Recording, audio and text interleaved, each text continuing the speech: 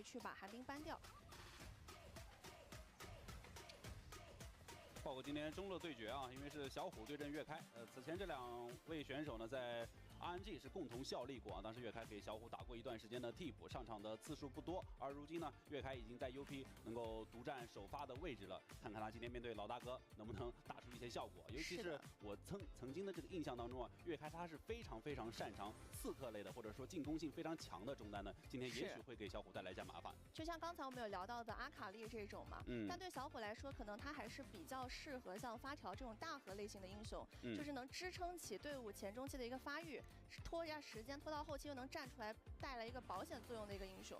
是的，而帮助中单自然要谈谈双方的打野位置了。小浩和骇客都是前期节奏非常快速的这个选手啊，尤其是小浩这个赛季加盟 WBG， 其实他有一点点像延续了上赛季的微微那种快节奏，是吧？对于线上队友的支持。而今天面对同样节奏很快，大家粉丝们、观众们戏称的骇客奥特曼，那看看谁的前期更能够把握住了。来看看关键的选手对比啊，就是骇客和小浩的数据了。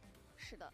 其实从伤害占比以及成伤占比来看的话，都是差不太多的，主要还是前期的一个 gank 能力吧。就 Hacker 他是会尝试去 gank， 但是成功的次数并不是特别的多，可能也是仰赖于就是线上没有特别好的一个线权。但小浩的话，他主动出界同时 gank 成功率会相对来说高一些。是，线上的队友能够跟他这个相辅相成，是吧？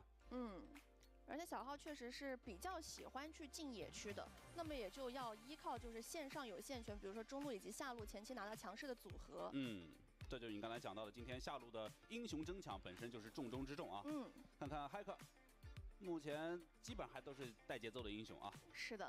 猪妹大树这种前期都是有一定的 gank 能力的，以及到了中期的时候承担开团的一个作用。是。 那赵信这个英雄的话，也是小浩比较喜欢玩的英雄，而且他也是用了3场，现在是100%的胜率嘛。就我觉得赵信这个英雄也属于是两位选手可能也会争夺的一个点，因为前期他的一个单人单挑能力很强的同时，到了中期也是比较强势的。就像苏 K 刚才提到，小浩也特别的。 中意赵信啊，赵信3场100%的胜率啊，还有100%的2个英雄，分别是1场的梦魇和1场的德玛西亚皇子。是的。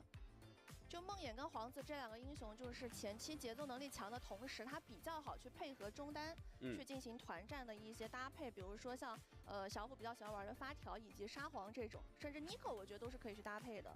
其实说到节奏啊，感觉最近因为这个年后也打了几场比赛了嘛，节奏好像似乎跟年前相比。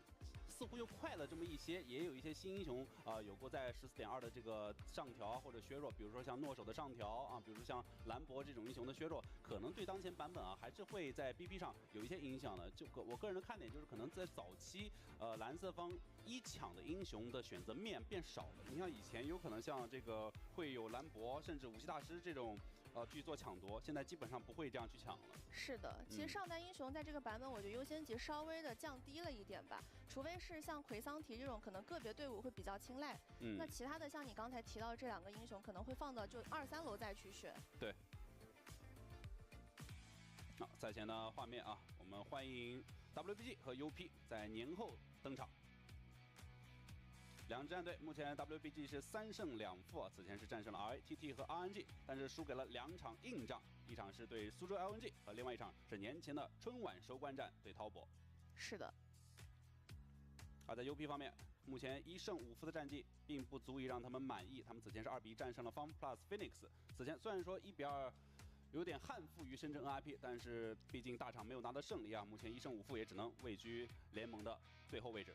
而且对 UP 来说，现在整个积分榜比较靠前的几支战队还没有遇到过。对，打的基本上都是偏后的队伍。是的，所以说要尽快调整过来。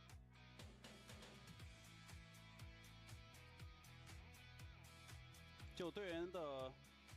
年龄结构包括经验上来讲，这支队伍的基本上选手们都是蛮有经验的，是吧？像刀狗啊、岳开、骇客几个关键位置啊，选手都是打了很多年的。是的。所以这支 UP 啊，目前1胜5负的战绩，今天又要面对强敌 WBG 啊。就像接着苏 K 刚才的话说，之前的几场比赛可能强敌遇的不是很多，今年新年第一天啊，对于他们来讲，第一场就打的是个强敌，恐怕这个新年的这个魔鬼赛程对 UP 来讲要真正开始了。是的，而且过年大家都休息了一段时间嘛，就不知道过年以后回来有没有尽快的调整好。而且就是版本，我觉得虽然没有特别大的一个变动，但是就是在英雄的一个选择上，可能很多队伍又突然会掏出一些新的东西，比如说中路卡尔玛这个英雄，就是突然间因为残役突然发现很好用，导致现在优先级特别的高。但我觉得就是卡尔玛这个英雄可能对2支战队来说都没有那么的适用。可能中路都需要偏向更大的这种后期法师，是吧？而且包括你刚才讲到中路嘛，现在中路的卡牌也有出现啊，甚至包括这个 AD 的卡牌，就是走 AD 流的这个卡牌，在中路也有出现。这个版本确实中路啊，尤其我个人会比较期待卡牌大师的出现，因为它可以更快的带动节奏。因为不少观众之前我看评论也有反映说，哎，这个版本是不是节奏太慢了，太偏后期了，比赛的时间拉得太长了？那我觉得像卡牌大师这种英雄，无疑就可以增加比赛的节奏和流畅度。是的，可能在这个赛季开始前半段，更多的在中路以及下路一个选择就是偏大核一点，像沙皇发条这种拖到后期再去打一波团战去决定胜负。但是如果说有这种就是比如说最近也出现过的南枪这样的野核，或者像多多老师提到的像卡牌这种能带动起前期节奏的中单，那么可能整体的节奏会比较偏前移，比赛也会更加好看一些。没错，而且说到好看，像诺手，我个人觉得很多朋友们是非常非常喜欢的。是的，在这个14.2有了加强之后，也许有更多的诺手玩家啊，可以无论说是在 rank 局还是在咱们 LPL 的比赛局能够出现，因为这种有观赏类的英雄本身是大家很多朋友们投入到英雄联盟的游戏当中的最初的原因啊，所以像诺克萨斯断头台，也许今天就会在比赛的场上见到啊，就比如说朱德章会不会有可能拿出来呢？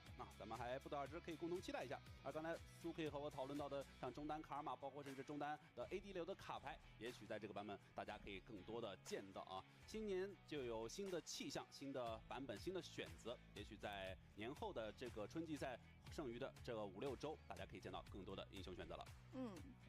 而且像昨天的话 ，YSKM 也是亮出了像青钢影这样的一个英雄嘛，包括他在赛后采访的时候，乐言也提到了，就是这个英雄可能对线的时候，面对现在上路很强势的奎桑提，并不是特别的好受，但是他在团战里面的作用还是不容小觑的。没错，那这场 WBG 对阵 UP， 让咱们共同期待。有请阿峰。是的，我也很期待今天会不会有什么很新鲜的一个阵容啊。那在这里呢，也要提醒各位召唤师们。李宁日进斗金系列装备龙运起星城，点燃赛场热情。英雄集结，整装待发，妙会星月日进斗金。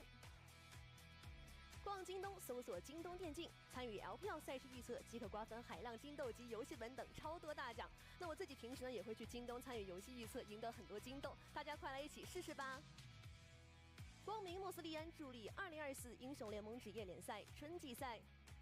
好的，那么我们的现场已经准备就绪，那就让我们把画面交给现场，看看选手们今天精彩的发挥吧。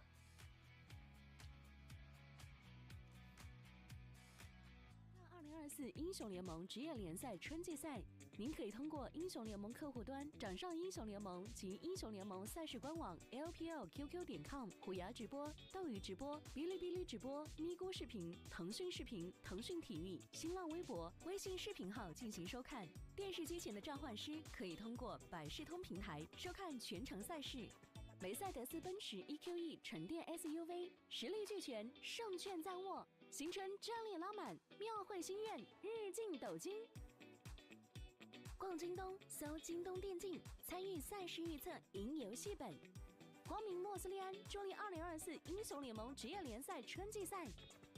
开一局吗？开就开，保护有多度，尽情开一局。感谢全场保护的杜蕾斯。美服速霸，极速保护，全效应万变。玩游戏就选拯救者，一起为战而生。OPPO AI 手机，赛场万象自在掌握。TCL 全屋智慧家电，峡谷英雄敢为不凡。2024 LPL 官方指定家电产品，更受电竞用户喜欢的能量饮料，有能量当然战马。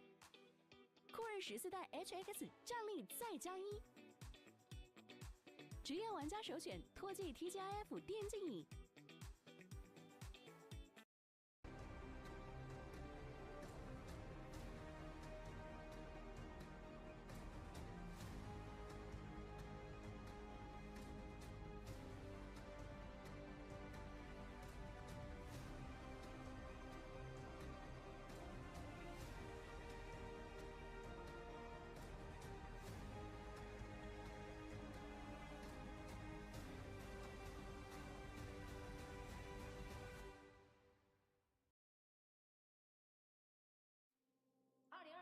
雄联盟职业联赛春季赛正式开赛。14年就开始出道了，是打到现在，这已将近10个年头了。上单 laundry。一开始为了准备复出，挺折磨的，力不从心的感觉。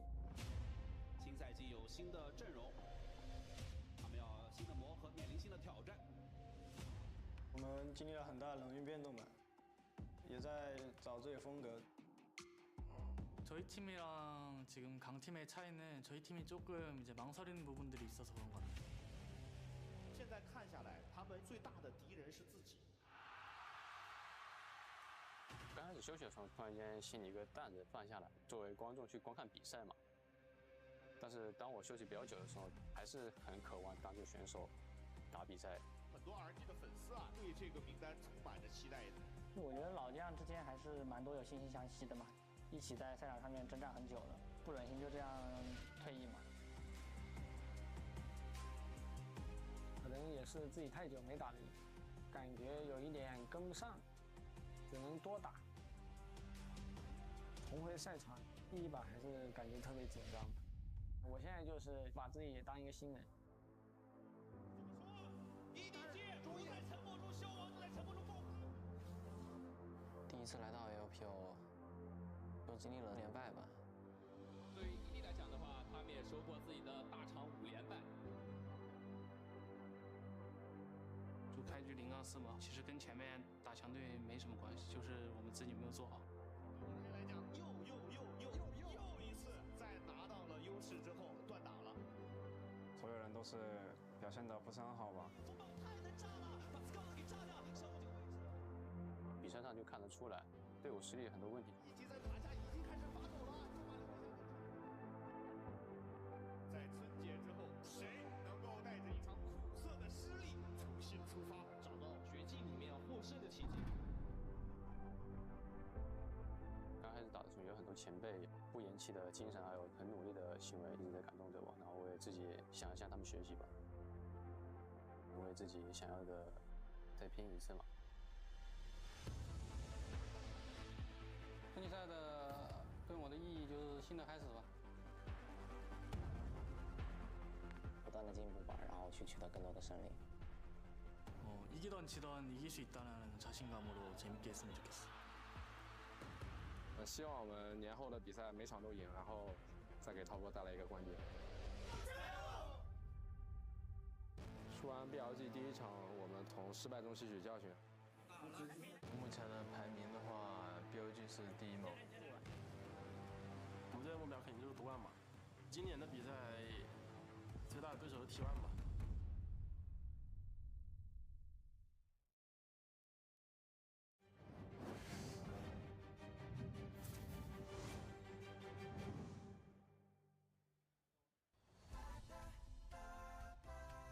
欢迎来到2024年英雄联盟职业联赛春季赛。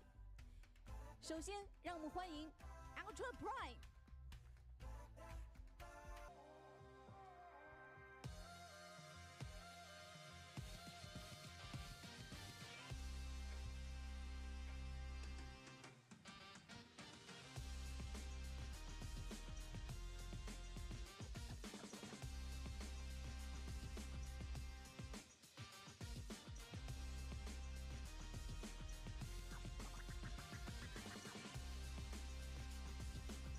上单 Dagda，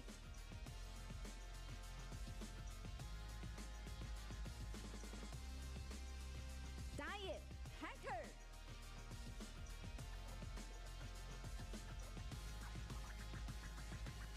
中单月开，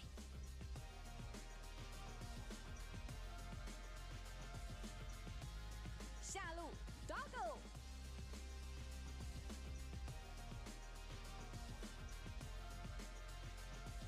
辅助俊伟，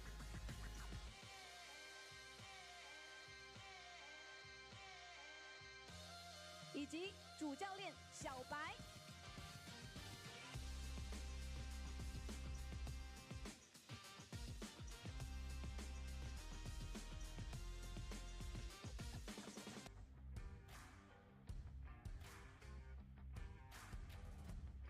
接下来，让我们欢迎微博 Gaming Val Audi。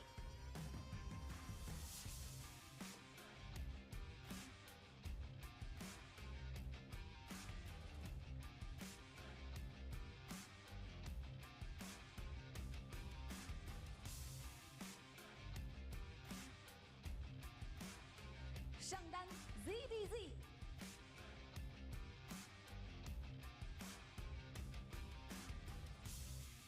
打野小号，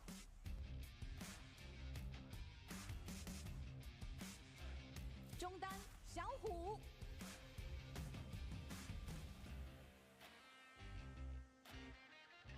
下路 Light，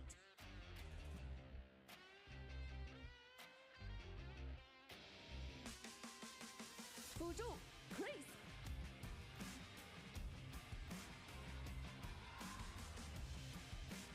以及主教练 Danny。LPL 春季赛第4周第4日的第1场对决，由 UP 对阵 WBG 一起奥迪即将开始 ，LPL 无畏进巅峰。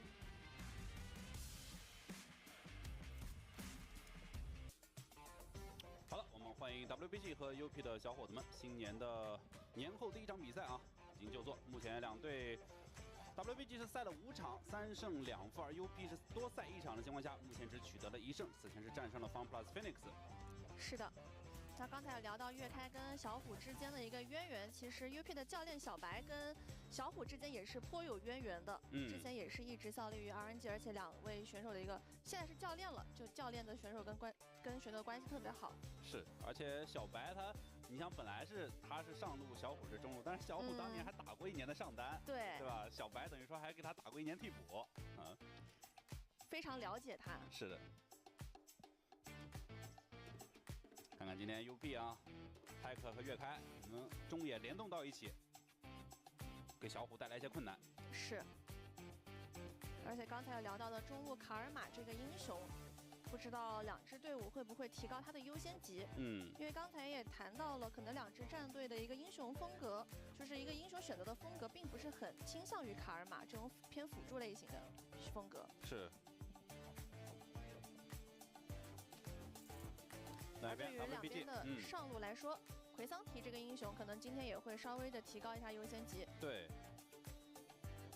都选用到了6场，基本上是有在前3楼是一定会选下来的。而且确实，奎桑提这个英雄在这个版本很适用，对线的时候比较强势，打团的时候也能作为一个很能扛的前排。而且基本上这么多个版本啊，奎桑提这个英雄一削再削，但是依旧是能够上场、能够活跃在赛场上的。他的这个机制确实很好用。对。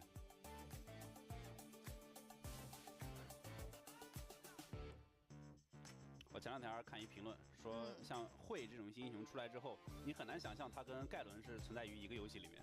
确实。主要这个英雄联盟发展也很久了嘛，10年了。 就很多英雄在我们刚玩的时候就已经做出来，现在更多的新英雄出来，就机制什么的更加成熟一些。对，像盖伦啊，像皇子这种机制比较老旧的这个英雄，所以经常大家会看到一些老英雄重做啊，机制比较旧的英雄重做。但如果有的时候就告诉你这些英雄要重做，你还可能有点舍不得。没错，毕竟是自己刚开始玩这游戏的时候，就很多人第一个玩的英雄。我当时第一个玩的就阿卡丽啊，所以老阿卡丽重做之后，我特别难过。确实。对。 以前的阿卡丽机制简单粗暴啊，很多朋友们上手玩刺客都感觉体验很好。后来这个阿卡丽难度直线飙升。确实，现在英雄联盟也是很适合各种人群吧，老玩家、新玩家都可以参与。没错啊，我们共同进入到这场 WBG 对阵 UP 的第1场 BP。蓝色方的 UP， 红色方的 WBG。依旧是由 UP 来优先选边啊。 现在基本上大家都是会优先选蓝的。哎，2边都是疯狂的去搬下路，以及刚才谈到的卡尔玛这个英雄。卡列 UP 自己在蓝色方搬掉，那么目前下路对线比较强势的艾希还在，看一下 WBG 要不要考虑搬。哦，ban掉了。艾希这个英雄还是放不得啊。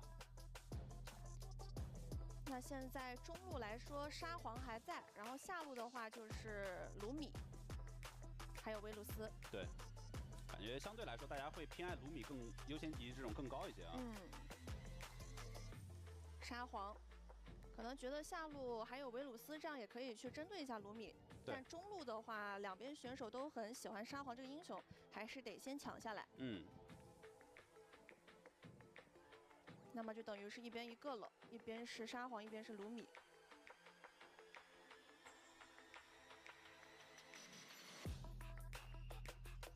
那这个版本实际上很活跃在下路的组合，像塞纳、寒冰这些也都不在了。看看左边 UP 要不要2、3楼出维鲁斯啊？是的，感觉因为前面3班的话ban掉的下路比较多，维鲁斯确实可以考虑在前3手直接拿下来。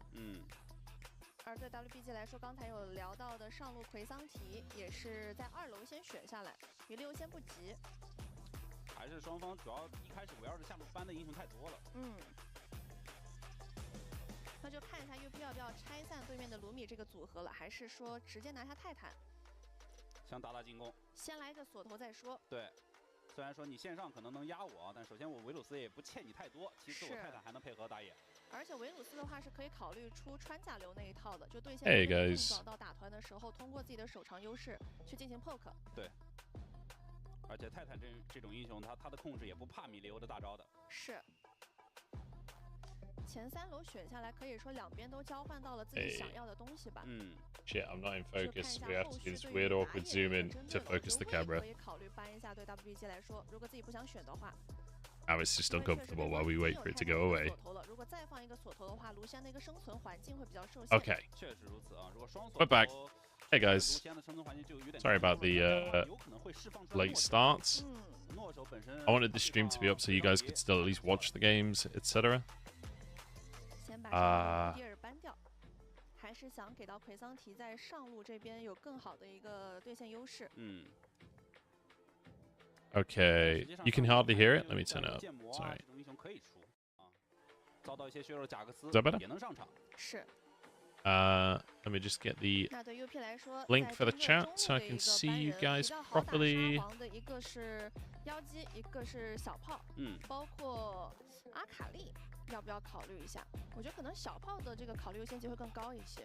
或者说就拿一手 Nico。Okay, there we go. Right, we're good. I think we're good. Just had to sort some last-minute things on my end. All right, Ultra Prime Weibo. Oh, this should be a good one. Hopefully. 看一下后续 UP 对于中单一个限制。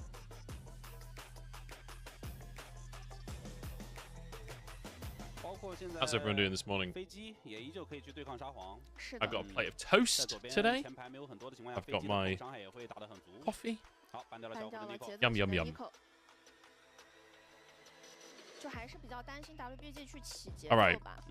Is it a first pick? 对线上会有压力。 Not surprising. 中野带起节奏。 Actually, really like what Ultra Prime have so far. I don't know if maybe Light and Crisp can take over on the Lucian Milio. I feel like Lucian Milio has been pretty lackluster more recently.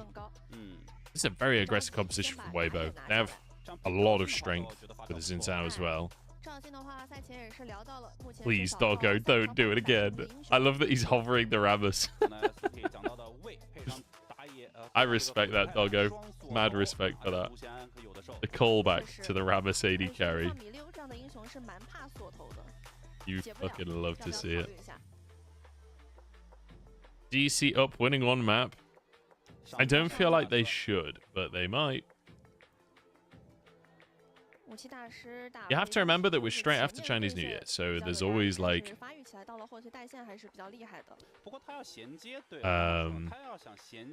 there's always risk of a team coming in a bit weird.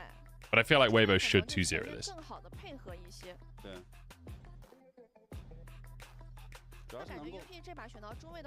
Yes, this is still 14.2.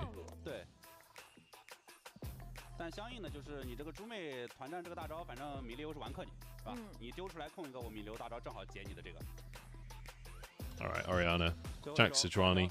This feels old school, this comp from Ultra Prime. I don't see much Jack Sejuani. To be honest, we've not seen that much Jax. Like, I feel like Jax was must pick, must ban in the first week or two, and then it kind of fell off the map a little bit. 更加有配合打野能力的泰坦和维鲁斯。是的，对于左边 UP 的阵容来说，可能比较去依赖沙皇的一个发育，因为到了 Trying to think who I prefer compositionally. I think both comps are pretty decent, honestly. This feels like a proper game of League of Legends, which is fun. 尝试利用像猪妹大招以及维鲁斯大招、泰坦大招去尝试开团。I'm obviously leaning to Weibo regardless. I feel like I would be leaning to Weibo unless they completely fuck their draft. 控制很多，并且很多控制它是这种无代价开团，是吧？就维鲁斯尝试一个大，或者说这个猪妹尝试一个大，我控到就开上去，我不控到这个大招浪费，至少在中期的时候不会被你反找机会。而另外一边，在红色方的 Sorry, I'm still like figuring out where my windows need to be and stuff. 还有依赖赵信和小虎的发条去联动起来，小虎的发 Coming in late has like really thrown me off. 释放时机需要非常的讲究。 是的 We're gonna vote for Weibo. 而且这把两边中单选择到的都是偏发育类 Maybe 型 go 的 in 英 game cam. 雄嘛，可能 Oh, 重心就 not in a 会比 meeting. 较偏下路一点。但是因为 UP 在最后补了一手猪妹，也有可能尝试去 gank 一两波上。74%. Jesus. 要跟武器大师去连接到一起嘛。那让咱们共同期待这场比赛进入到召唤师峡谷。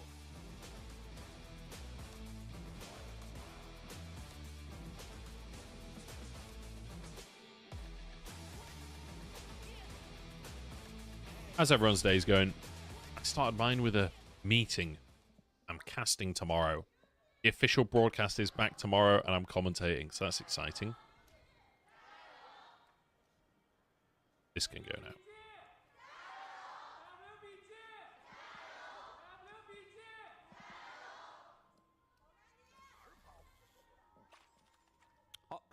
All right. Hey, Helia, how's it going, man? You have a Coke Zero before work? Dude, I can't be having fizzy drinks this early on. That's crazy to me. 而赵信这边的话是选择上面从上往下刷，去保证下路的一个对线优势。I feel like we've seen a lot of terrible Orianna so far this split. Maybe Xiaohu can remind us how it's done. Decade just farming up the gold. I'm like low-key excited about Weibo. I feel like they're not... They haven't shown us that they're like a top team right yet, but... You know, obviously Xiaohu, Light, and Crisp have been at very high highs before. And you... Like, I feel like Xiaohao and ZDZ both have the potential to be top players. So I feel like, especially in summer, this team should be like a real contender. I'm kind of, I guess today for me, Weibo is like looking at how they deal with a team that realistically should be much worse than them.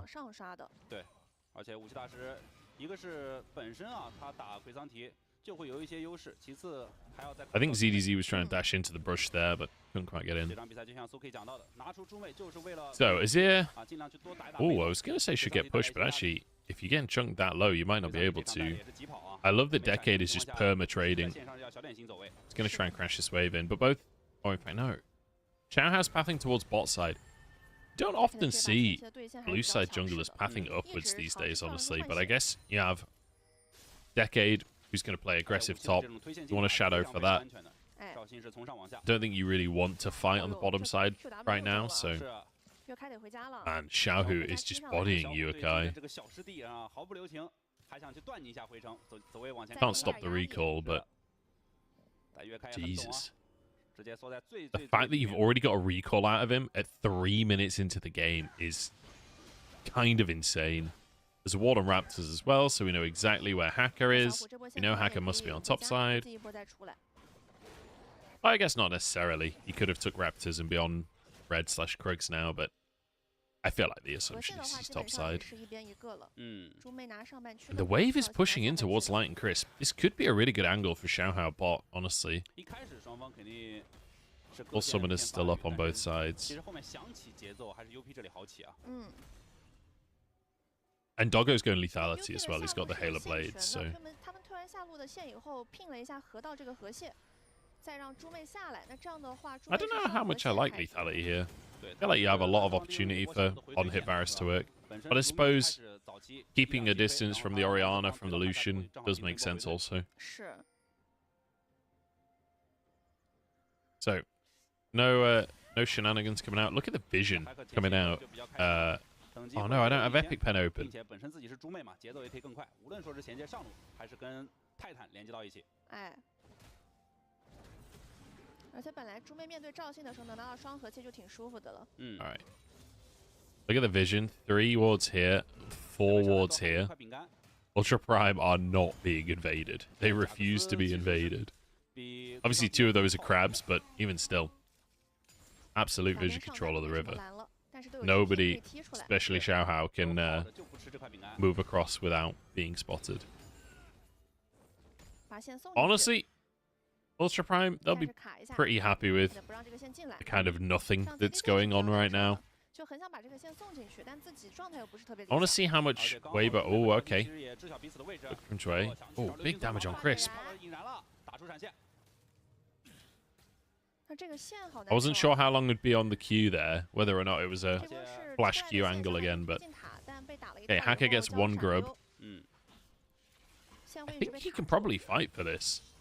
Xiaohu hasn't recalled yet off of the back of that early lane, so he has to recall. But I guess he has TP. Okay, good smite from Xiaohao to get the shield on the other grub. Plus the flash for Hacker. I love how Hacker is contesting the grubs while Decade is currently recalling. And Yuakai's just seemingly not noticed anything's happening. He's just farming mid. I thought Xiaohu was going to TP back in and like rush over for the fight, but it turns out the solo laners and Ultra Prime just didn't even notice grubs happening. I'm amazed that Hacker tried to commit for a second grub there. Like, getting the first grub and backing was good. Trying to find a second grub and losing your flash was just dumb. Like, I don't know. It's clearly like communication issues again, like why solo lanes aren't communicating that they're not coming, and why he's not communicating, I need you guys to come, I'm trying to fight grubs. Or why he's fighting if they're not coming. You know, it feels a little solo QS. 帮忙把线推进去以后，尝试去动小龙。而对 WBG 来说，因为下路这个兵线压力比较大，所以不太好第一时间赶过来。只能先塔下吃线。现在是想让小虎做一些事情，小虎和小浩2个人想阻止一下 UP 动这条小龙。但因为中路这边小虎来的确实更快一些，所以 WBG 也是可以稍微争夺一下的。是的，小龙被拉掉。 哎，看到了泰坦直接把自己的闪现给打出来了，挑飞，俊伟是走不掉了。 I'm not entirely sure what the plan was there. 这波 UP 首先是被包过来的小虎赶出了小 Like, we're so scared that they're there that we're not going to commit to the Drake and let it reset. But then we're not scared enough that we don't just face check the brush. Jue doesn't even have Aftershock. He's gone Glacial, so... This should be Drake for Weibo now. Hacker doesn't have flash, so if he overcommits trying to contest this, it's really bad.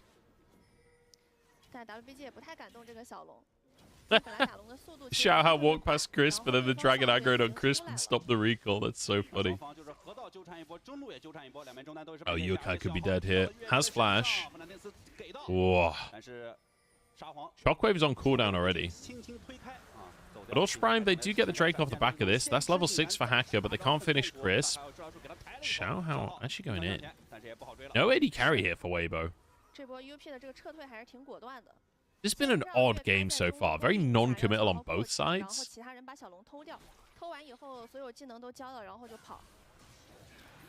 Like, I don't know where Jue thought they were. I don't know what the game plan was there.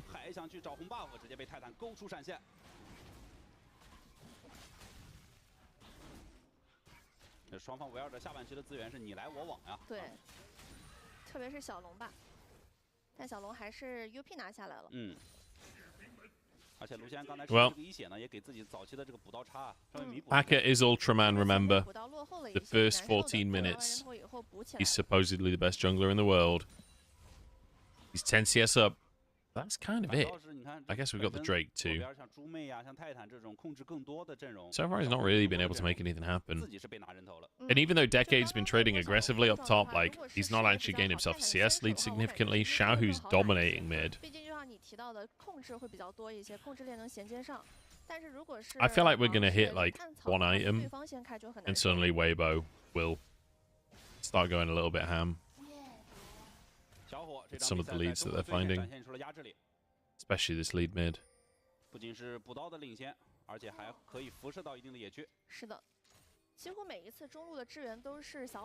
Okay, Hacker's been spotted. We're not going to actually contest the blue, we're just getting vision.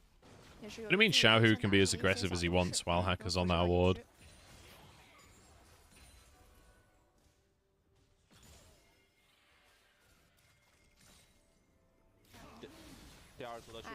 Okay. Flash available for Xiaohu. He chooses not to use it.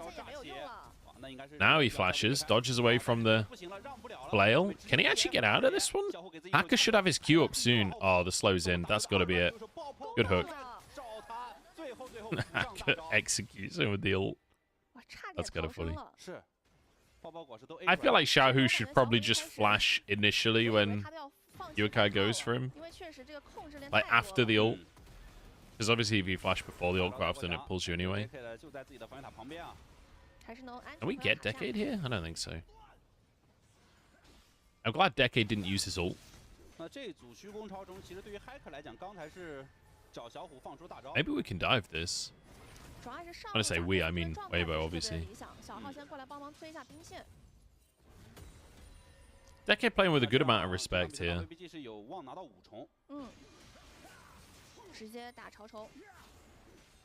So this will be theoretically 5 grubs. Hacker's here, Decade is here, but Crisp has moved over. Xiaohu's shoved mid. That's 1 grub. We just need to not let Hacker smite one. Okay, just take the grubs. As long as Hacker's not here, we're fine. Why are we not taking the 5th grub? I guess that everyone's arrived. Oh, we don't have AD carry. Okay, this is no longer good for Weibo. Oh, good ult from Xiaohu, but I think he's going to go down anyway.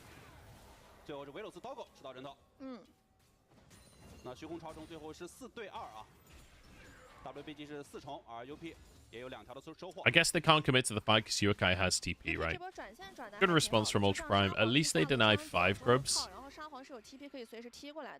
当看到卢仙在下路线露头的时候，就知道卢仙过不去。那正面如果打起来的话，就是一波5打4。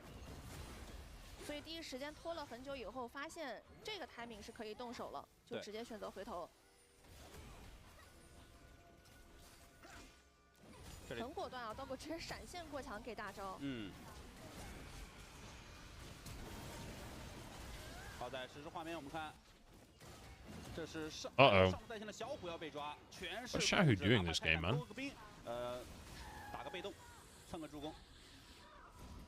How did he get that?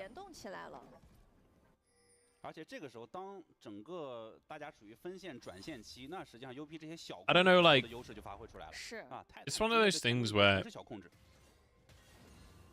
but he TP'd in for that. Oh no, this is Decade TPing to punish Xiaohu. Okay. Xiaohu was trying to crash the wave. Decade TP's in. Alright, I see. Okay. Good punish, though. Xiaohu pretty overextended there.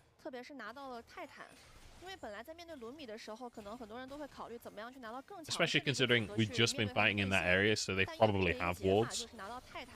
让维鲁斯自己在线上清线，然后泰坦去更多游走，帮助猪妹去做事情。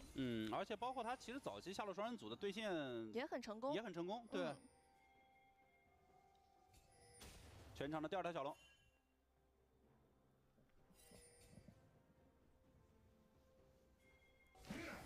双方还是要相互抢占一下中线。 可以看到 WBG 是由下路双组站在中路清线，而 UP 是让 AD 一个人在下路，让沙皇去吃中路的线。All right. 就是还是想更加保 Weibo trying to set up for the second Drake. We're just going to clear the wave for Doggo here. He has Ghostblade at this point. Gone Kraken Slayer for light. 小龙坑里有蓝色方的 I really like this, honestly. I'm kind of sick of Storm Razor a little bit. Kraken Slayer, you're going to scale a bit better with this as an item. You can go more classic AD carry build when you have the range of Emilio. And also you got big tanks to get through. Oh, good shockwave. Okay, nice stuff. Good hook from Chui. The soldiers just fully blocked the choke. Good disengage in the end from up, but they lose their jungler. And that's a Drake for Weibo. And finally, we get to see a fight where, I don't know, that felt a little bit more formal almost from Weibo. 其实我一开始看了一下 UP 的技能都是好的，各个 Good stuff. 大招都在。那我觉得如果是想接的话，一开始就要落位。 Feels very basic, doesn't it? Of just like, 甚至就是已经丢掉的 you know, group up for the Drake. We're stronger right now. Like, because Weibo is starting the Drake as well, Ultra Prime don't have any time to like poke with the lethality virus. Yuakai is bot with no TP right now. This is dangerous for Ultra Prime if they stick around for this. Xiaohu's going bot, but he has TP. They really can't contest this.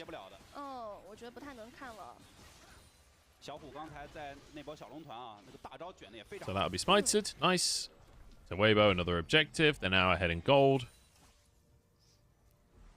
This Decade finishes off his Triforce. But I feel like this is a classic, isn't it, of why are we sticking around here? Why are we trying for the fight after the Drake? We don't have a mana advantage. We don't have a good target on the front line either to focus. It's a weird fight from Ultra Prime.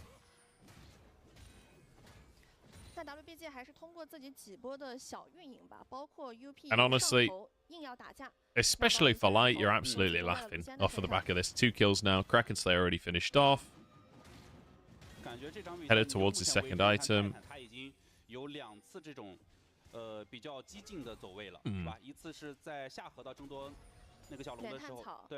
he going Navori second? Could be Navori. It could be Essence Reaver. It's not usually built on Lucian these days, but there has been Essence Revolution in the past. I assume it'll be Navori. It would be cool if it was Essence Reaver. I'd be down for that.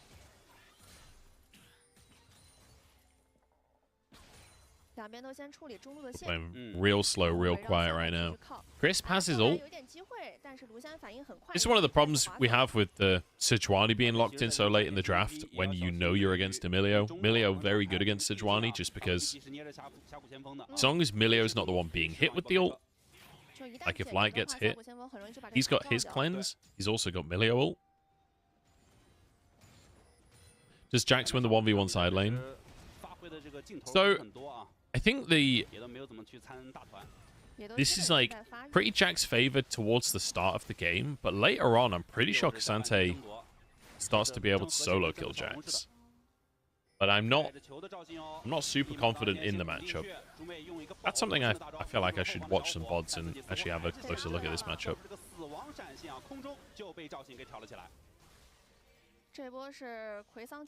I don't know. This feels a little bit like Weibo just playing to punish silly mistakes, and Ultra Prime are making silly mistakes. Even though the gold... Oh, good hook. Here we go. Melee ult, though. They're fine. Shockwave's huge. Okay, Decade. What can you do? We're looking for the knock-up. Oh, the culling. Oh, God, it's a massacre. I like the flank, but the flank has to happen before, when the team is actually in place still.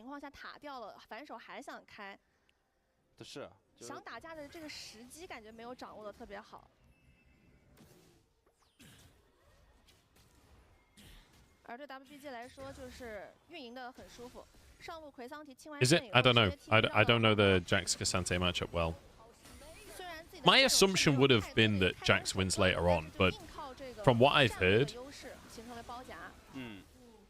I seem to remember someone talking about it, saying that it doesn't go how you'd expect. But yeah, it feels like Ultra Prime are not coordinated at all. Feels like, yeah, like you say, if Azir commits, tries to scoop people in, that kind of thing.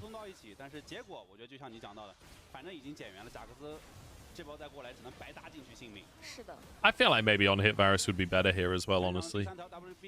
Oh, this is really nice for Weibo. They even get Hextech Rift. Okay, Drake was taken at 1920, was that? So 24-20 for Drake.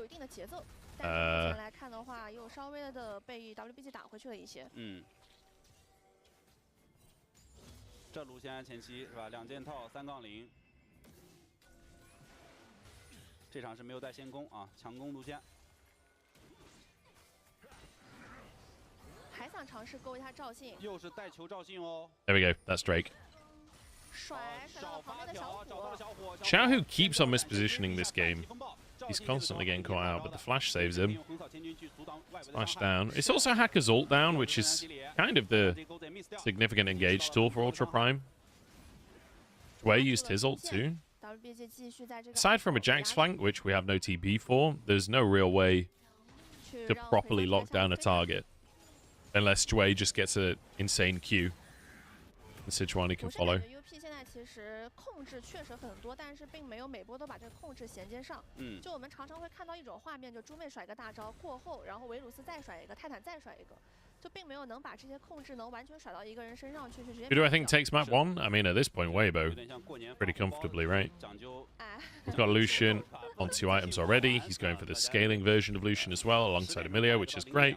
Got Orianna getting close to 2 items. The shockwaves have been on point, even though Xiaohu's positioning has been a little dodge. Xiaohu's putting the pressure on.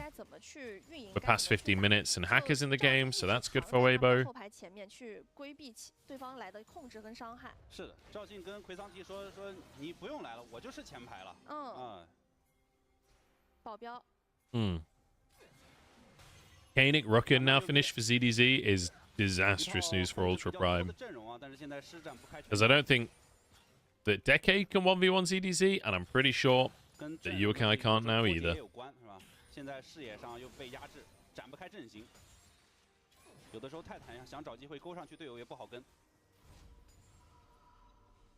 I don't know, I kind of want to watch him 1v1. 而且卢米的一个优势就是在中期的时候能很好的。Do we see much Brand Jungle? We see a reasonable amount of Brand Jungle. It's kind of fallen off a little bit. It's not as popular as it was like week 1. It was very much like flavor of the week, but we saw it yesterday. IG played it against BLG and won, which was cool. Which is pretty funny that Shun got beaten on it. Lian played it. It was Lian's first game of the split, and he played Brand Jungle and kind of smurfed on it. 但对 UP 来说，就泰坦一个人去进野去做视野的话，会有一定的风险。锁头就变成锁自己了。对，因为 Dogo 也只能被迫一直被锁在中路去清线，然后还得有一个猪妹去保护他，所以泰坦就变得形单影只，就只能自己一个人。对，主要这波是大家伙让泰坦去做视野了，然后呢保镖就换成猪妹了。哎，2个人是轮流保镖啊，2班倒。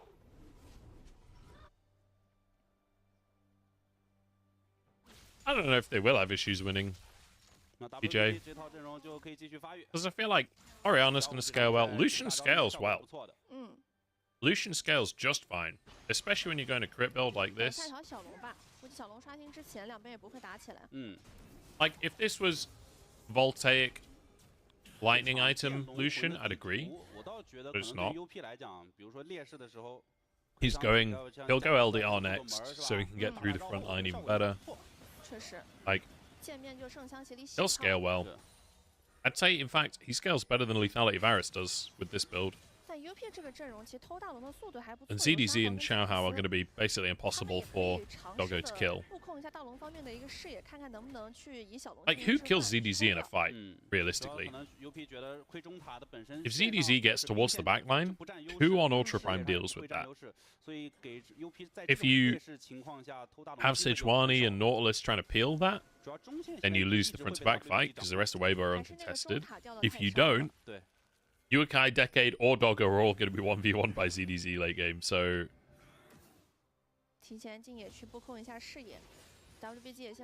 I really disagree with the lethality virus build here. I feel like this was an on-hit game for me. Because it's not like anyone's got really long range that you're going to struggle versus anyway. Oh boy. That is a deep, deep TP. ZDZ. Oh, he's got Yukai on a silver platter. Okay, that's ult out. We got a 0. Oh my god, ZDZ can just block entrance. We just go for the tier 2. Look at this though. He just walks up to them. Who's going to stop him? Oh my god. Shockwave as well. I think we're overcommitting to this. We could have just took the tier 2 here. I guess we can still take the tier 2. Go for the inhib. We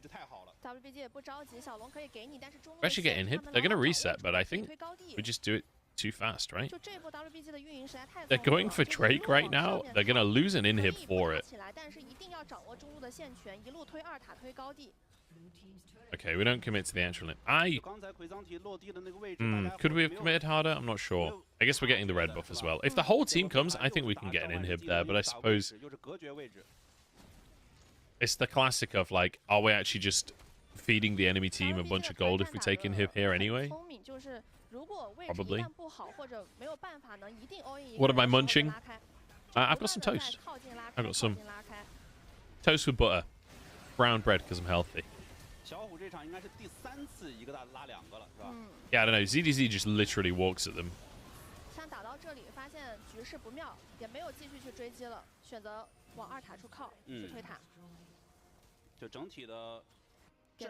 I feel like they sort of overcommitted a little bit there. Like, if they just back off and commit to mid instead of trying to force the fight a little harder. That's the one issue that this comp does have. It's quite hard to just brute force fights. It's very easy for Ultra Prime to disengage unless they really badly position. Like, especially with, like, all of the Nautilus and Sejuani engage can also be used as disengage. You've got a Zero ult, you've got Varusol. It's very easy for Ultra Prime to not fight you. And you don't have much in the way of forcing that on the side of Weibo. There's really not a lot of hard engage aside from ZDZ flanking. Xiaohao just running at you. But Light's on 3 items at 26 minutes, and he's gone for expensive items as well. Like, this is going to be tough for Ultra Prime at this point, I think. Unless Light really fucks it, but I really don't know how you fuck it with Cleanse available and Emilio. Hey, thank you very much, Rina. I appreciate that. Glad you're enjoying the stream. And welcome if it's your first time watching. Also, guys, if it is your first time watching the stream, say hello in chat. Get chatting amongst one another. Because, you know, there's only so much to say sometimes in games like this where it's very, very slow, and I feel like Weibo are sort of inevitably winning. They're doing it real slowly.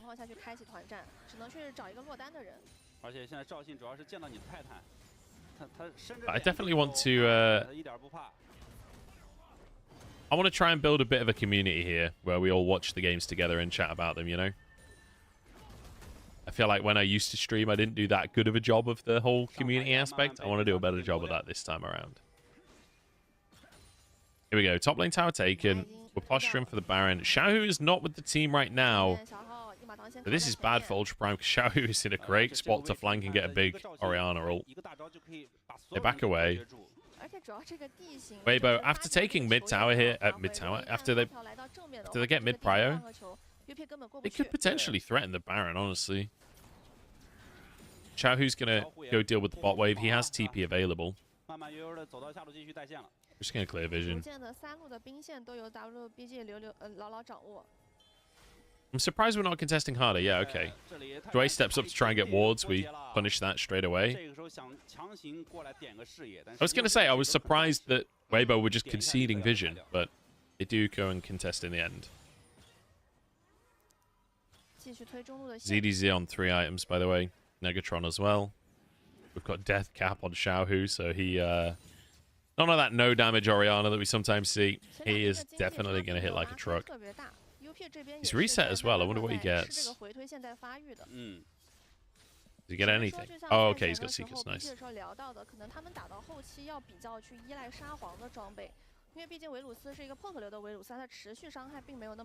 What's my favorite stream overlay?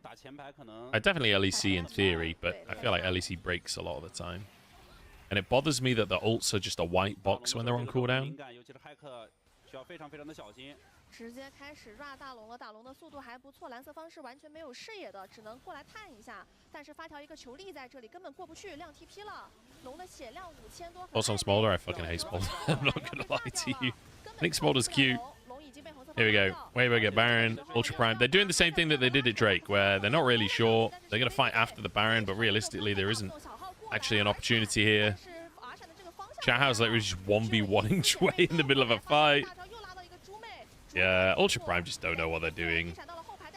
Decades trying to make a hero play. It's not going to happen. Milio exists. I don't know, like, if you're going to fight the Baron, you got to fight the Baron. But why are we fighting afterwards with no discernible advantage? Oh my god, Xiaohu's literally just 1v1ing the enemy mid laner. Okay, no, he's not. Good flash by Yukai. Both junglers get wrecked by mid laners.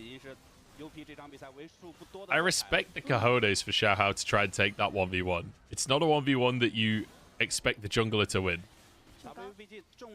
Oh, we can get rid of this dragon timer.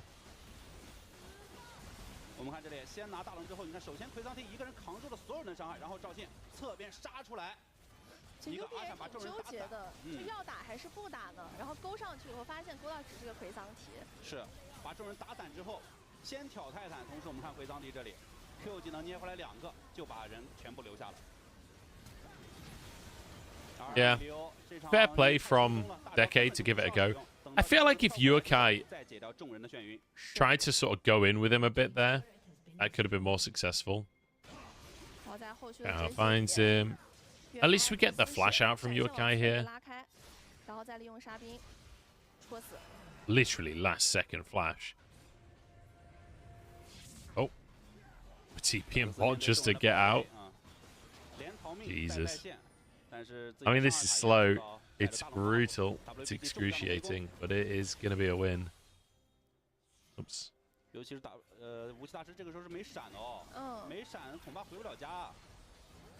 Oh, what the fuck that was. It doesn't matter. We're not going to see another Drake on this one. Well, this has been brutal. Do you think LPL is a lot slower than LCK? Less kills, longer game duration, etc.? Not on average, no. I've not really watched much LCK this year. I've not had much chance because obviously LPL and LCK are on at the same time. But no, I would say on average that's not the case. I do feel like the start of the split LPL was a lot slower than it customarily is. But I feel like we've started to speed up a bit. There are still teams that are very slow, but I think the average has gone up a lot. If you look at the first couple of weeks versus this week, I'd say the average game time has gone down a lot. Or at least the pace of the game has gone up a lot. I don't know if the actual game time has gone down, but...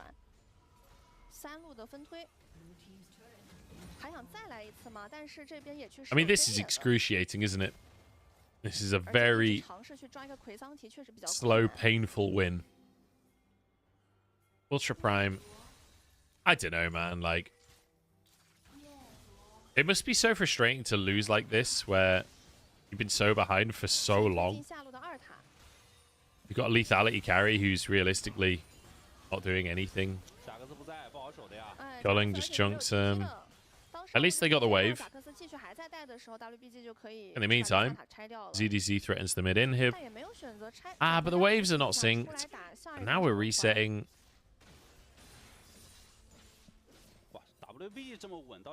I feel like Weibo could put on so much more pressure than they currently are.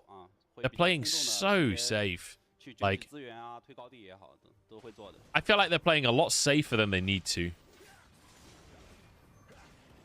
Like, if you look at A BLG, a JDG, a top esports. They're pretty much, in my mind, the top teams. I mean, even IG. They would be looking for a way to fight and end the game right now.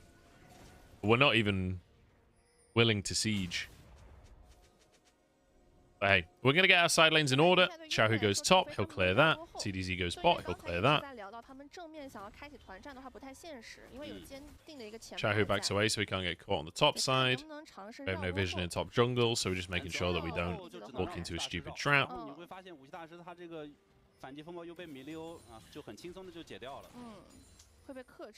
Like, I think Weibo are a decent team, but Mojo is gone. I thought Xiaohao joining would mean that they were going to go crazy every game, but it does not feel that way. Oh, Jue's dead. He's not dead. He actually got away. That's Fire Assault. I guess we're just going to go Baron. It's not up for 50 seconds. Drake will be up before that. At least we can get Soul. We can't even stop the Decade recall. What are we doing, Weibo? We try and make a play mid, and then we all sort of mill about mid. We start running top, and then we realize you just get a recall, so we all stop running top, and we all just sit around mid, and, like... It feels like Weibo don't know what they're doing. It feels like there isn't a clear call of what the actual game plan is for the next couple of minutes. They're just, like, reactively doing things, as opposed to... Like, it doesn't feel like there is a protocol of what we're going to do here, you know? Which is surprising. I don't know who the shot caller is. I would assume Xiaohao or Crisp. I don't think Xiaohu typically is a shot caller. I could be wrong there, honestly. I don't know. Okay, here we go. ZDZ is on the flank. That is the we can start a fight condition. If he can just keep them busy, that's great news. We're looking for a shockwave for Xiaohu. Nice. We get the Drake. That's got to be game, right? Light's still alive. Xiaohu's still alive. We're kind of chilling. Oh, good arrow from Doggo, but he didn't quite finish the kill. And now he's being Casante'd. All right. Good job, Xiaohao. You get MVP. Quadra kill for Xiaohao. Okay. GG. It was slow. We needed Ultra Prime to literally walk into us, but we get the win in the end. I like that Light and Xiaohu had literally abandoned the fight to walk mid already. Like, if you're going to get a quadra kill, you got to get your own quadra kill. We ain't helping. All right. Decent game from Weibo. It's faster than their average game time. I think their average game time is like 39 minutes or something. Casante is actually being nerfed. So that Casante buff that was tweeted out, it was in response to another tweet that had happened 4 days prior, and for some reason wasn't put in like a thread or anything. It was just tweeted separately as individual changes. So it looks like he's being buffed. They're just like tuning the nerf slightly. But overall, he's being nerfed. Yeah, weird one.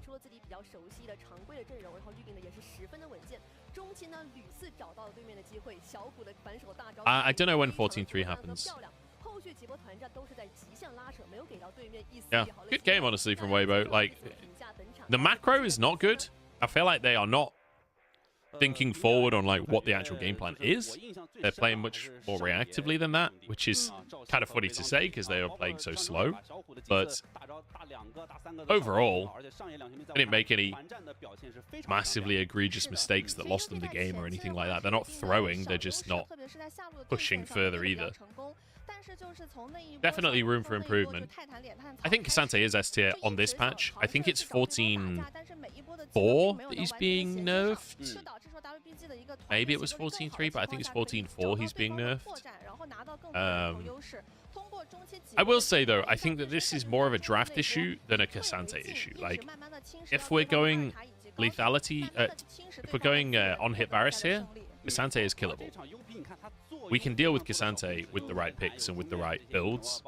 The fact that we go Lethality Varus here doesn't make any sense to me. I feel like the team didn't play for a Lethality Varus either. Like, yeah, he did a lot of damage, but how much of that damage actually mattered at all, you know? Even when he was hitting shots during the fights, like, we saw Light get low one time.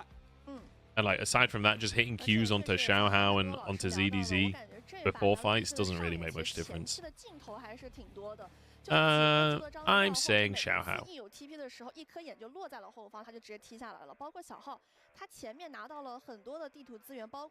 feel like Xiaohu's shockwaves were decent, but he had a couple of really weird moments where he was positioned way too aggressively and getting caught out. 100% kill participation though, it's pretty good. 我也是。好，那我们就不分票了啊，就2票小号了。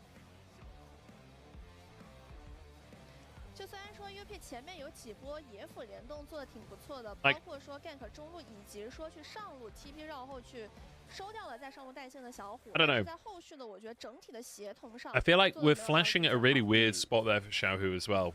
Why are we flashing that late into the play when... we could have flashed earlier and maybe survived. Or at that point, I would say don't flash at all because it's definitely doomed. Yeah, I think we'll see some ADTF today. 就是都是 UP 在找节奏，但是 UP 我觉得这把 And if not, we'll see it tomorrow. 就是当他们拿到前期的优势，有一定的节奏以后，他们没有办法能滚雪球，没有办法能利用这个节奏跟优势去结束比赛。I think it could be a Tengyuan pick. 就是有点犹豫吧，没有第一时间去 I 看这个小龙，反而是 I don't know if Cream would play it or not. 以后还要去看一波。I could see it. 因为犹豫，所以脱节。Maybe Xiaohu brings it out in game 2 as a happy game. Or if we get it top as well, like...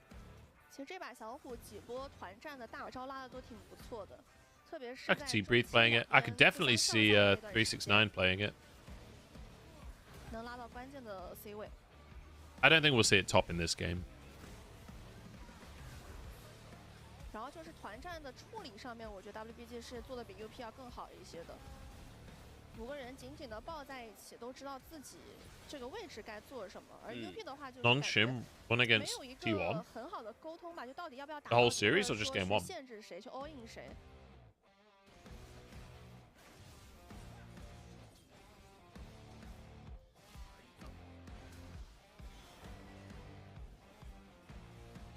然后包括这最后一波。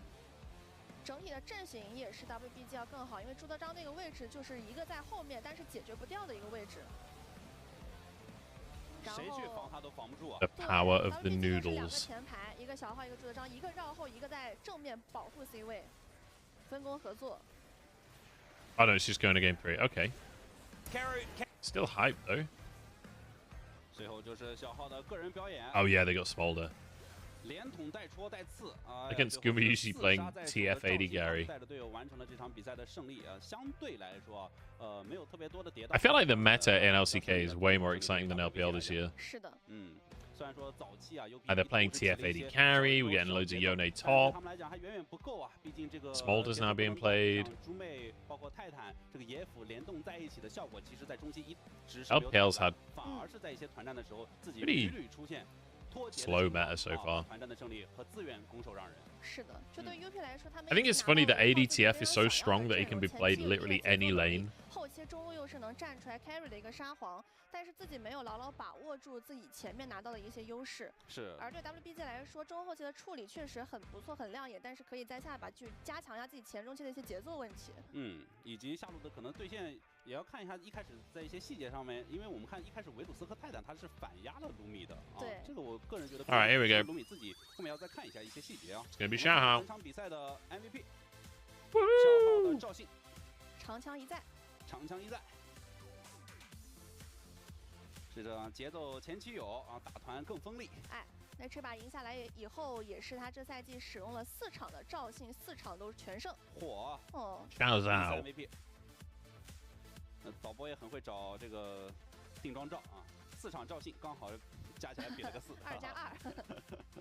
Yeah, it's weird, isn't it? Because I feel like you're right, Omega Cybers, that LPL is less experimental, which historically is really not the case at all. 很多团战的，因为有的时候像这个魁藏提没怎么过来，尤其是前半段这个团战没怎么过来，都照。I feel like we have so many teams that are struggling at the minute that teams are far more nervous about innovating 团战的时候有一个大招能保护自己家 C 位，可能他们并没有想要就是我们聊到的去拿一个主动开团的一个角色，反而就是以 Lucian has to go. What was wrong with Lucian this game? 慢慢的去勾引对方进攻。 I feel like Lucian was totally fine.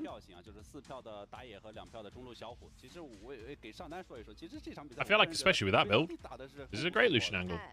虽然说可能在头15分钟那个时候他参大团，头20分钟但实际上他参了2波比较关键的大团啊，当时是为比赛的走向奠定了一些基础的。没错。 Right, I'm gonna run. 一起来期待一下下一 Why won't it let 能否 me? 实现逆风翻盘呢？那我们也收到了消息，下一场比赛 Oh my god, it auto ran an ad during that game, so now I can't run an ad break.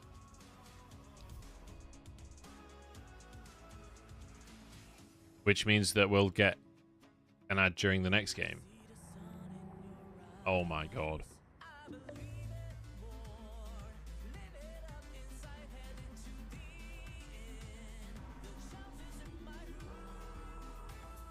Okay, we did it.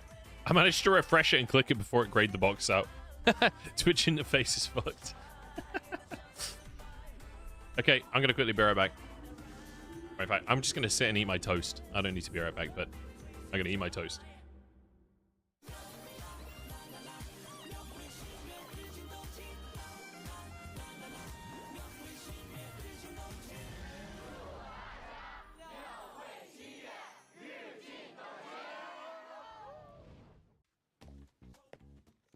把生活玩出新意，自由自在，灵感随行。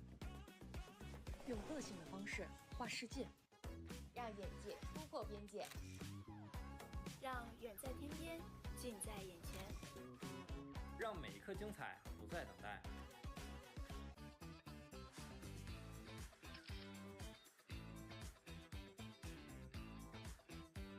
激动。那一年，屏幕后的我们很年轻，相信坚持让我们赢到最后，熬过最灰暗的。止步于此了，好菜不怕晚嘛。莫思然为热爱证明。 These fucking milk adverts are so weird. I like trying to make milk badass and cool. It's so strange to me. 可当我掏出这喝着澳洲冷暖交替洋流长大的顶级波龙时，阁下该如何应对呢？到底谁的好吃？他的龙虾最棒。云顶之弈龙起云涌新春版本现已开启，快带上至臻龙的传人小小李青一起再。Ah, they've got golden spatulas. It's a TFT advert.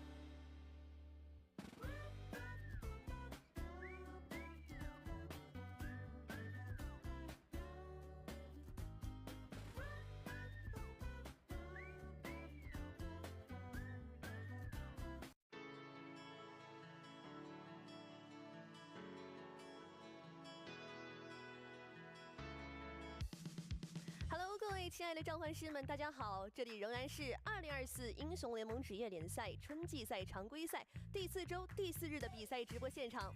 接下来将要进行的是今天的第1场 BO3 的角逐，由 UP 对阵 WBG 的第2场比赛。那么在刚刚的对局当中 ，WBG 以稳健的运营成功赢下了比赛。那马上第2局比赛就要开始了，在比赛开始之前呢，还是有一些重要讯息要同步给各位召唤师们。极速保护，全效应万变。美服速爆润滑油，快速应对战况变化，全效保护英雄出征。玩游戏就选拯救者2024联想拯救者全系列产品再度升级，高能登场，与所有召唤师一起为战而生。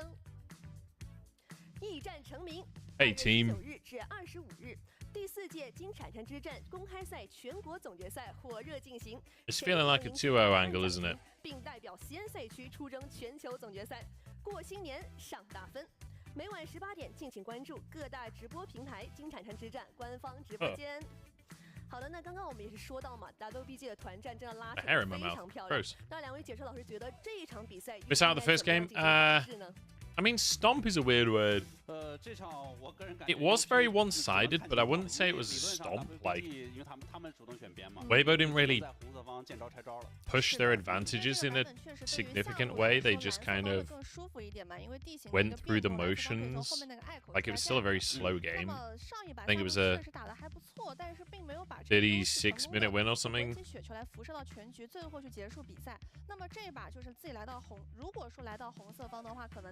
So it was like, it was a very convincing win, but it was not. I wouldn't have said it was a stomp, really. 那场比赛前几个小节奏已经打得相当不错了啊，但是后面还是没能衔接起来。WBG 显得有条不稳，是吧？打团的时候，大家站位啊都比较的讲究，很好的把这个赵信的大招利用起来。Yeah, maybe Doggo can find his form. Maybe that'll fix everything. 4杀赵信 MVP。 I couldn't work out why. It felt like my windows were wrong. I have like OBS open and like a web browser open as well, so I can do shit. And it felt wrong for some reason. I couldn't work out why. I realized it's because my web browser was on the wrong side of the screen, so I just realized halfway through this anecdote that none of this will make sense because no one else has seen how the setup usually looks, so it's not funny in context because that context doesn't exist. 就阵容上，我觉得不用做太多的变动，还是在中期自己的一些处理上吧。你就因为一些小失误，包括一些脱节的状况太多了，是吧？ Don't count him out just yet. I'd counted Ultra Prime out before the split even began. 培养得很好啊，看看第2局有没有改观。 Maybe not quite, but not far off. Can't remember where I put them in my power rankings, but I do remember not being particularly kind to them. Where did I rank them? I ranked Ultra Prime 16th, just above LGD. And I feel like they're pretty much living up to that.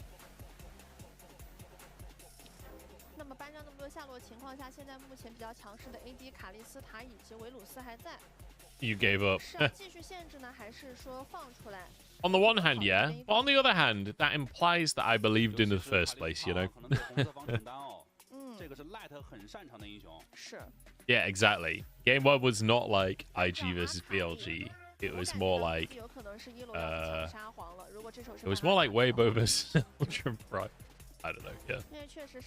It was kind of a boring game 1, not gonna lie.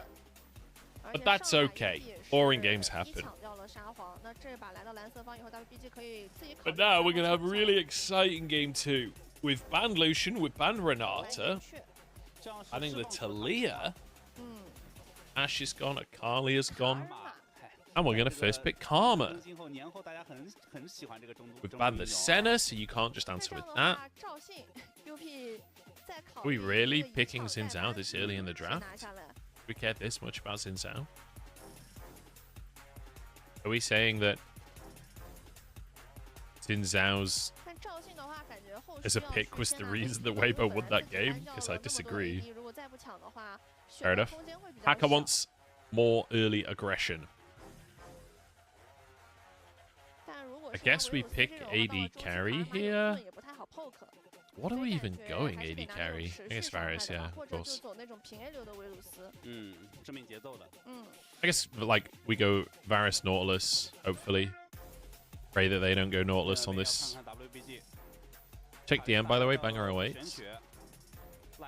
Oh, is this the Lian interview? I saw this, but then I can't remember what I was doing, but I was, like, in the middle of something.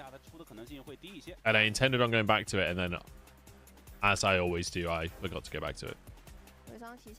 I'll read it after the 上一把 ZDZ after the show today. 表现得非常出色，后面根本就处理不掉他。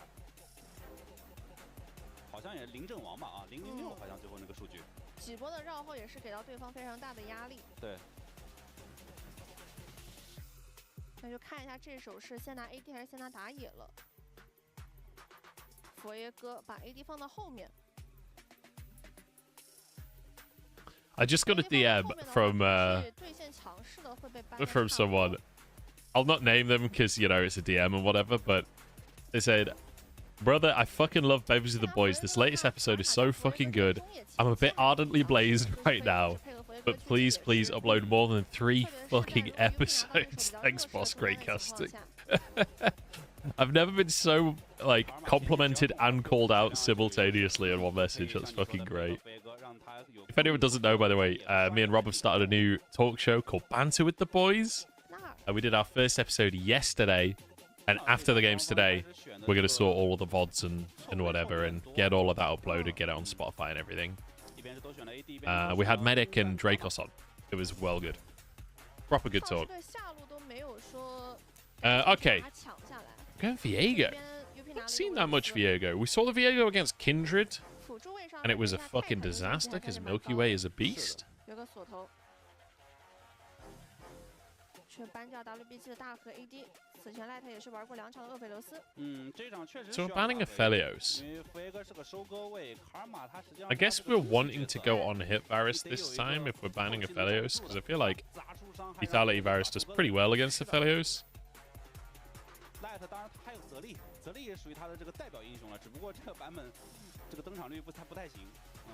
I can't lie, after all the changes in the LPL, it's good to see Upper still disgusting little griefers.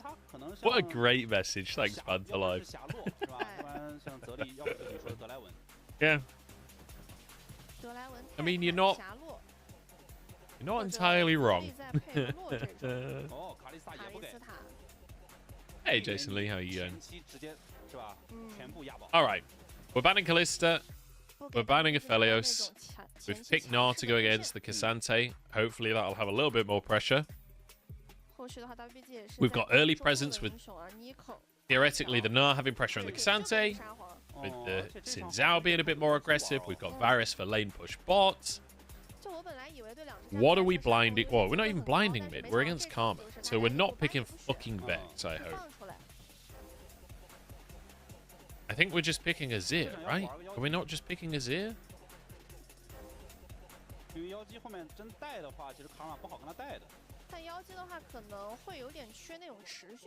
Okay. Then Weibo. We need our bot lane. I really don't know what we're picking, but we could go Draven, honestly. We could go like Draven Nautilus. That'd be banter. What else can we pick? Oh yeah, Zyrakan. Plus. Yeah, that's fine. I think we just go Nautilus. Maokai's fine too. I guess Maokai's quite good. But Maokai's matchup into Rakan just sucks. We're really going Tahm Kench? There's really not that much dive on the side of Weibo. I'm surprised if we go Tahm Kench. Especially since if we're using quickness, the knockup charms both of them, so you can't even eat the Varus. I guess we're just playing full peel here. I think I'd rather a Thresh in this position than Tahm Kench, because you can flay the W in. Okay. I'm excited for Xiao Viego. That'll be fun to watch. What do we got? What do we got? I'm going to have a look at what Weibo been playing this split. Have we seen Viego? One game of Viego from Xiao. It was not a win. This is the first Zyra Rakan we see as well from them. So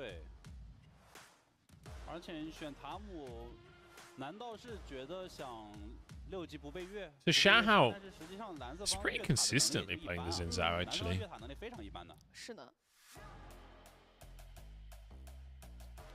Alright. I definitely prefer the comp this time around for Ultra Prime. I wasn't so sure on first picking the Xin Zhao, but I guess in the context of denying it from Xiaohao, it makes more sense. We've got a reasonably powerful AD carry. We've got protection for it, although we're definitely going to get pushed in, I think. I don't know, actually. No, actually, I take that back. I'm pretty sure Varus will win push in this with Tahm Kench. Tahm Kench is surprisingly strong in the early laning phase.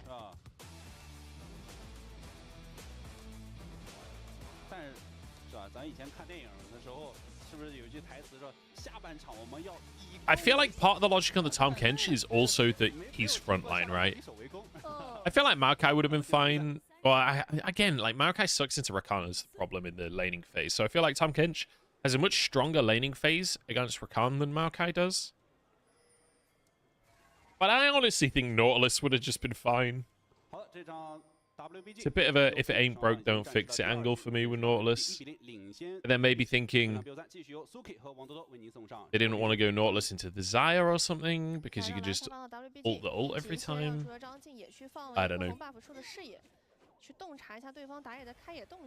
Either way, it does mean with the Tahm Kench they're going to have a bit of a stronger early laning phase. It might be able to fight for Prio a little bit, although I'm not sure.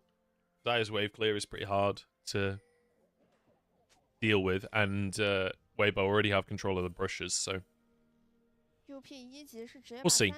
Both jungles starting top side though. Oh, camera, good shout, thank you.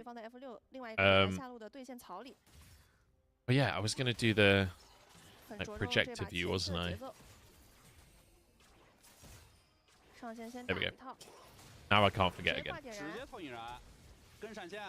Oh, great! Oh my god! What just happened? I was looking at fucking... I was looking at the camera and OBS and stuff. I looked away for a second and Crispus just sprinted it in the laning phase.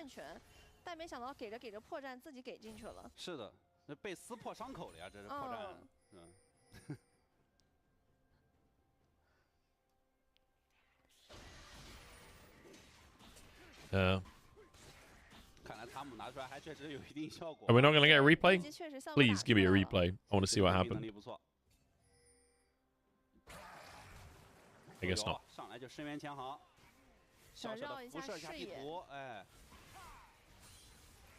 I mean, maybe just underestimate the power of Tahm Kench early laning.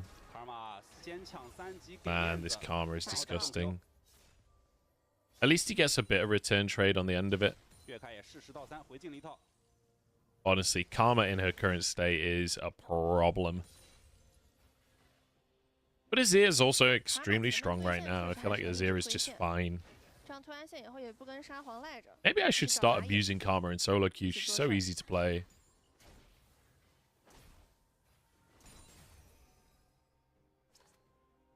Oh, Light Mr. Minion. Disaster. How the hell is Light so far up in CS? That's so funny. I guess there's a huge wave here. Doggo will get most of this. Xiaohao's here for the crab, but are we going to threaten a dive? I'd be surprised. Especially with Crisp not having summoner spells. I can't believe we're actually not going to do a replay of a First Blood 2v2.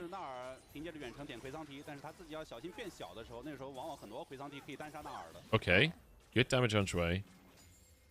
If the root hits there, it could be a kill angle. Not sure. This is more like what I expected the lane to go like, right? Zyrakan pushing in hard for direct engages and all ins on the side of Doggo and Shui. But they should be able to, like, clean up, right?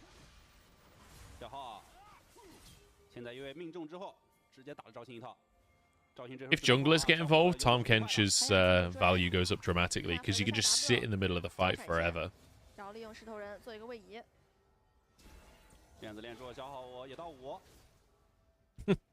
Xiaohu just walks past with the shield.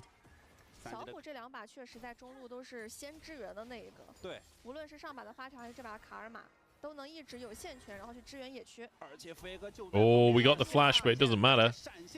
Nice. Oh, shout out with the Azir mechanics. And now we ult the Raptors. Oh wait, we're not level 6, never mind. Okay, Hacker gets grubs anyway off the back of this because we're too low to move in. Honestly, Xiaohu getting a kill is still super worth for Weibo. I don't think they care that much about the early grubs. Although, Xiaohu here is here enough to deny 3. I'm kind of surprised they backed away so quickly. They obviously thought Viego was coming too. I don't know what UAK was expecting there. It wasn't a great flash either. He should be trying to flash to the other side of the turret to break the tether. Like, the fact that he flashes but is still in tether range is really, really rough. Oh, Xiaohu. We're just going to keep poking. We're going to get towards Lost Chapter. And then we're going to get Malignant. And then we're going to one-shot 80 carries.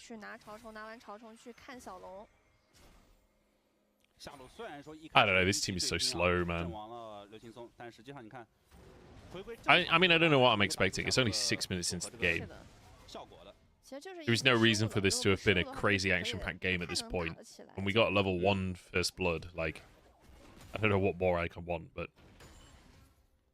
Hey, KS Comedy, how you doing?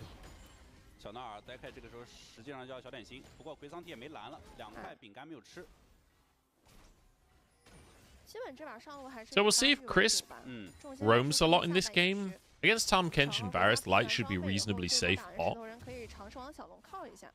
I feel like Viego Rakan is an incredibly strong duo for finding picks in the jungle and like looking to punish Hacker.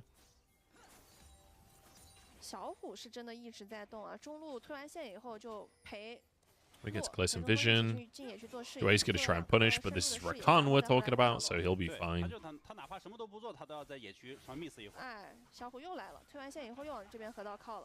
Xiaohu's a little bit ahead in CS in the jungle. He'll be able to go for the Drake as well, which is nice. But at least Decade is putting some pressure on. This was our counter pick for the Cassante. This was the reason we didn't ban it, because we went for the Gnar. I wonder if it's going to work out. Okay. No, you're not fighting the fight you want, Hacker. Oh, my lord. Get destroyed. You just... Fights for Cassante are never the fight that you think they are. They never are. Okay, Crisp goes wide. Varus ult hits. That's the knock-up as well. Good feathers, though, from Light. This is the kind of ult that you want to see on Xayah, where it's preemptive. Like, we're ulting to dodge the massive burst of damage that comes in, rather than ulting to survive on 1 HP. That's a much better way to approach the champion. Okay, CDC forced out a lane. I think he'll stay. I don't know if he'll commit to this recall. I guess Xiaohu's there to catch the wave, so it's fine. He doesn't have TP, he has to walk all the way back.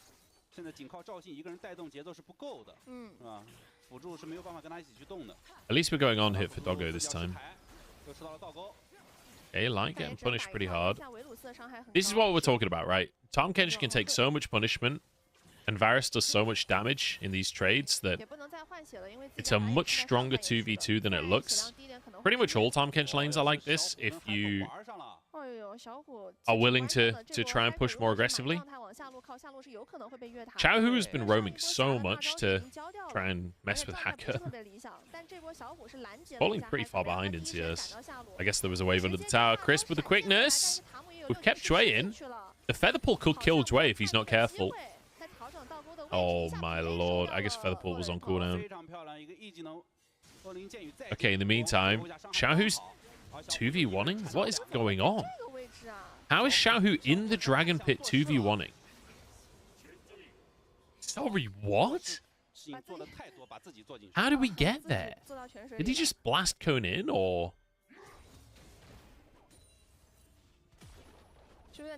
I don't understand what's going on. 是，其实第一波拦截就你讲到的，第一波拦截已经做 I 得 thought 相当 Dagda 不 was 错 going 了 to keep chasing them. 还想是吧？再做更多，想超额完成任务。 Okay, TP's upgraded. 给我一种感觉，就是小虎第一波拦住了 Hacker， 不让他去下路，但是没想到自己家下路。Yeah, he just blast cones in. 看到自己家下路自寻短见以后，我也不想活了。I don't get it. 情况应该是小虎以为这两个人包下去了，他想做个爆破果实过来。 I really don't know what he was expecting. 跳进龙坑里，发现两个大汉给他围住了。是的 That just made no sense to me. WBG 野辅的一 I don't know. Xiao who keeps on having these weird moments. Hacker gets the smite. Xiao is actually going in. 再接上深渊前行，小秒交产线拉开，但是松松这个位置能不能走？队友靠过来了。是落。Okay, this is intense. Forced away again. And Doggo's kind of chilling, honestly. Doggo is very happy with with how this game is going. He's got 2 kills, which on the on-hit virus is really important to get gold early. Yeah, that's a Cloud Dragon. 而且他这把确实是走平 A 流的。 这也能理解为什么要选 On-hit virus takes a little bit of time before you're really going crazy. So getting the early kills so you can get your boots sorted is really good. Decade forced to flash. This is the quote-unquote counter matchup where ZDZ can just ghost and force a flash out of Decade.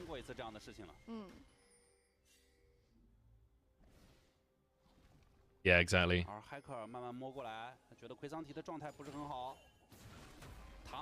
Yeah, if you've got an account to log into the services, the broadcast quality is really high, yeah. Like, resolution and everything. Okay, we don't want to overcommit here. Grubs are up. Okay, Yukai, now we're talking. That's what we wanted all of last game. Let's go, Ultra Prime. They exist. They are a team. 而且与此同时，岳开直接踢到了下塔，把下塔也这个镀层也守住了。我是感觉 WBG 这波有点想做的事儿太多了，就朱德章那个状态不太好，他是 Yeah, it's a bit weird. Like, I have a WeChat account, so it's a lot easier for me to sign into these websites and that. But yeah, it's quite hard to sort out accounts and things on Chinese websites. 这样 Hacker 这场比赛可以拿到5重，打防御塔的时候有这个小的虚空蠕虫的诞生了。So, 2,000, well, pretty much 1,000 gold up for Ultra Prime. We've got kills on both of our carries. We've got scaling carries. I would argue we've got 2 of the best carries on the patch as well. So now, if Weibo play the way that they played last game, where they just kind of wait and hope for a miracle, hope that the enemy team makes a mistake, it's not going to work. This is a comp where Weibo have to be proactive. They've got the Rakan. They've got a Viego to make things happen. Malignant's picked up for Xiaohu now. Oh, we're looking for Decade. He's about to turn mini as well. As this next wave crashes, this is a huge dive angle. Crisp is up there too. Hacker's moving over, but I think we can kill before he arrives. As soon as he hits mini and this wave gets under tower, we go. Go, go, go, go, go, go. Crisp has to go first, get the knock up. We finish the kill. Beautiful. Beautiful. Good stuff, Weibo. That was a clean dive. That's what we're looking for. Doggo's trying to answer mid lane. Light should be able to just clear this wave. I don't think there's a dive angle here with Light having his ultimate available. Maybe you can try and force the ult, but if you get rooted by the feathers, you will die, so probably not worth trying. Okay. So this is what we wanted. We literally just said we want more proactivity from Weibo. We get a bit more proactivity from Weibo. We go for a dive top. Very nice stuff. Xiaohao getting more kills is always going to be really good. Diego is one of those junglers where he really can use the gold. No, Light! You missed the cannon. Still very good position for Ultra Prime. They've got a super solid front-to-back teamfight composition. I feel like Weibo have one of these comps where they can teamfight, they can front-to-back, but realistically they want to be skirmishing. Like Rakan and Viego, if they can just be skirmishing, that's the... Oh no, bad TP, bad TP. Oh, they wait. They leave the tower up so that they can kill Xiaohu on the TP. Man, what is it with Xiaohu and Scout the split? I mean, Xiaohu's not doing as bad as Scout, but oh my god, we don't even get the eye either.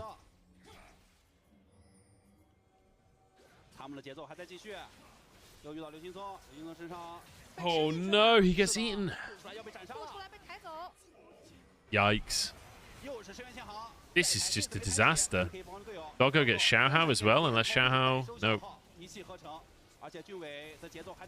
All we get is damage on Tahm Kench's shield.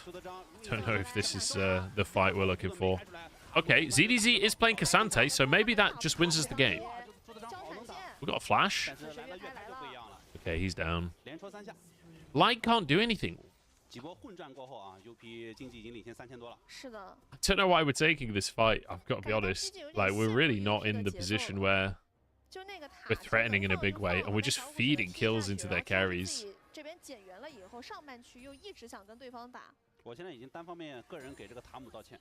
他当时选出塔姆的时候，我觉得很保守，可能用处不大，对，可能很保守。突然发现他还挺激进的。是，他是一点都不保守，可开放。他是英雄保守，但是打法很。Yeah, it's not springing up for Xiaohu. That's true. I think Karma would be bullshit if it was being piloted better. I think Karma is insanely strong, but it's amazing how few top players are playing it well.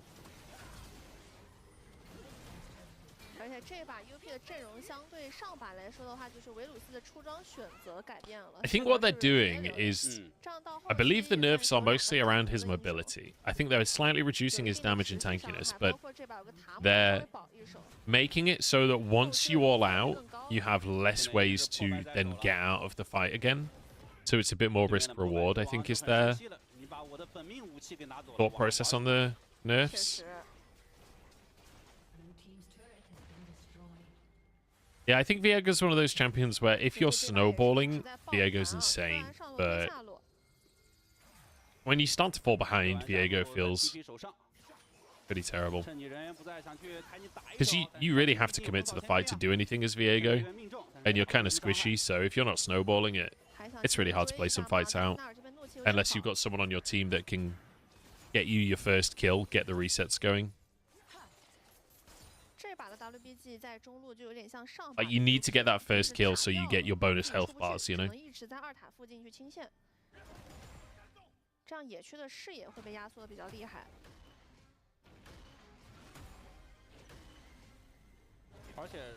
跟上局有点类似的是，这场就是早期的小节奏是 WBG 更好，对，是吧？然后几波混战，打一些团战，反而是 UP， 就是一开始的几波小节奏落后的一方。This is the world finalist squad, by the way, guys. Not all of it, but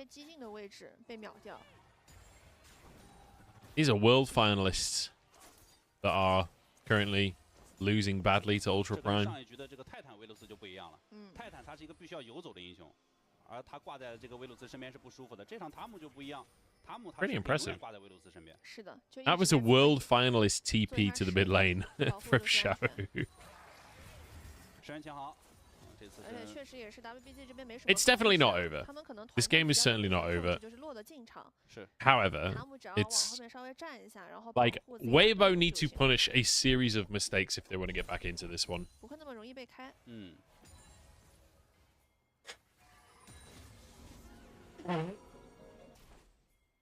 这场 UP 的反制手段确实赵信塔姆的大招啊，包括沙皇的进军之墙，反制手段是比较多的啊。是的。 Yeah, IG looks sick the split.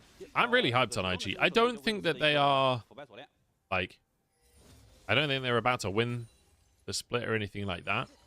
I do think IG right now could be a contender for legit like at least top 6, maybe top 4. And it's not even just off of the back of IG being good. It's like, realistically, when you look at the other teams, teams are not looking good right now. Like, I still think BLG and JDG are probably top 2, with top esports in the conversation there as well. But aside from those 3, like, who is really good?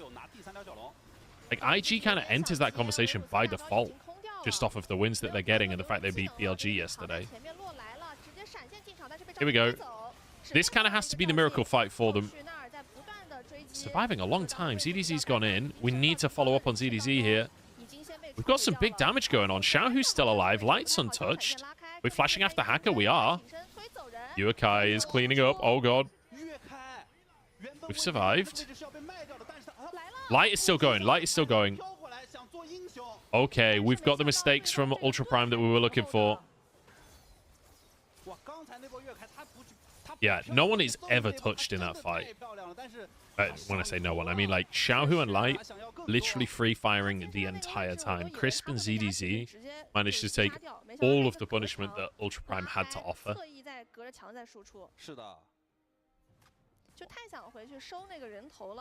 I mean, how much did we truly believe that Ultra Prime could go an entire game without griefing? Oh, terrible ult from Doggo. And Decade is mini-nar for this fight. They really should just run. You don't have Varusol. You don't have Meganar. This is about as bad as it really could have gone for Ultra Prime in terms of, like, opportunities. Like, with what they didn't have available, etc. Yukai, really nice ult to try and disengage. Like, it's a one fight at this point until Yukai... I don't know what went through his mind. Yukai literally gave them that fight. And it was already a bad fight. Like, just consider how Ultra Prime still won a fight that ultimately was a really bad start to the fight because you've got Mininar and you have no Varus ultimate. They still win that fight. And then Yukai goes in, gives a reset to Xiaohao, and Weibo are gifted 2 kills off the back of the fight. Like, there's no way that should be that even. That should not be allowed to be that even. Kind of brought them back into the game a bit. They're 4,000 gold down still. Ultra Prime are definitely still a favorite. I think that's very easy to say. But my God.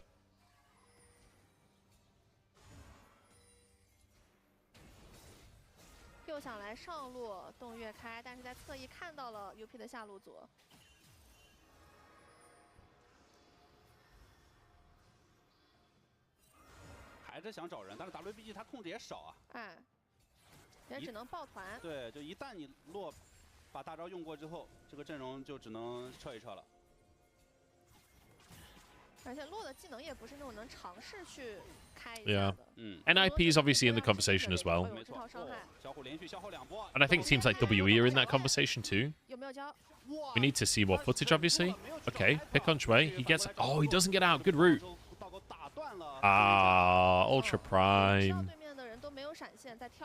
Oh, Ultra Prime. This game was yours. Alright, we need a miracle. Decade's turning Mega. We've got to find the big ult. He doesn't have flash. Oh, ZDZ's behind them. Oh boy, it's not a good ult. Oh no. ZDZ, does he get out? Oh my God, the shield from Crisp. Oh, Yuakai's gone too far. Oh boy. Oh God. It's fucking nightmarish. Oh God. All of the shutdowns go over.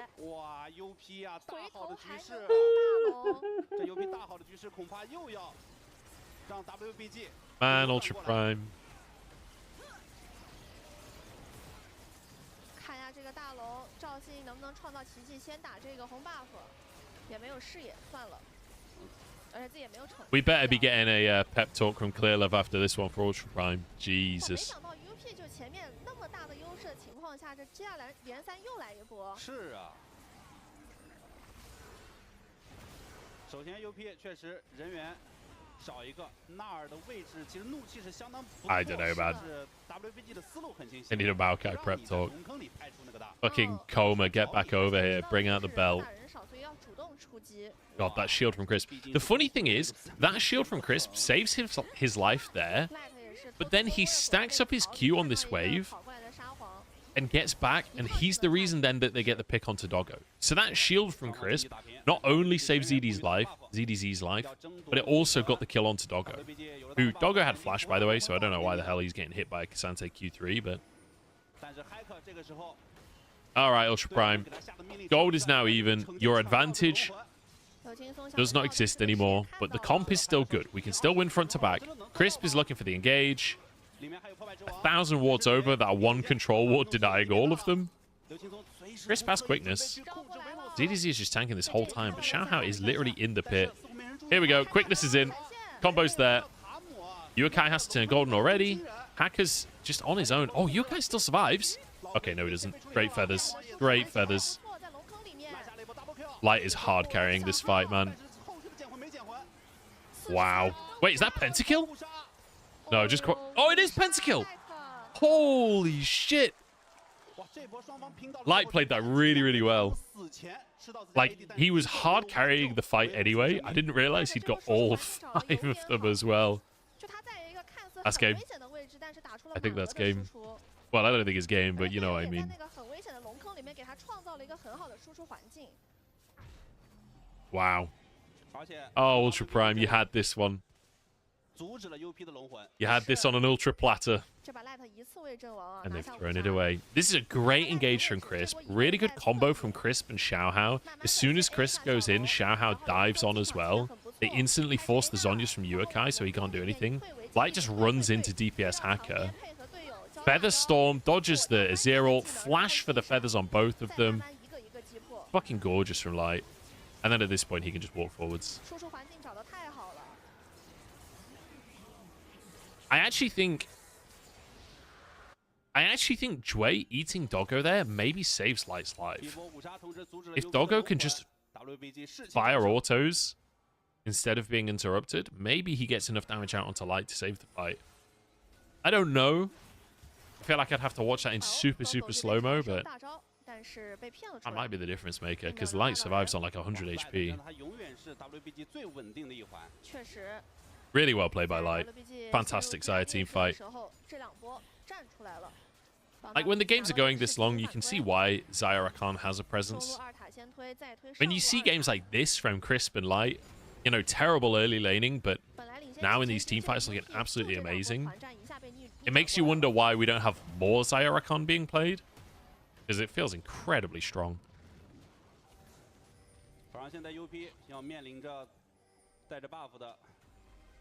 Oh, Decade missed his R, did he? I wasn't really looking at Decade. I was keeping my eyes on Light. I feel like that is the way that this whole series has gone, though, right?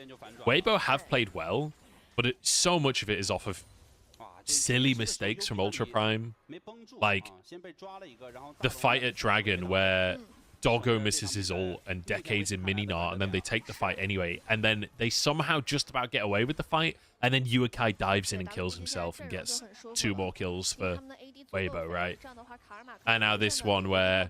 This one was also Weibo kind of smurfing on them, but like you say, Decade missing his ult is kind of... I don't know.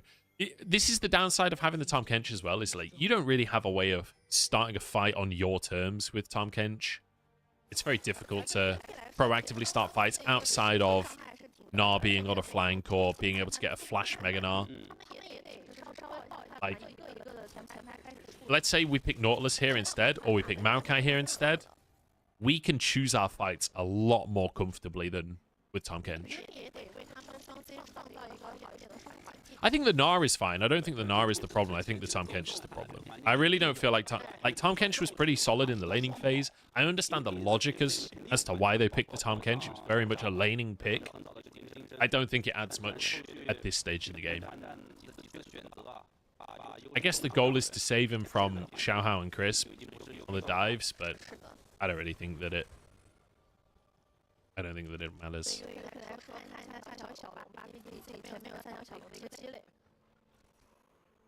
And I do feel like Cassante is just so strong. The proactivity of a Rakan is incredibly strong. Like, Weibo can play a slow long-range fight with Karma as well. But also, they're good in the front to back all-ins as well. They're good at finding picks. This comp is, like, very well-rounded from Weibo. It struggled in the early game, unsurprisingly, but I feel like it's quite hard to win these fights. Because it was a lot better when Viego wasn't strong. Viego's got strong over these last few fights. Now that Viego is a threat as well, it becomes incredibly difficult because you've got Karma is a huge threat. You've got Zaya, who is an absolute fucking monster at 4 items. And then on top of that, you've got fucking ZDZ on the back line. And you've got Xiaohao, who can get resets and carries. So we've got 4 different characters that can carry the fight. And at the same time, one of them gets to play frontline as well. So it's kind of feels very difficult to deal with this comp. But Weibo is certainly not a perfect team. We've seen them make huge mistakes before. Weibo are actually going to forego the wave mid so that they can contest here. Oh, they found Shui. Oh, this is really bad. Light is still just free firing. Okay, Decade. Hit him against the wall. Featherstorm comes out. Light is still just going. Oh, good lord. Oh, good lord. That was a great ult from Light. He was just waiting for Decade to go for the Gnar ult. I think that's game, yeah. But again, like, the reason this fight happens is because Ultra Prime are just sort of caught out of position. Like, I don't know why Ultra Prime aren't all stood in river ready to fight. If they play, like, kind of front-to-back counter-engage, I feel like this composition can work. I feel like they're trying to dive onto Light, and their comp is really bad at that. Let's take a look. So ZZZ is flanking to start. We're super split for Ultra Prime. So it ends up essentially being like a 4v3. Joy just like walks through the river. Crisp gets an easy engage onto Doggo. Joy actually kind of pulls Doggo into danger.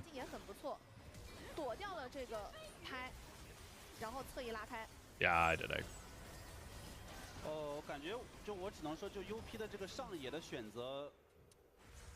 The cast is bugging?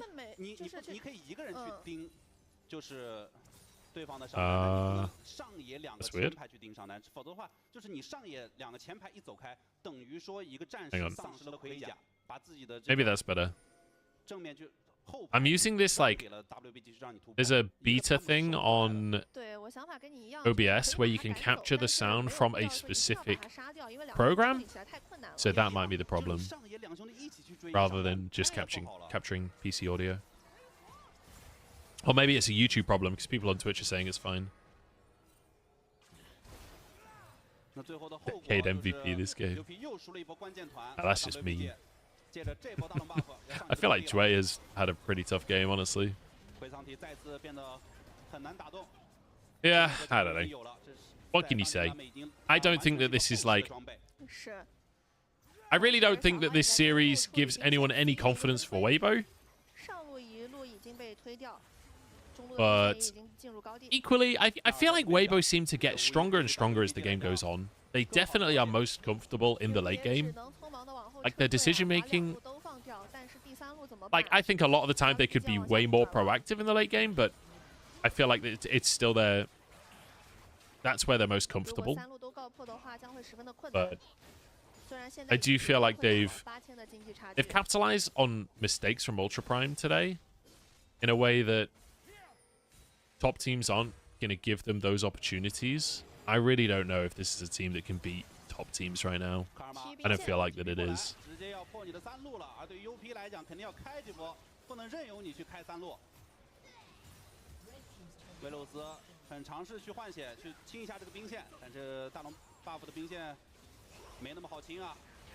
Oh my lord, that damage from Xiaohu on 3 people is disgusting. Xiaohu is just permanently doing mantra Qs. This is insane. Oh, Doggo's dead as well. Okay, The Tom Kench pays off. No, it doesn't. Never mind. We just both die. Yeah, GG. CDC's literally tanking Fountain. Oh, Yokai almost got Xiaohu onto the Fountain. Nice try. In the meantime, Light is just hitting towers. Well, the downside is Ultra Prime, despite a 5k gold lead, still managed to lose and continue to be down at the very bottom of the scoreboard. But the positive side of this is we don't have to watch 3 games of this series. Oh, God.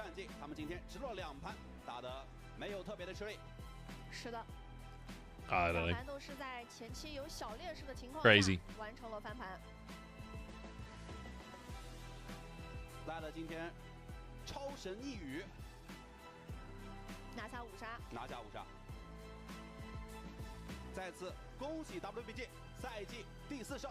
I mean, I guess Alex Straz, but I don't know. There was a lot more mojo in Weibo last year. They like did things still. They didn't just AFK and wait for a mistake. I feel like they have definitely regressed this year in their ability to actually control the game themselves. I definitely think last year, I mean, obviously, this is with the context of an entire year last year as opposed to like 3 weeks this year, so I don't want to be too over the top on judging them, but it definitely feels like they were a much stronger team at the end of last year than they currently are. But it's, you know, are we surprised by that fact? Not really.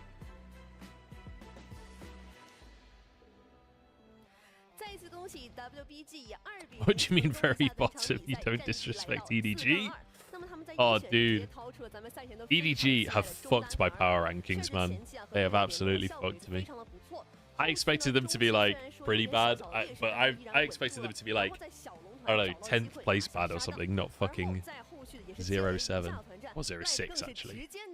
It's tomorrow that they get 0-7. Hey, Namera. How you doing, mate? 虽然说前期有一些劣势是吧，一直但就是早期其实 WBG 他打的 Yeah, it'll be nice to see Xiaohao develop over the year. I feel like Xiaohao is one of the most exciting pieces in Weibo right now.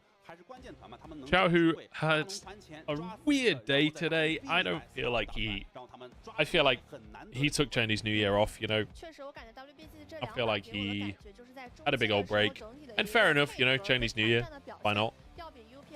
You're in a good enough place in the standings. They'll definitely make it to playoffs. I think, yeah.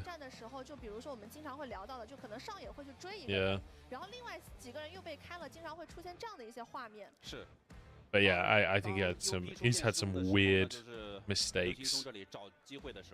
Oh, you were in Nottingham? Ah, yeah, you should have come said hi. We could have got a beer, man. That would have been good. Back to Berlin. Do you like living in Berlin? I'm kind of like torn on Berlin.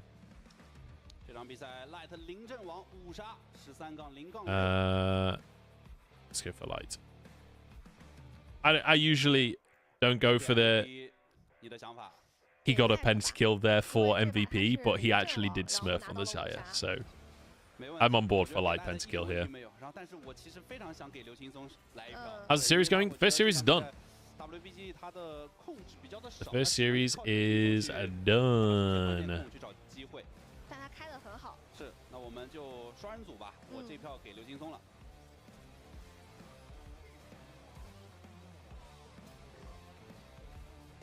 Is it actually in Nottingham, Nightmare? Or is it just like nearby? Honestly, Berlin in summer is too hot. I like it's way too hot in summer for me in Berlin. It's like fucking 35 degrees. That is just insane. I can't deal with that. I think that's awful. I like it when it's like late summer, you know, and it's like still warm. Still longish days, but it's not hot. I don't like it when it's really hot. I lived in Las Vegas and I lived in Shanghai, and my dad lived in Dubai when I was young, and like all 3 of those places get just too fucking hot. Like it gets to the point where you just can't be outside. You go from like air-conditioned building to air-conditioned car to air-conditioned building, and the like 10-second window that you're outside in between it is just miserable. Especially Shanghai, where it's really humid as well. The funny thing about Vegas is then in the winter it fucking snowed. Like, you get the extremes on both ends. I never expected it to snow in Las Vegas.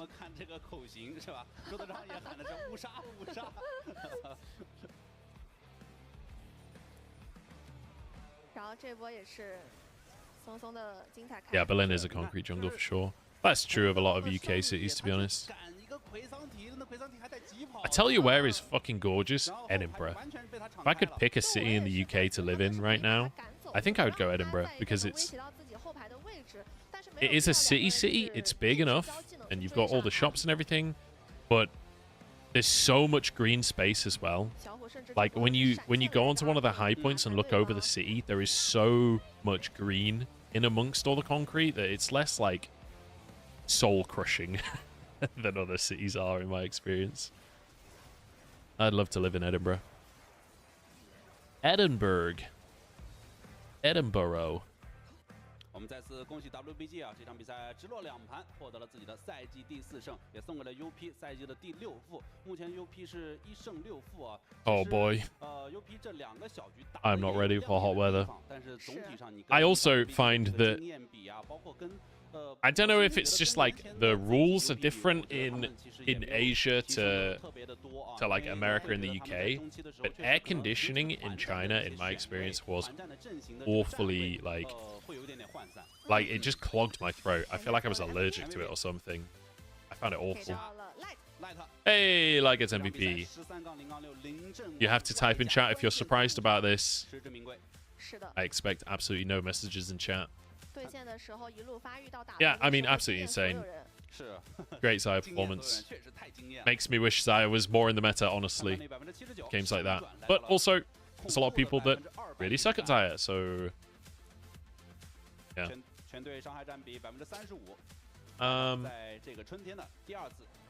Okay, well, that's the first series done. Second series coming up.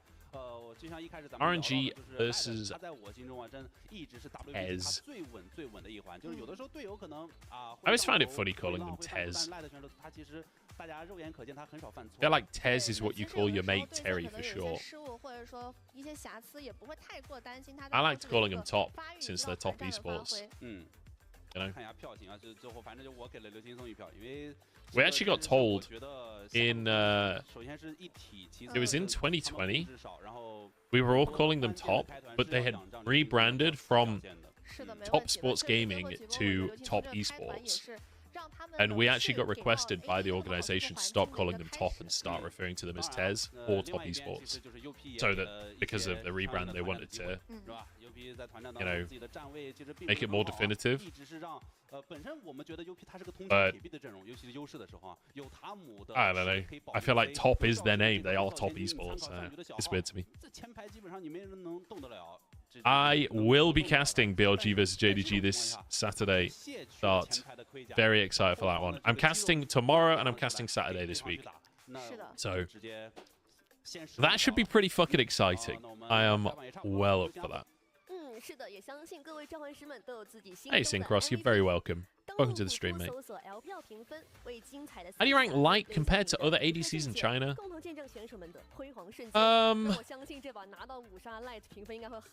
I mean, I think today he looked pretty great. Aside from sprinting at level 1. I think he's in decent form. I don't know if I have like I don't know, because like, you know, I would have thought Elk is, I would have been having Elk very, very high up, but he was getting kind of destroyed yesterday versus IG. Botic is insane, but that's more specifically on Senna than it is on everything. Ruler's in good form.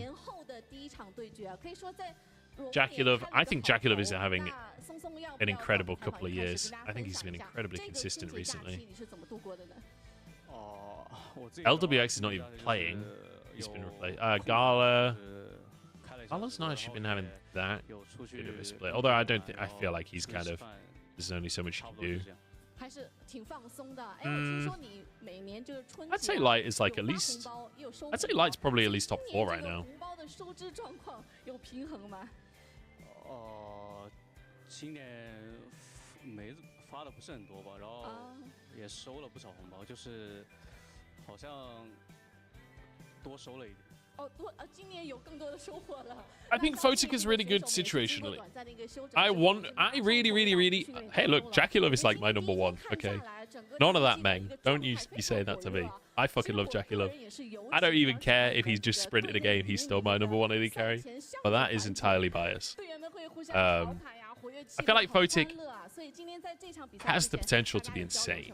If he can start to do what he does on Senna on other champions as well, I genuinely think he can be like a globally great AD carry. Like he's shown the potential to do that. It's just whether or not he can actually transition it. Right, I'm gonna grab another coffee while we wait for the next game. I'm assuming the next game will be on this stream as well. Maybe I need to change streams actually. Secondary stage says it's not live. Are we in Shanghai for both games today? What's the second series? RNG TES. Yeah, we should be in Shanghai. Yeah, so it should be on this stream, so I don't think we need to change it.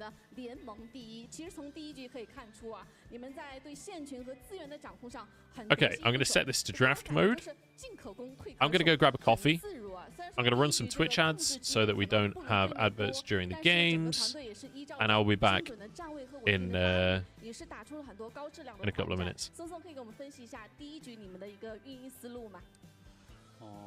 第一局的话，就是我们的阵容是，我们发育到后期的话，就是会更加厉害。然后我们有奎桑提这个前排在，就是他们不好第一把什么来着？反正我们上路上野2个英雄对面都不好处理吧。然后我们只需要跟着我们的 C 位一起慢慢的往前推的话，对面的话是不好击杀我们前排的。然后我们就这样打的话，就是很容易就完成一个逆转嘛。我觉得正如我们解说所说的，第一局打得很聪明、很冷静啊。第二局拿到了佛耶哥加卡尔玛的组合，包括霞洛的组合，前期还是很优势、很强势的。但是我们看到中期几波乱战之后 ，UP 是拿到一定优势的，但是就在23分钟，你们一个逐个斩杀0换3拿到大龙，也是看到场上的这个天平就偏向了 WG 这边。重点想讲一下 Light 5杀那一波，关键时刻我们的 ADC 站了出来，一波团战直接扭转了局势。可以跟我们重点分析一下那一波你们是怎么沟通和分析的呢？因为那一波龙魂团对我们也很关键嘛。因为如果让对面拿到的话，就是对面的一个水龙魂，然后我们需要做的话就是，首要目标的话就是先赢下团战嘛，然后就在打团战的过程中，好像是杀到最后对面只剩一两个的时候，然后这个时候有人提了句要5杀了，然后这个时候大家才发现就是要5杀了。就是打的过程中都还没有反应过来，对吧？我们看得出，其实今天整个团队打的也是非常有凝聚力，很冷静，包括看到后面这个年后的状态也是更加稳定了啊。那我们也看到，其实，在官博当中发现我们这个 WG 整个队员啊，在年前立了一个 flag， 说年后全胜。年后的11场，今天完成了1-11。那接下来要对阵到的是 OMG 战队，松松对下一场有什么期待吗？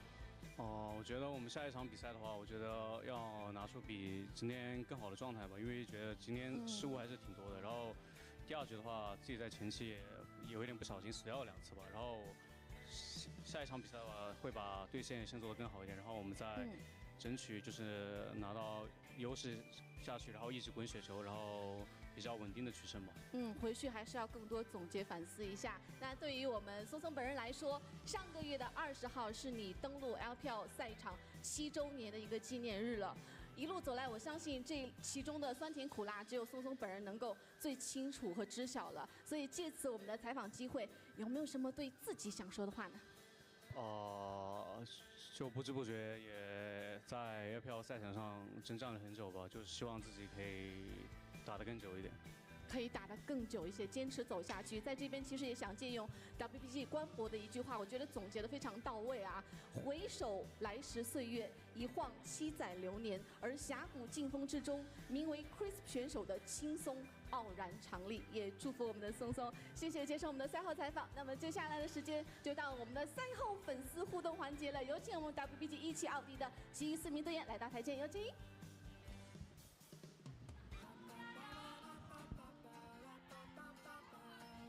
我们今天现场观众都纷纷说打得好，确实也是给我们上演非常精彩的对决。我们有请到今天的第一位幸运粉丝登场，欢迎来到上海联盟竞技场。来，有什么想对我们选手和战队所说的话吗？今天是我第一次来线下看比赛，然后就抽到幸运观众，我非常开心，然后也很开心今天看到微博能2比0拿下这场比赛胜利。然后我是下路双人组的粉丝，今天 Light 5杀超帅的，然后希望大家都新年快乐，然后松松天天开心，小虎春天加油，小号破怪王特别厉害，然后朱德章的魁桑迪也特别帅。今天把所有选手都夸了一遍，谢谢你来到我们的现场，支持我们的粉丝，支持我们选手，来领取一下小礼物，要从哪位选手手中拿到？好的，那合影环节呢？好，就在这边跟我们松松合影，对吗？好，来面向我们的镜头，来3、2、1，谢谢这位小姐姐支持，很幸运啊，第一次来就抽到了。来，我们有请第2位幸运粉丝登场，有请。欢迎来到我们的联盟竞技场。刚刚那位小姐姐是第一次来，你是第几次来现场观战？我是第2次。第2次。好，有什么想说的？然后先祝各位新年快乐吧。然后大家今天打的都很好，然后希望他们可以继续赢下去。然后明天是 Light 选手的生日嘛，就提前祝他生日快乐。很巧，就是我也是明天生日，就是可以让刘青松选手说一句生日祝福吗？哪位选手？刘青松选手。松松，对，您叫什么名字？李黎。李黎是吗？好。李黎的生日祝福，明天是生日了，对吧？生日快乐，新年快乐，谢谢你的支持。好，领取一下我们的小礼物吧。好，接下来合影留念环节，要不要摆个什么 pose 呢？怎么商量的？哦，好的，跟我们的 Chris 比心，来面向镜头，3、2、1。谢谢你的支持，谢谢！马上有请我们第3位幸运粉丝登场，有请！欢迎来到我们的联盟竞技场。这2天我们这个上海的气温还是比较低啊，大家注意保暖啊。来，请问一下小姐姐有什么想说的？今天5人都打得太帅了。然后我也是第一次来联盟竞技场，真的很幸运能被选中幸运观众。我一直相信运气守恒定律，就是每次抽奖不中，直播间抽奖不中，都是为了今天的。然后我希望请那个刘青松选手祝我能一直有好运，然后成为好运大王，可以吗？松松可以吗？祝你一直好运，成为好运大王。谢谢松松，好，谢谢你的支持。还有一句话对吗？然后表白主持人姐姐太美了，谢谢你，太好了。可以跟松松比心吗？我觉得没有问题。来，面向我们的镜头，3、2、1，谢谢这位小姐姐支持，小礼物不要忘了领取一下，从我们的小虎手中拿到，谢谢。来，我们有请到第4位幸运粉丝登场，一位小哥哥。我看到这个手机上应该是写了这个准备的发言稿，有什么想说的？WBG 新年新气象，龙年大吉，加油冲入季后赛。然后我一个朋友特别喜欢 WBG 的下路2人组，希望对刘青松和 Light 说，希望你们能一直保持好的状态，你们是他心目中最棒的下路2人组。然后我还有一个特别喜欢小虎的朋友，他想对小虎说，希望你可以一直打下去。然后我自己最喜欢的选手就是刘青松，我觉得你的米利欧玩的真的非常好，要不然今年冠军皮肤就选米利欧吧。然后 Light 你的5杀太帅了。谢谢你的支持，非常热情的粉丝。好，我们的小礼物领取一下。今天也是精心准备了这个发言稿啊。好，合影留念，今天都是要跟松松合影，对吧？好，来面向我们的镜头摆个 pose 吧。好，比个耶，来胜利的手势，3、2、1。再次感谢，欢迎常来我们的现场观战啊！今天最后一位幸运粉丝登场了，有请。远远的看到一位非常优雅的小姐姐。欢迎来到我们的上海现场。今天是支持谁来的？刘青松。都是支持松松的，有什么想说的？就是很高兴 WBG 今天可以赢下比赛，然后希望刘青松选手以后也可以一直赢下去，事事如意。然后可以请选手说一句祝橙子考试顺利，天天开心吗？好，可以祝橙子考试顺利，天天开心，可以吗？祝橙子考试顺利，天天开心。谢谢我们的松松祝福，也谢谢你来我们现场观战。我们最后一份小礼物，我们的松松手上的，那面向我们的镜头来合影留念一下吧，要摆什么 pose 嘛？一个赞，来，3、2、1。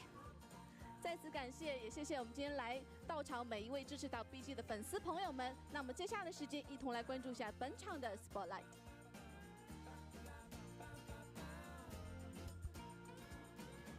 慢点，回上题慢点，回上题慢点。先打龙吗 ？AD，三皇你我了，别急。我来正面了，来正面了。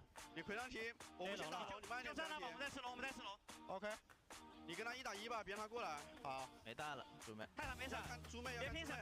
看猪。我跟我是在打。猪妹死了。没到，慢点。沙皇有谁？少，不用怕的。我3段 Q 看沙皇。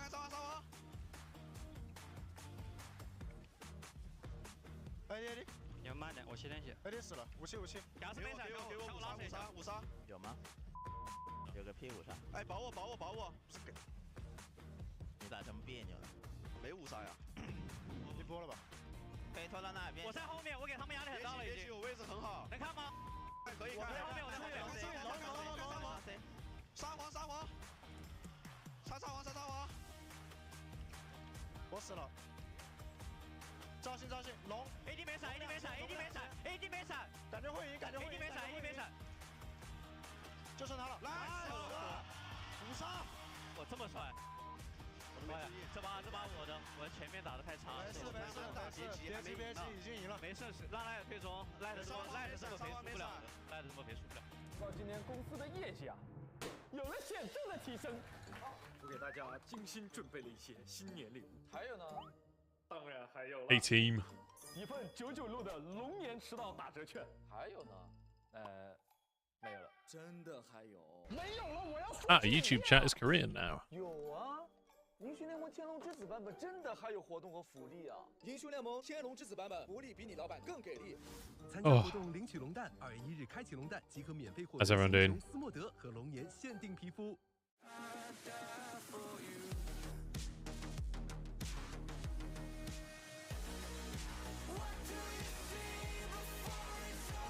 What a banger.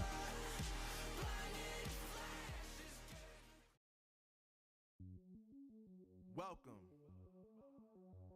to the place where dreams come true. Where everything you want can be yours. If and only if you're willing to work for them. Oh, I still got 4 minutes. You're willing to hurt for them. But most of all, who's better, TES or RNG? Definitely TES.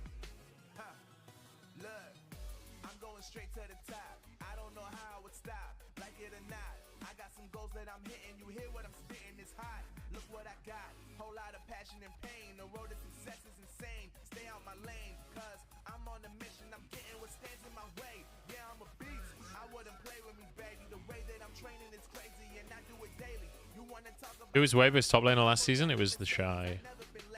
It was Feshy.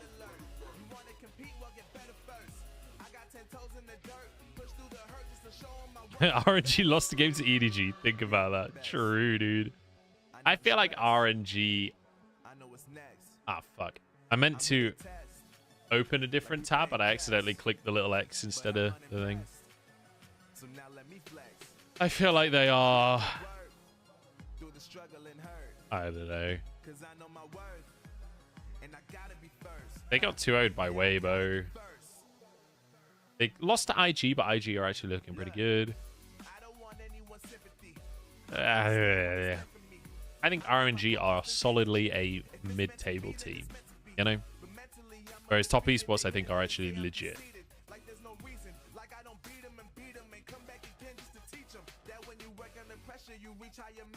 Like, the only games that Top Esports have dropped so far are against BLG. And everyone else they've 2-0'd. Which, granted, they've had a reasonably easy schedule, but they 2-0'd Weibo.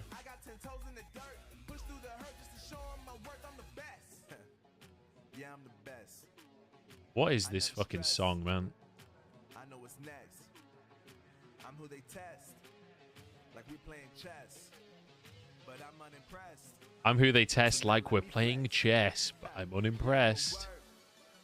struggle and hurt. Cause I know my worth, and I gotta be first.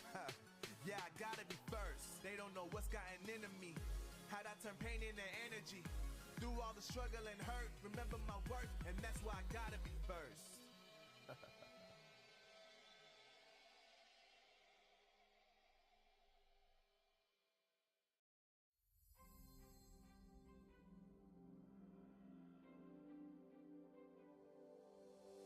You know it takes courage going through the dark, but you know when you look up, there's millions of stars.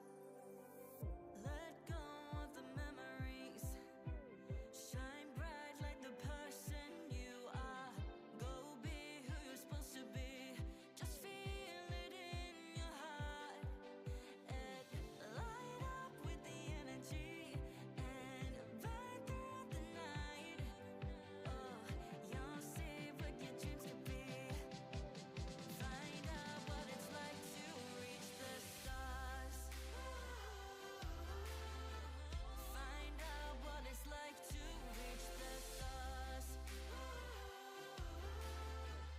Find out what it's like to reach. Hold on to the feeling that's racing through your heart. Just keep believing it's possible. Find out what it's like to. I have a feeling that this first series is going to be almost disappointing. First series, the second series. I do think that this is probably kind of a wash in favor of top esports. 第4周第4日的比赛直播现场，我是本场的主持人阿福，欢迎各位。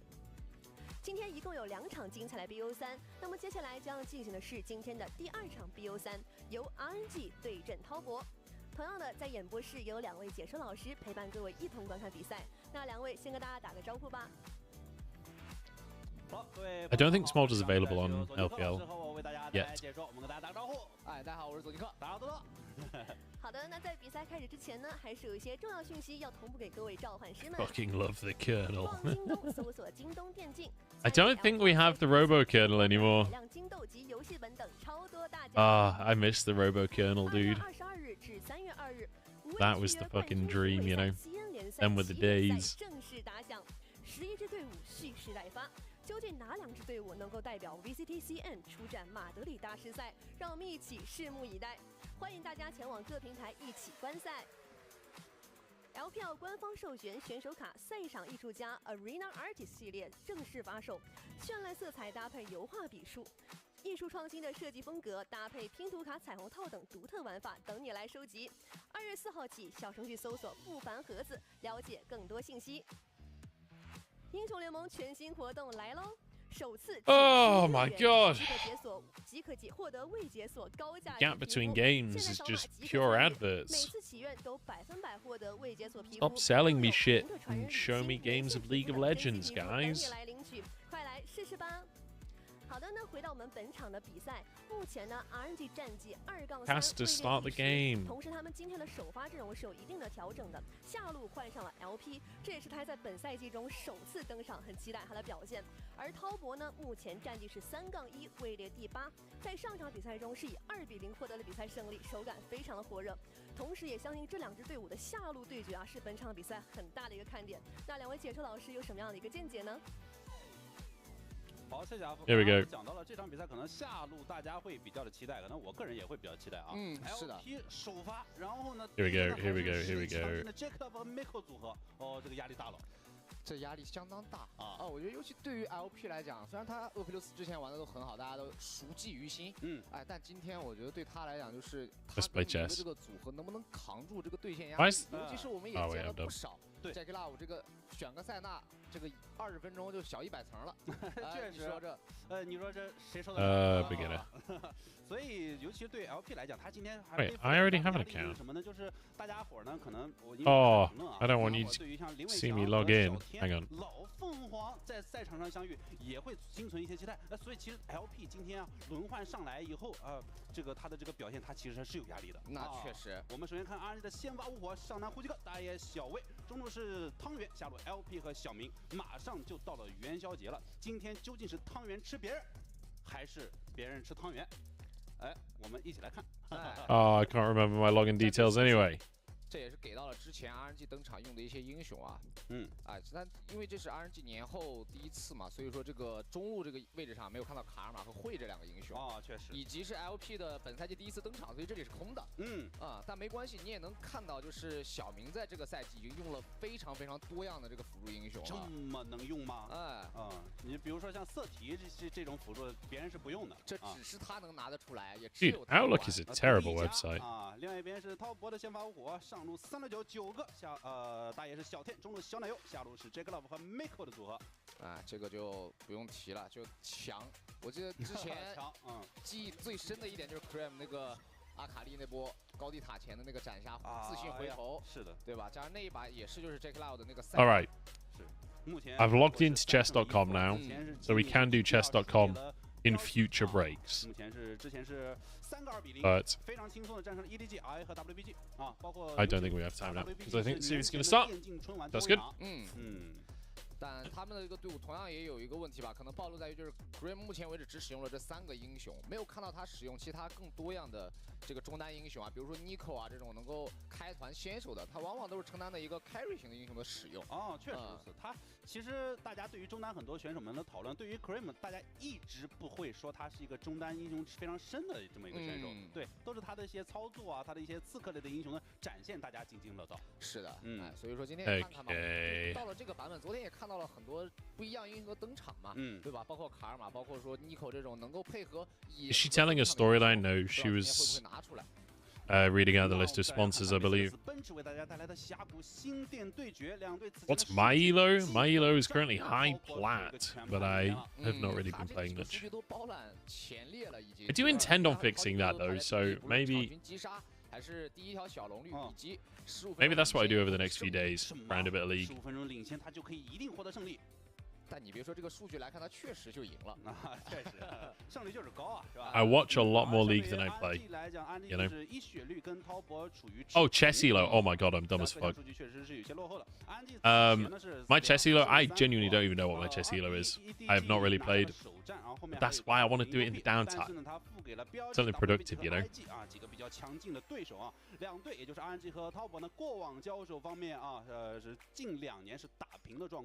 RNG versus TES 2-1. I don't know. I'm saying Top Esports 2-0. It's such a shame that this is not a series that we're doing on broadcast. What does this graphic say? Hey Jess, can you translate that? 这个差的其实不多嘛，就一次。代表了2位老选手、老将的这个过往的辉煌战绩。没错，而且2位选手确实啊，也已经有 titles or something 在赛场上打拼的经验了。今天 It must be titles, right?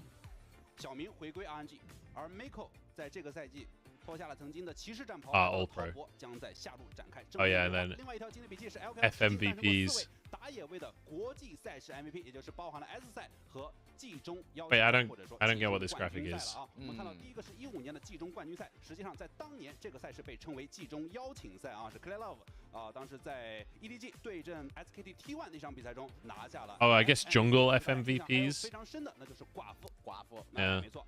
而您是在2018年 LPL 的第一次全球总冠军上拿下 FMVP， 随后2019年小天代表着方胖 Yeah, it's kind of 全球总决赛上拿下 FMVP， kind of goat squads on both sides, really. 年的季中冠军赛就是 MSI 中拿下了 FMVP， with like a few 2022年 wildcards thrown in, you know. 也是 T1， I think that's the most exciting thing about these both of these rosters is that we've got like absolute veteran greatest of all time players and new exciting players, right? Like I say new, not really new anymore, but like Cream on Top Esports, like he's not a new player anymore, but he's not a veteran either, you know, like he's still kind of proving himself, and now he's finally on a top team to be able to do that. On RNG, Tang Yuan, kind of a similar thing. A bit newer than Cream, certainly has proved less than Cream, but theoretically has a roster around him that he can prove stuff on. 但可惜。但是没关系，我今天为什么 I feel like this matchup just should be a banger, but I just don't have the faith in RNG to survive the top esports onslaught. But maybe I'm wrong, because honestly, the results since Chinese New Year have been interesting. 希望 LP 今天能够顶住压力，发挥出色啊！他压力今天真挺大的。但是咱子非鱼，咱也不一定。确实，说不定选手觉得第一次上场很开心的，就很开心。是。 I'm gonna be honest, I definitely had time to play chess. 是的。Holy shit. 另外一边滔博。 I feel like TN right now. You see that face? That is my face too. 大家也可以重点关注啊。其实你这么一说，感觉就每条线都挺好看的，是对吧？ I find it funny that they like clearly put a filter on the camera for when they're doing the shots of the players there. Like, that seems so over the top and unnecessary.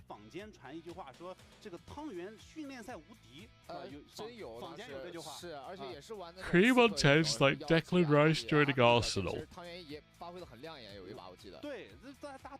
I definitely agree. I know who Declan Rice is, and I know the context of that 100%. As a huge football enthusiast, I totally got the reference. I don't really watch football. Sorry. I watch when England plays. That's all I got. I can't bear the diving. What is the delay? It's not a delay. It's just not started yet. I guess it is a delay because it's scheduled for 11. I don't know. Have you met any LPL players? Yeah, I have. I've met a few. I've met all of 2020 JDG and Top Esports. Kanavi laughed at me once, which was funny. We had Kanavi in for an interview, and so me and Rob are sat at the caster desk here, and then just to the side here, off of camera, like exactly in this setup that's on screen right now, where the screen is like to the side of the caster desk, we had Wendy, who was our interviewer at the time. Actually, no, it wasn't Wendy. Was it Wendy? I don't know if Wendy had joined yet. It might have been Iris. Anyway, interviewer at the time.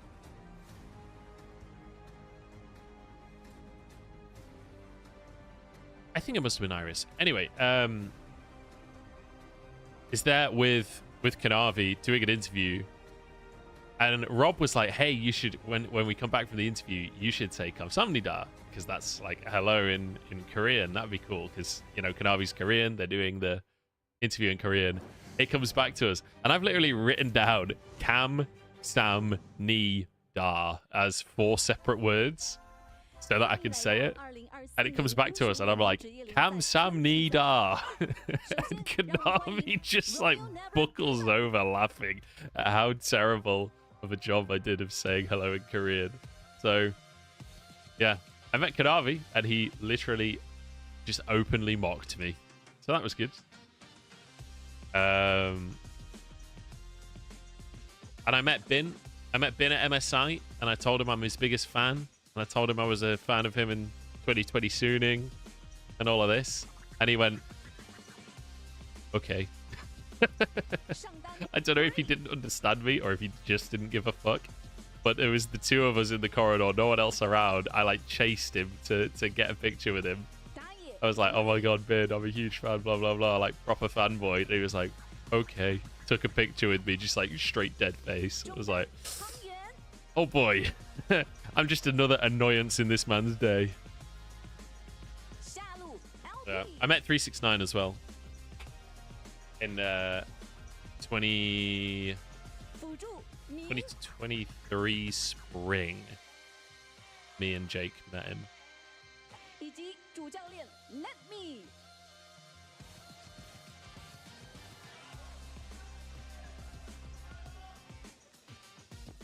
Oh dear. Bin's fucking hilarious, man.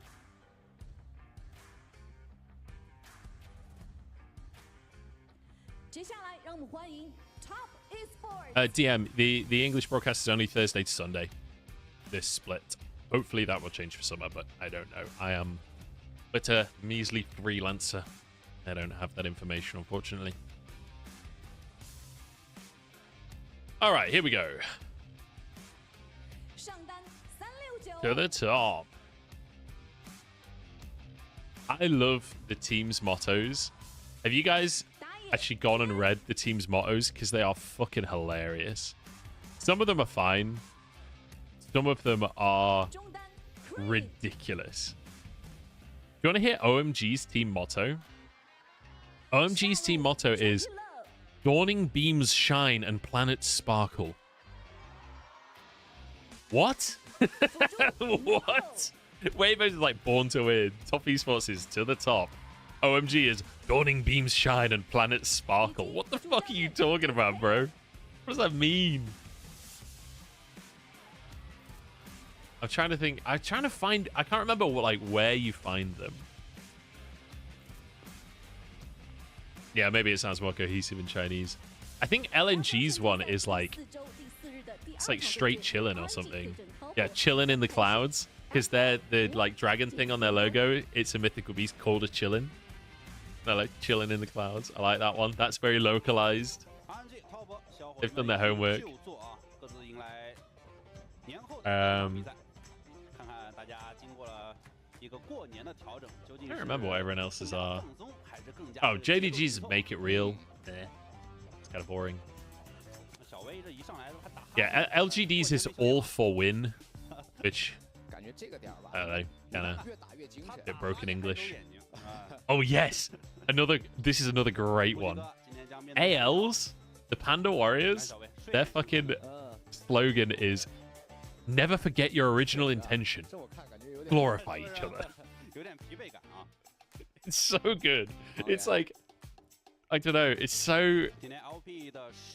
It sounds like it's come out of the fucking Art of War or something, you know. But it's the fact that there's two clauses: never forget your original intention, comma, glorify each other. It's great. Fucking love that. I feel like those are the big funny ones. Yeah, BLG's is weird. It's like cheers, comma, for the faith. It's like cheers for the faith, lads. It's very informal. FPX obviously Fly Phoenix Fly. IG's is It's All About Believing. I feel like they're about to start singing Journey. EDG is Unity for Love. What? Rare Atoms is a bit weird, I think. I think theirs is like kind of Gather Dreams, Impact Victory. Okay, bro. 首先很有经验，其次是现在你看塞纳如此流行的情况下，这是 JK Law 最开心的地方。他能够跟 Mako 搭配出很多不同的塞纳体系来。是的，尤其是这个塞纳泰坦，都是两个人很好的英雄。没错。NIPs is Expect the Unexpected, the ninjas. That makes sense. That's good. RNG is literally Royal Never Give Up. Which is not even a slogan. That's just their name. WE's is Keep Your Dreams, which I always find funny. Keep Your Dreams is like, it's almost like an accusatory statement. It's like, you keep your fucking dreams. Stay away from me with your fucking dreams, okay? You keep them. TT is Dream with Thunder. It's all about dreams. All of them are about dreams. And then Ultra Prime is Eyes on the Prime. Again, very nicely localized. I like that one. Okay. Let's do this. RNG vs Top Esports. So, we expect Top Esports to be a favorite here. They're starting on the red side.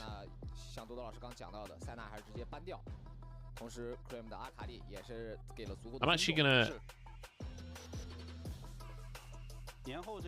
get pick band stuff up as well. I'm gonna actually try hard this. My camera is slightly wrong. 虽然他没用过啊，但这个还是有消息，这 Nico 卡尔玛都得搬，是，泰坦也搬了。两边围绕着中下是投入了很多的番位。那实际上现在下路能出的很多啊，你比如说像如果列娜塔不搬的话，那卡列组合将非常的强势。对的。Okay. 以往传统 AD， 哎，你看卡丽萨也搬了。 So we're banning a Kali. 艾希这种英雄 We just want to kind of stifle Cream here. Tristana is still up, which Cream has really been leaning on. He's also been playing a bit of Azir as well. Is the Senna open? No, we banned Senna. Okay, so we're first picking Ashe. Ezreal's available. We want to deny the Varus at this point, but we can't go Nautilus. Could go Varus Renata, but Renata's not really that good into Ashe either. So I think we go for the Varus, and then we go for, like, a priority mid pick or jungle pick, rather than trying to go for our full bot lane. Unless there's something we want to deny. But Karma found a way. I guess Azir is probably the prio mid laner right now for Cream. Oh, do the TF. Give us TF, man. Yeah, okay, so we just go for the Azir. So now we can lock in, like, I'd assume Ezreal probably alongside the Ashe. I think Caitlyn's a thing. I don't know. We don't know what LP has been practicing realistically. But I wouldn't expect anything too crazy there. I would expect an Ezreal, to be honest. And we can go for... I mean, Nico's been banned, which is typically the matchup for Azir. Orianna's available. That's fine. We'll just go control matchup mid. And I think we have to take the Ezreal. We have to kind of lock in our bot duo. The other option is you go for a support here and actually play Ashe AD carry. Ashe AD carry is kind of fine. You could go for something like a Maokai or whatever, or in fact go for the jungle pick, yeah, since I was good in a strong spot. I want TN to go Lee Sin before the bans come through. Let's lock a Lee Sin, boys. Or you go support.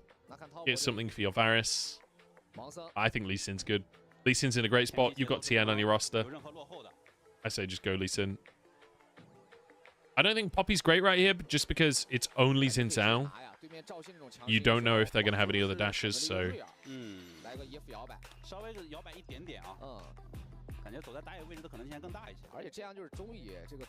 So, Rel still kind of a flex. We're banning the Ezreal so that duo isn't available.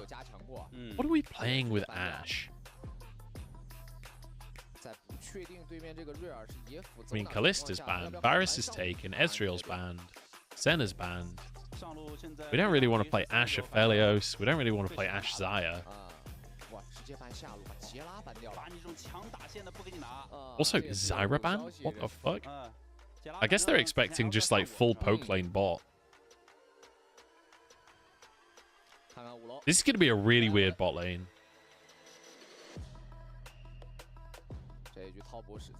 I guess Sivir, you can play Ashe Sivir. Don't really expect that though.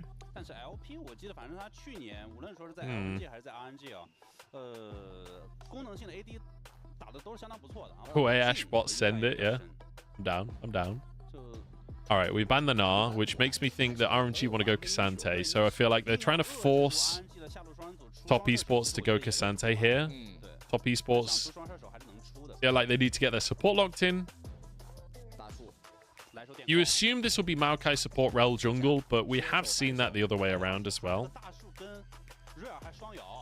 Yeah, Jagulev banned Draven. I think just the potential of Draven Ashe, right? Ashe slows them, Draven kills them. I can see the logic. I think Sivir is fine here. Good for follow-up on the Ashe ult, etc. Good wave clear, etc. It's good at, like, matching the Varus push and also denying some of the Varus poke, because at this point you're assuming it's going to be lethality Varus. We banned the Gnar, so you have to assume the Cassante is going to come through here. And then it's just, what does Top Esports want to go top lane here against Cassante? Because pretty much everything is up. You could go... Okay, yeah. I was going to say, they could go Aatrox for frontline, or they could go, like... We've seen people go Rumble here. With a Rel. You've got a bit of setup for that, as well as the Varus ult. But just going to go for the Aatrox. Okay.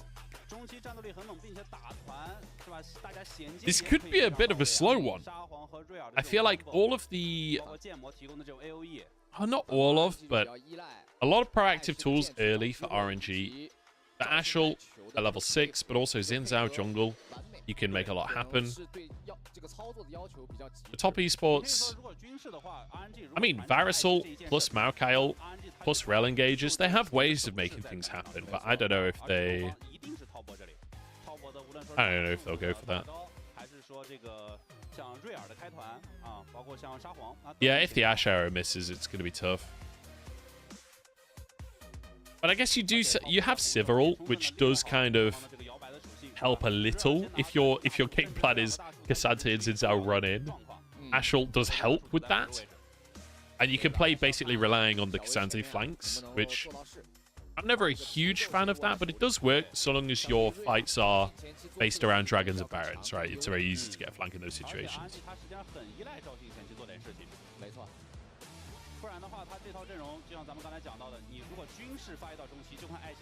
I think it's a pretty exciting draft.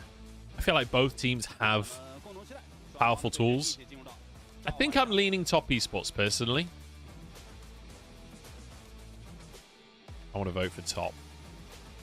Ooh. 70-30. Look at the votes flying in. Okay. Here we go.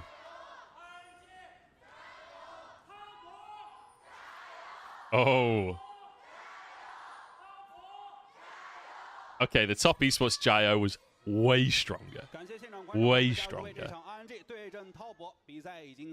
So, I feel like Azir, Varus are two of the strongest carries in the entire game right now. And I feel like Orianna, Sivir are like... The Sivir especially is like consolation prize. And the Orianna is... It's like, can be good, you know? In the right situation, can be amazing. I don't think it's in the category that Azir is, of like, if you first picked Orianna, people would look at you and question mark ping, whereas Azir is very much first pick territory.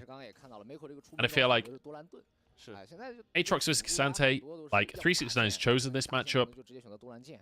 Breathe does get the Cassante, but I think you're kind of okay with that. And I feel like, honestly, Maokai's pretty good for this lane. It's going to struggle in terms of the poke. You have your passive for a bit of sustain, but realistically, when it comes to level 6, the all-in potential is pretty decent. The one problem you've got is if LP just walks in front, spell shields the ult, Ming stands behind, right?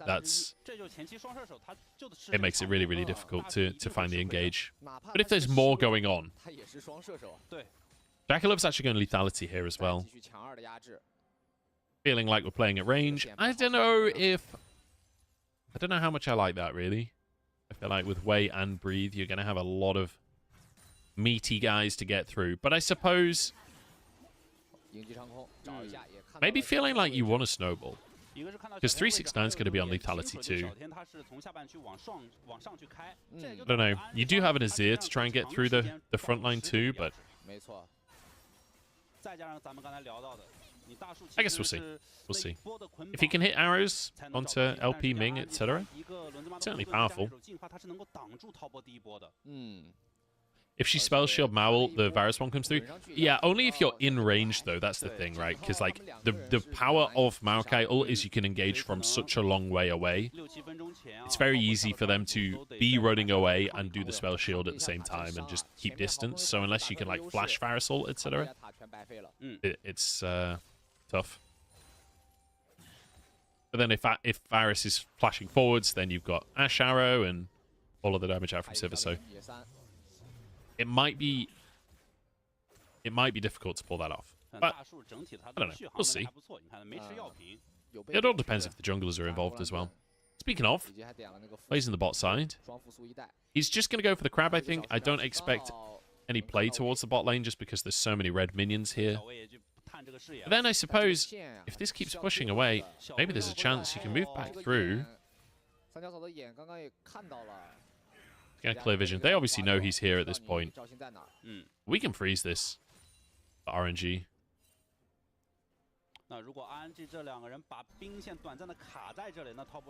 Wait a second.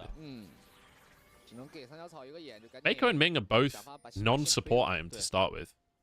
Doran's shield and Doran's blade. 呼吸哥这个线也很难受，也是推过去的。Q1、Q2 都是2段。Have I just like not been looking at supports this whole split and this has been standard a long time, or is that crazy?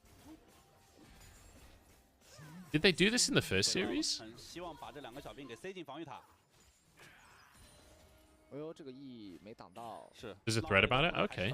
Well, you get it on first back kind of thing. 但这个 RNG 就是。 I guess I've just not been looking at supports first items. You know. 被绕后这种压力。而且小天的位置又一次被看到。这个也是刚刚小薇进野区的时候点。 I suppose it's just combat stats, right? At the end of the day. Oh, sorry.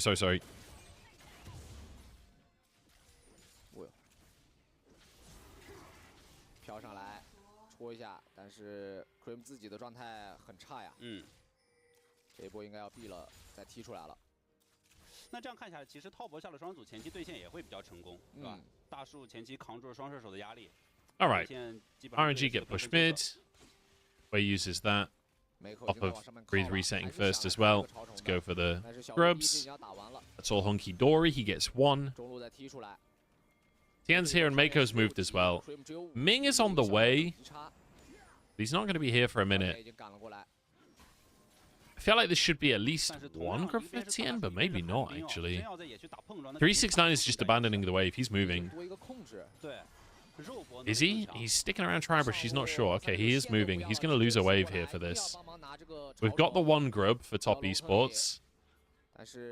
Tian doesn't have smite. Okay, yeah, there we go. Wei gets it. 369 loses so much. Oh my god, and ult was available. I mean, that's just a huge mistake from 369. I like the idea of moving to help your jungler get the grub, but then just walking straight back towards the Cassante is... Yeah, I don't know. He's been Cassanted. Unfortunate. Happens.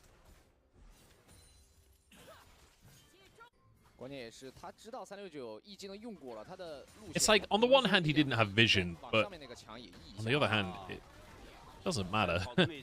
Breathe played that very well as well, to go to the very top corner of Tribrush to W, so that, because like 369 pathing was as safe as it could be going through Tribrush. He was like right at the very top to try and be away from that wall. But then because of the W, he literally just pushed them to the other wall and then ult, right? So well played by Breathe to find the opportunity, like positioning preemptively for that.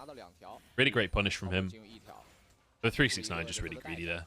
No need for that.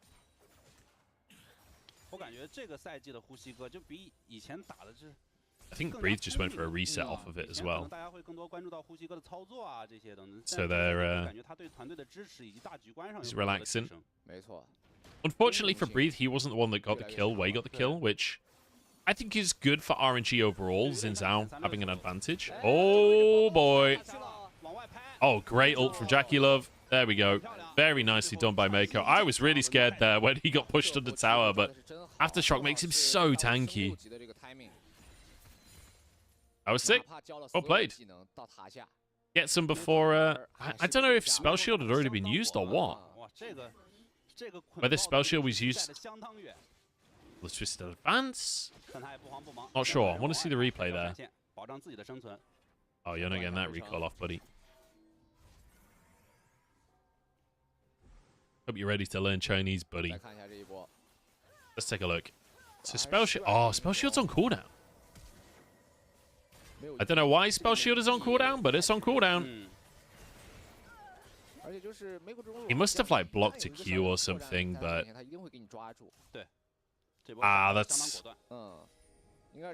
that's not great from LP, honestly. Especially when everyone's just hitting 6 in the lane. Like you can't have your Spell Shield on cooldown. And I love that is like, the second the Spell Shield is on cooldown, Jackie Love and Mako are like, right, time to all in. Literally dive the tower. This is what you get when you pick double AD carries. What are you going to do about it? And I will say, the lethality virus will snowball way harder than on hit does. Like the mid game is going to be much stronger. Posture check. You motherfucker. Alright, tell you what.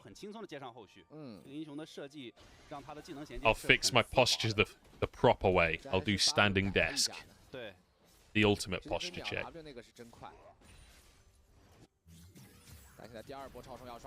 Okay. Played by Breathe. I feel like this matchup is so easy for Cassante. So easy to like dodge and like block so much of the combo.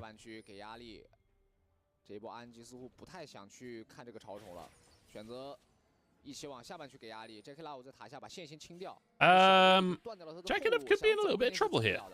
Saplings will help. Needs to dodge the W. He doesn't. And actually, how scared are we? Flash. Oh, timing on the Q. That literally hit the split second the Zed ult went down. I was surprised he was shooting it, but man, kind of clean.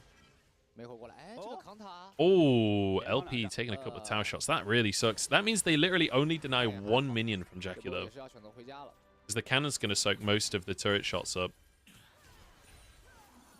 So they denied one melee minion. They got the flash, but it cost away his ultimate.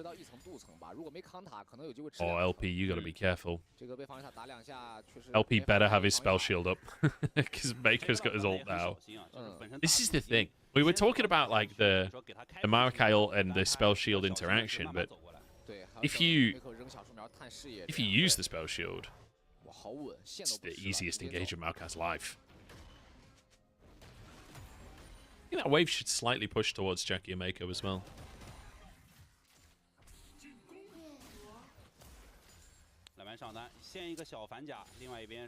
Okay. In the meantime, apparently more grubs happened. Top Esports got up to 4. RNG got 2 in the first set, so that was just Tien getting them by himself. 369 now trying to stop Breathe from proxying.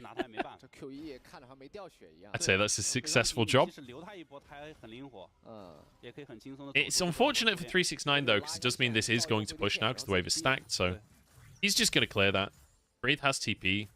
Okay, Breathe is just going to stay in lane. In fact, he's not even going to commit to the recall. He's going to clear this. They've not reset in a little while, so I imagine they both kind of want to spend gold.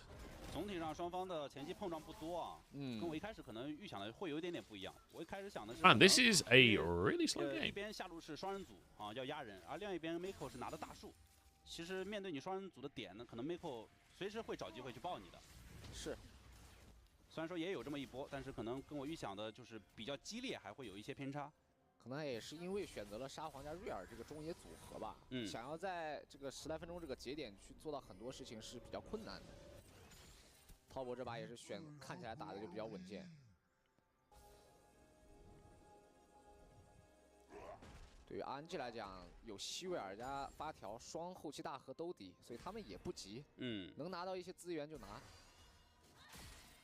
但是如果就像咱们一开始分析的，就是如果军事过渡到中期 ，RNG 就很吃小明的这一个剑的命中率了。而另外一边 Taubo 他们其实打团的可衔接的技能。Okay. Farm fest so far, but we're even. Honestly, I'd say this is good for RNG. You got Sivir Orianna, super scaling comp. You've got Cassante scaling on the top side too. Now that Ming's 6, I do hope that RNG do look for opportunities to find things. Dragon's coming up in a second. I say a second, in like 20 seconds or something. I'll write down the dragon timers. I'll try and remember to do that. Hydrate? Does coffee count?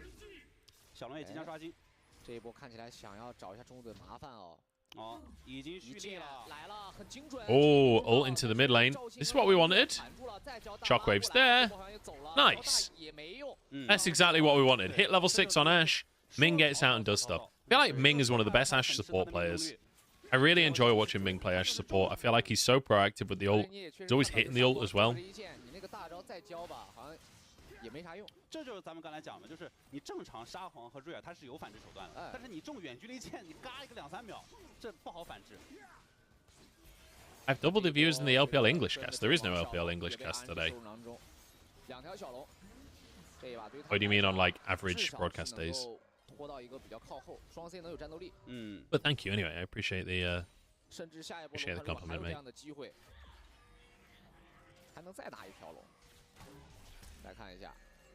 Yeah, Flash was up too, just wasn't ready for the ult. That opens up Drake. That's 2 Drakes now for RNG. I kind of anticipated a little bit more presence from top esports. Like, it's a very slow, passive game from them.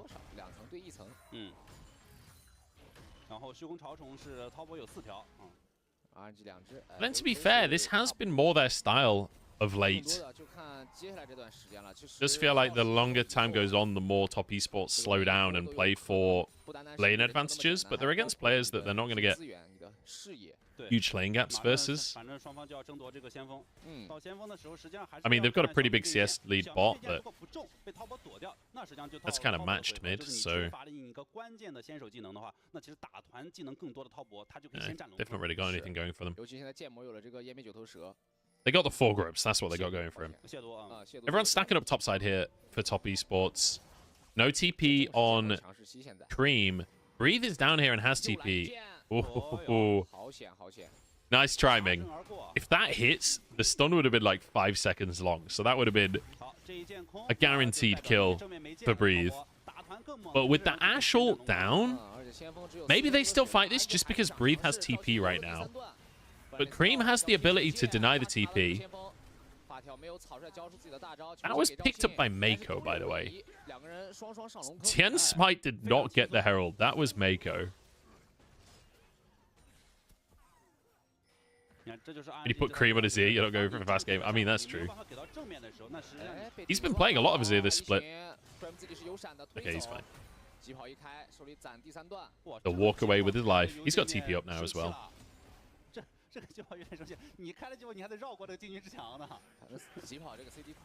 So, top esports playing Heralds instead of Drakes. I feel like this is in a weird way. Oh, hang on. Breathes in trouble. This is a TP from Cream. Tien's going to try and set it up with CC. There's the Gravity Storm. Gravity Storm, is that it? Gravity Well? Something to do with Gravity. No, Magnet Storm. That's it. That's why it sounded wrong. Nothing to do with Gravity. Gravity's Victor. 369. I don't know if they can dive him, honestly. Oh, Tangyun takes a tower shot as well. That's a flash. Oh my god, that's a solo kill. 369 2v1s them. Oh, he's got sustain. He's got sustain. Oh my lord. 369 is a beast. Holy shit, he nearly killed all 3 of them. 3v1, 369, you're a fucking monster, dude. Holy shit. Oh my lord. I mean, Tangyuan really kind of messed that up. Oh, LP's dead. Oh, they're just gapping them. They're just gapping them. Oh my god, they get a second charge mid as well. Did they get a tier 2 here? I don't think so. I don't think so. Wow. Holy fuck, 369. After such a dumb mistake off of Grubs as well earlier, now he just literally 1v3s. So Tangyuan tanks the tower and then flashes, but is still in the chain. My god.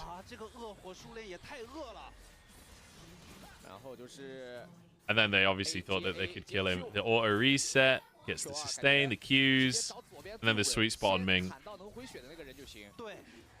Beautiful. They're both solo kills as well. Like, Mako arrived at the end there, but he didn't get anything onto Ming. So it wasn't even an assist there. That was literally 1v3. No single assists. 369 just 1v3'd them. What a fucking monster. What a beast.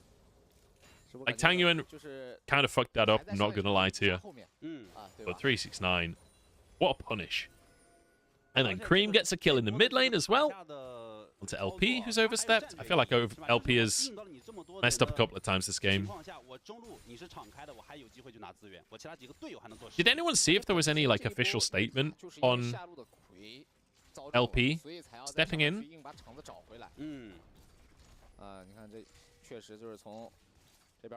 I think everyone I've spoken to was just surprised to see LP over LWX. I don't know if there was any official announcement that I missed.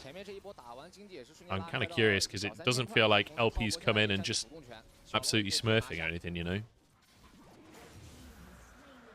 Okay, well, it was going pretty decent for RNG, and then 369 1v3'd, and Jackie Love's fed, and Cream got a kill on LP mid, and suddenly it feels real good for Top Esports. And they even stopped the Dragon stacking too, and it's Infernal Drakes, so if Top Esports stack Drakes now, it's absolutely insane for Lethality Varus, who, by the way, Jackie Love is on 2 items, so he's kind of terrifying. And I guess maybe this was the logic on Lethality Varus, honestly, is you can go Edge of Night second. Like, Ashe does not threaten you anywhere near the same way. Because it's not just the fact that Jackie Love can keep himself safe. He can also intentionally block arrows for his teammates with Edge of Night. So, huge value. And I guess if you just get really far ahead... There we go, Edge of Night. And the cooldown on Edge of Night is definitely lower or the same as Ashel. Ming will get a lot of CDR, but I don't think he gets it so low that Edge of Night doesn't block it.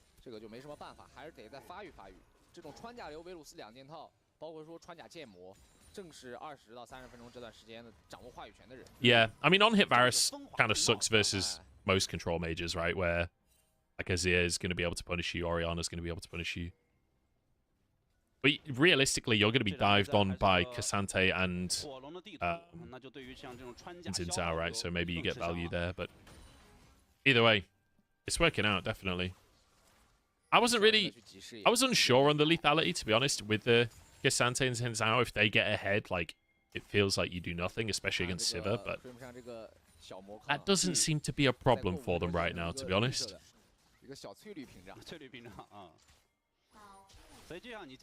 And I guess you can kind of just sit forever, just poking away.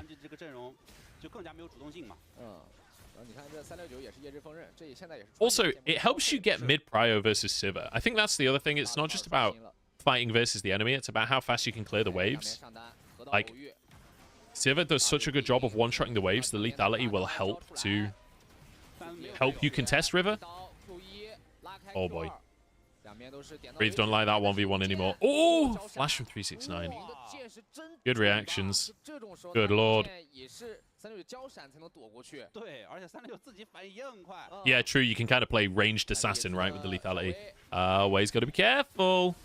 I think TES know that, like...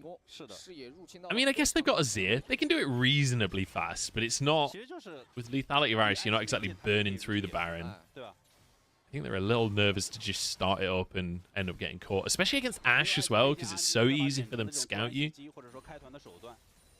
That's one of the things about Ashe that's so fucking annoying to play against.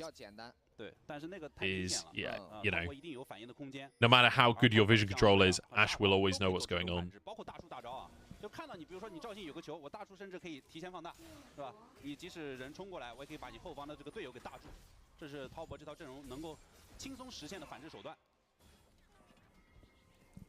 I fucking love coffee. 大家伙可能缺乏视野的时候，冷不丁来个2、3秒的剑，去给你秒一个拿资源，秒一个拿资源。但那段时间，实际上滔博基本上已经度过了那段时间了。现在就是滔博要不停的去抢视野，因为他们这个阵容一旦说你去做视野被开到了。I don't know. I got a new chair recently, and I found that I'm constantly stretching my back. I don't know if that's because this is an ergonomic chair and it's forcing me to sit better, and my back isn't used to that, or what, but I feel like I'm always stretching my back out at the minute. It's weird. It's not something I've ever done before, and now suddenly I feel like I can't not. 看这波小龙团 RNG 要不要选择去接？希维尔倒是有2件套。We're almost stacked on Jackie as well, by the way. Jackie hits really fucking hard right now. He's a full item up. 上半区大龙坑的视野必须要保持。点个针眼，然后就是抢中线了。但抢夺中线的时候，实际上 JK Love 的维鲁斯能够发挥很不错的作用啊。Oh wait, yeah, I forgot Hawkshot used to generate gold. That's so funny. 好，又是一剑，但是片叶不沾身啊，这一剑没有，那就是到了滔博的主动进攻回合了。上来想要先捏到了。Can't escapes. 瑞尔也很灵活。This is the issue. This is what we were talking about. Like, how do you really start a fight for RNG if Ash Arrow doesn't hit? Like, if Ash Arrow doesn't start the fight for you, what the fuck do you do? How the hell do you get in? 369 is just... He would love for them to contest this Drake. He is so ready for them to contest this Drake. I think they know that that's not happening. I mean, they get position on Baron. I mean, this is how you start a fight, is you position on Baron and force top esports to walk into you. I don't know, they can just walk mid. Like, you can't really threaten the Baron at this point. This feels really hard for RNG. Okay, LP just used Spell Shield. We've got 15-second window with which to Maokai LP if he steps away from towers. Keep your eyes on LP, because if he missteps... Look, we got 8 seconds left on Spell Shield. He'll be fine, I think. Look how far back Jackie Love is positioned. Doesn't have his Spell Shield up. Ashul is back as well. So he plays super, super far back. Doesn't even toy with the idea of hitting the tower. We're looking at a very different Jackie Love to who we were watching a couple of years ago. He's become, dare I say, he's become a bit of a quite careful player. Okay, we got the Edge of Night with the volley. Now we all in, but Tian can just tank that. And I feel like that's kind of what we're going to see a lot of the time here. It's going to be really hard for RNG to actually start anything. 看艾希到6之后，6到可能6到8级这段时间，他不停的用射箭，能不能让 RNG 获取足够的资源？如果不能的话，那到了滔博有坦装，有护盾这种东西一旦成型，那 RNG 缺乏或者 Varus Sivir is like the AD carry equivalent of Corki Azir. And Orianna Azir is like the Orianna equivalent of Corki Azir. What astute analysis! What an intelligent thing to say. I know, Jackie Love and careful, it doesn't make sense, but it does kind of feel that way sometimes now. Not all the time. But you know, he played careful there. Jackie Love of previous years, he'd be looking for more poke, he'd be going in. 这场比赛目前的表现，包括他的这种出装思路啊，滔博已经是非常 既犀利，同时也很稳定的这种出装思路，大家都知道要防艾希那一剑嘛。对。I can't believe how slow we're playing. Well, I can believe it, but I don't want to believe it. This is top esports. But I do feel that this is correct. You know, like, you're 4K up at this point, and this is kind of how top esports have been winning, like, incremental advantages. 但别说汤圆的装备真还蛮好的，他马上快要有帽子了。这种如果有帽子，这3件套发条。As long as they keep this up, the game's pretty much in the bag, honestly. Unless they make a big mistake. So why would you ever do anything too crazy? 跟剑魔顶到你脸上，还有一个大树的大招，被迫往后撤的情况下，怎样能够把那个 So I don't know about you guys. Jackie Love's on his own here. Hang on. I think he'll be okay. I think he'll be okay. Echo gets out too. We're fine. I don't know about you guys. I'm a very distractible guy. I always have to fidget. And the other day, I found this thing. It's like a green rubber plastic thing. It's like stretchy. And you can like fling it about and shit. Best thing ever because it's silent. It doesn't make a noise when you fling it about. So all the time that I'm casting and stuff, I'm just fucking with this thing. It like ticks my I need to fidget box without making any noises that'll go through on my mic.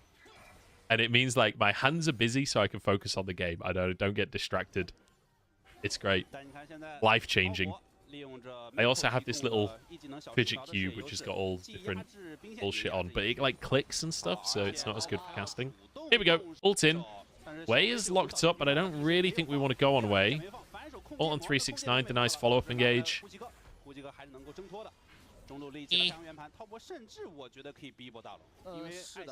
Who do you even aim for as Ming? It's got to be Cream, right? But Cream can just dash away. It feels really hard. I mean, he hit 369 in that one, and I feel like that's a reasonable target, but 369 has Edge of Night now as well. Banshees is picked up for Cream. Literally, top esports' build routes are all, I cannot be Ash Arrowed. The only targets that don't have spell shields are fucking Maokai and Rel, who realistically, like, we don't care about hitting Maokai and Rel. Who cares about that? This is 3 Drakes now.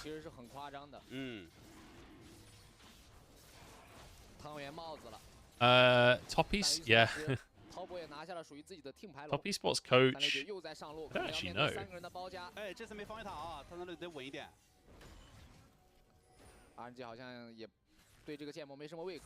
It's Despair. Despair is the head coach. And River is the assistant coach. Maybe it's because of the despair that he shows when they play those picks. Okay. Shockwave. Good pick here. Stun comes in. We've got a chance. Tower was taken.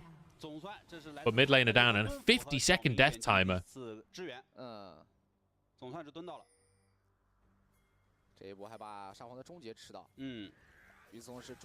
Oh. Drake was taken at like 30, so it's like 35-ish.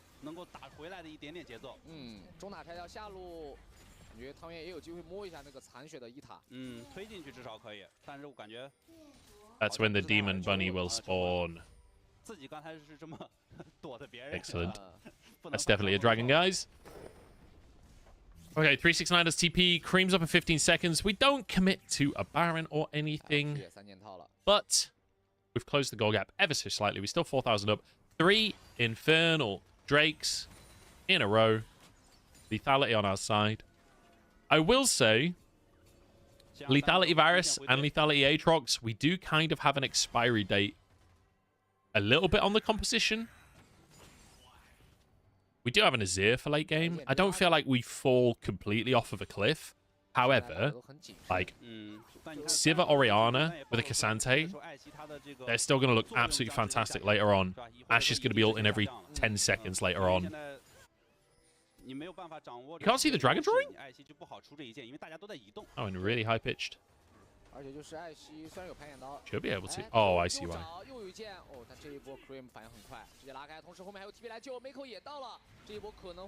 Okay, no, I don't see why.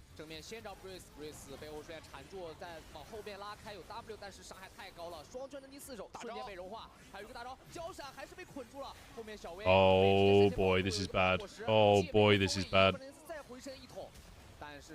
We can start Baron here. Wei has no flash and no ult. He has smite, but it will be suicide if he goes for a steal. I don't know if this is worth for RNG. I think you have to concede. I think you lose the fight. They need to be careful how far forward they go. Magnet Storm is available still. Okay, they back off. That's good. Right. Baron taken for top esports. Breathe has TP. There is a ward just behind. We're not going to do anything. Okay, full reset for top esports. That's good. Spicy. Spicy. There you go. Epic Pen's working again now.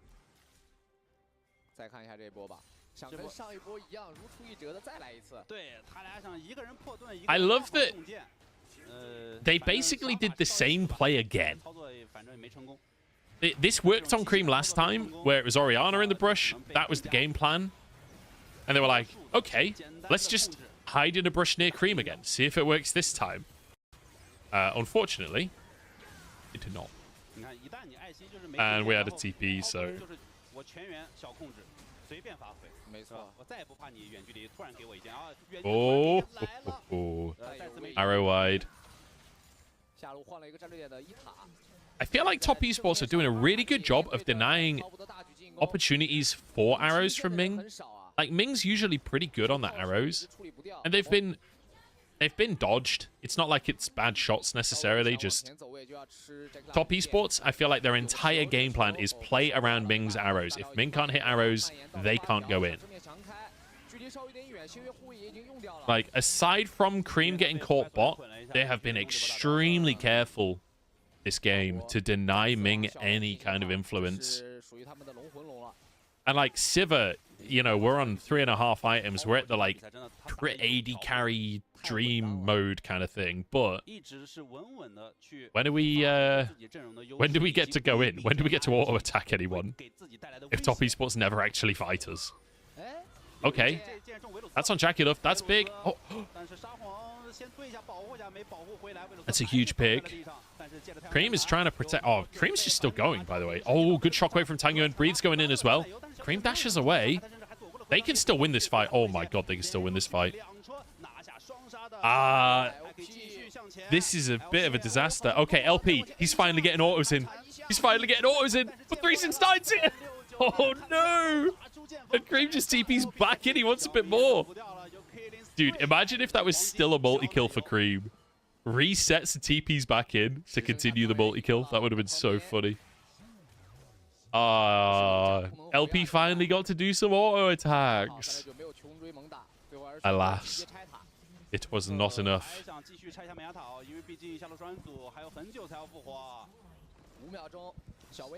They're just going to end. Nice. Bravo top esports. A very clean game. They're actually not ending. I guess they don't have an AD carry here, but I feel like they still can end. Yeah.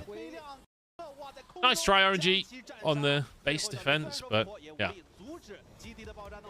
That was clean as fuck. That was clean as fuck from top esports. 369, absolute MVP. No doubt about it. Literally 1v3'd them and got a double kill.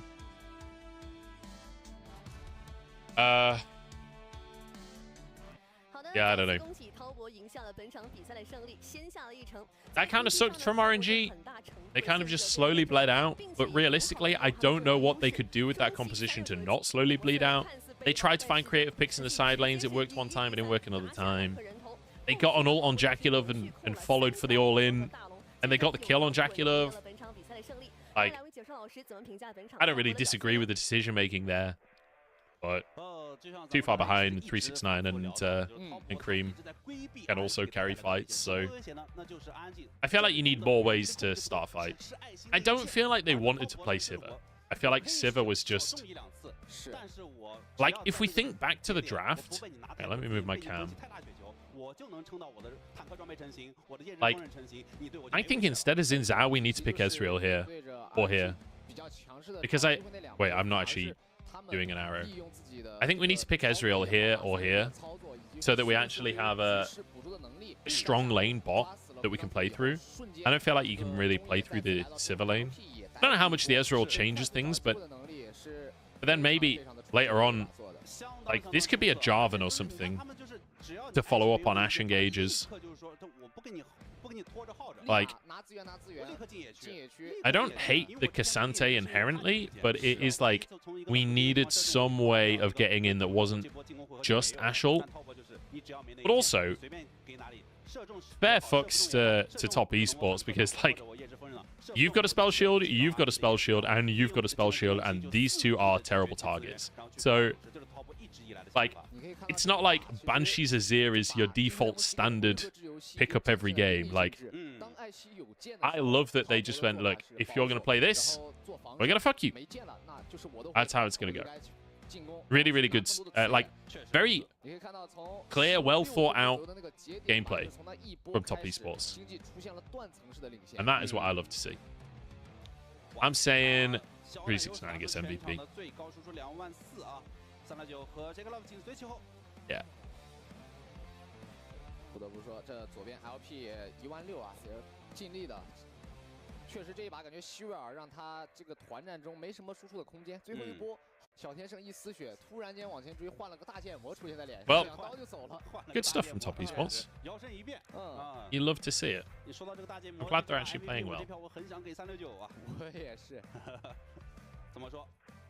虽然说这里这一波啊是被 Reese 找了一波机会给拉回来，但那一波其实在上路面对3人包夹，反杀2个，其实是重创了 RNG 最关键的一拳吧。对，那2个人头还附带着369的其他几名队友在中路还能去撞，是吧？就撞中塔。Yeah, Cream had a veil as well. They all just went full spell shield. This was a nice play. Like, at this point, I thought, yeah, I can see this for RNG. But I feel like the fact that they had the successful level 6 play was almost like, at that point, top esports were like, that's how this team wins. Let's all build a spell shield. And literally, Cream went spell shield 3rd item, Jackula went spell shield 2nd item, 369 went spell shield 3rd item. The fact that this pulled back is pretty unfortunate, honestly, for Tangyuan. I think he thought he was out. I would have been screaming at my monitor if I'm Tangyuan there, but then the sustain here at the end, and he hits the sweet spot on Ming. Ming's like, oh, fuck. Oh, dear. Yeah, the first 369 death was full grief, but he definitely made up for it. That's his first bit of play since the start of the split. Hey, Hysterics, thank you very much, man. How you doing? Just a raid, bro. Appreciate that. Welcome, everybody. If you're new here, I am Munchables, aka Budget Hysterics. I am good because 369 is very good. Unless it comes to rotating after grubs.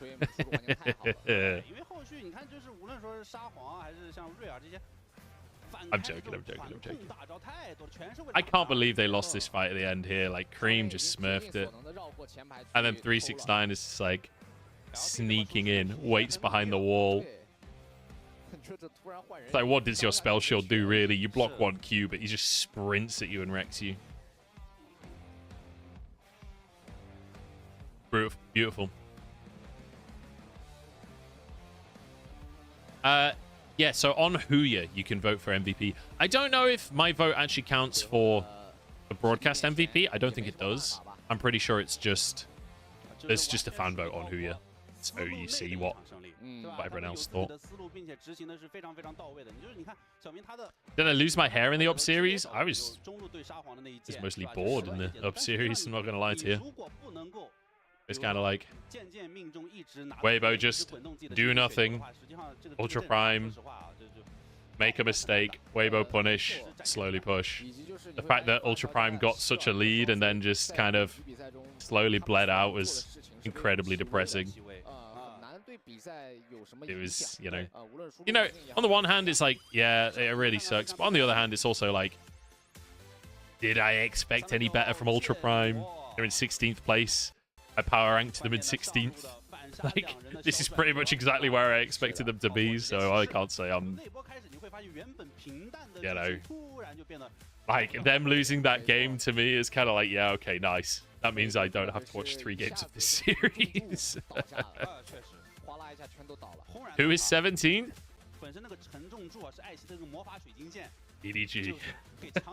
Rest in peace. Tomorrow, they get their 7th loss, which will mean they're officially 0-7. Any salutes in the chat for our 0-7 EDG? Rest in peace, EDG. You will be missed.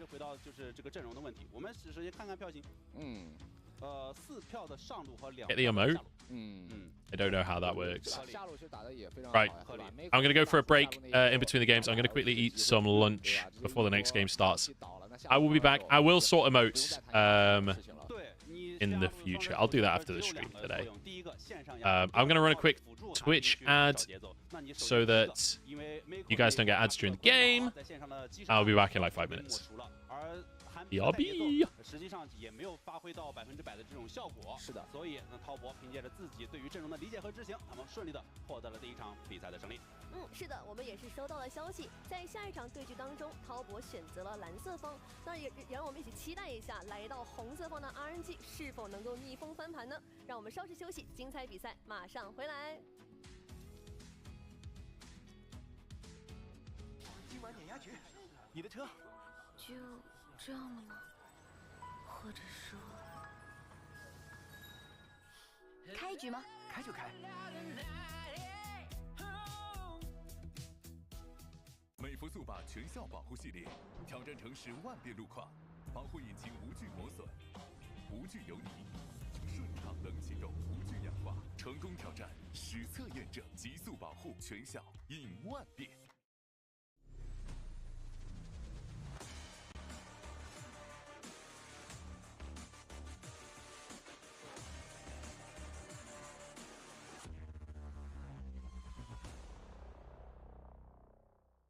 OPPO Find X7系列搭载 OPPO 全球首款双潜望4主摄，专业哈苏人像，拍人像大片就得选 OPPO。OPPO Find X7系列大师影像更有分量。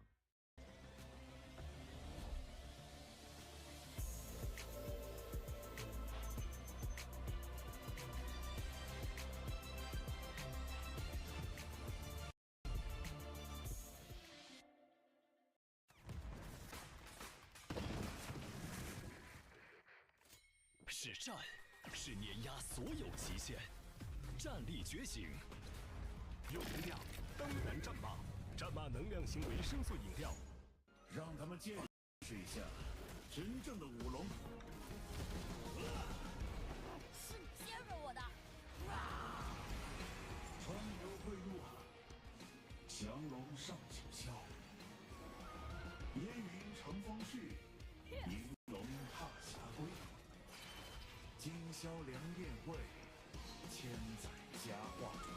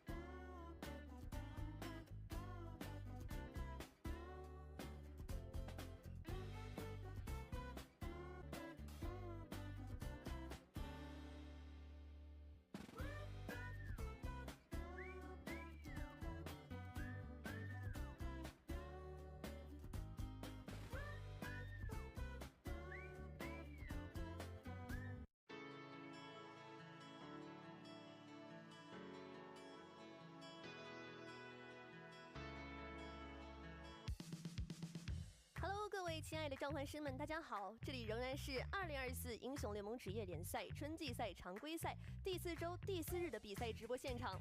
接下来要进行的是今天的第2场 BO3 的对决，由 RNG 对阵滔博的第2场比赛。那在刚刚的对局当中呢，滔博以有条不紊的战术运营成功赢下了本场比赛。那么马上下一场比赛就要开始了，在开始之前呢，还是有些重要讯息要同步给各位召唤师们。比赛间歇无事可做，和好友来一局人在塔在。LPL 官方授权小游戏正式上线，全新塔防体验刺激十足，快来和你的小伙伴一起上分！微信搜索“人在塔在”小游戏，无需下载，点击即玩。古琴奏响，一曲迎新。古琴余韵小小唢呐现已登陆云顶之翼，召唤达到指定次数，还可领取小小唢呐及其专属进攻特效，快来一起看看吧！上微博搜索话题2024 LPL 参与互动讨论，赛事大 V 陪你一起边看边聊，体验一站式观赛，了解战队选手动态，解锁赛场内外趣味花絮。那刚刚我们也是聊到嘛，滔博的 BP 做的真的是非常的漂亮。那这一把 RNG 来到了红色方，两位解说老师觉得 RNG 应该怎么样去应对呢？总一个觉得 RNG 到了红色方，我感觉也只能见招拆招了吧？是，首先你塞纳寒冰是不是得红色方双承担呢？确实是这样，见招拆招，我觉得这是一个比较简单的思路吧。因为其实上一把打完，你会发现 RNG 在蓝色方他们更多的想要是通过到。选的阵容是通过到后期双 C 来接管比赛，虽然最后没能做到，但他们的这种想法确实是这样去构筑自己的整个阵容的。所以第2把到红色方以后，我觉得他可以尝试去拆解一下滔博的阵容。上一把就是滔博阵容拿的有点太舒服了。而且你看，就是讲到 RNG 的 BP， 它实际上就是还是你把所有的这个胜负手压在寒冰身上了，对吧？你寒冰没节奏，或者说寒冰节奏不够，那这个阵容就被动。那实际上我觉得。这种阵容的搭建就太极端了啊！反观滔博，我觉得就像你讲的，阵容非常的完整，他的团控巨多，而且还兼顾了线上，而且就是配合起来都比较简单。对，就你开我团，我大树直接一个大，我大树说实话都不要钱，因为我这个辅助大树，是吧？跟平常打野大树这种还不太一样。看一下这一把主动来到蓝色方的滔博吧，他们在这一场主动选择蓝色方，看看这一把又想要构筑出怎样的一套阵容来。首先，反正应该是对于滔博来讲，想拿塞纳，但是肯定拿不到了，因为阿水的这个塞纳实在太厉害了，以及阿卡丽这英雄，对吧？看能不能从班位上摘出来。是的。你刚说阿卡丽寒冰，那理论上RNG还要承担一手塞纳。是的。泰坦和卡尔玛，滔博没有选择改变自己的班位，这一局是选择把卢锡安抬到了班位上。这是想拿卡莉斯塔吗？看看 RNG 这边，无论如何你塞纳不能给了呀。塞纳不给，然后释放出卡莉斯塔，然后看看卡莉斯塔和黄鸡之间的交换，应该是这种。塞纳还是搬了，那这样看起来卡莉斯塔的预选级就非常高了。对。然后 RNG 这里就 Oh, Callista's made it through the bans. Ash has not. 对，连到塔维鲁斯这种是吧 We've banned Lucian and we get Callista and Renata's open. I feel like you have to go Varus Renata here. 感觉还是得拆这个列娜塔。如果给他拿到卡列，这个对线太舒服了。那就是感觉是个无敌线的组合了，是吧？或者说 LP 拿特莱文打，但那个是比较极端的那种。 So right. 而且你如果 We 选 go 那这一把你就基本上等于 Varus 目光就在下半局。 Renata. I guess we don't have to go Varus actually, do we? Well, I think we do have to go Renata. 杰斯还是 Nico， 就是 Nico。 So we go Nico.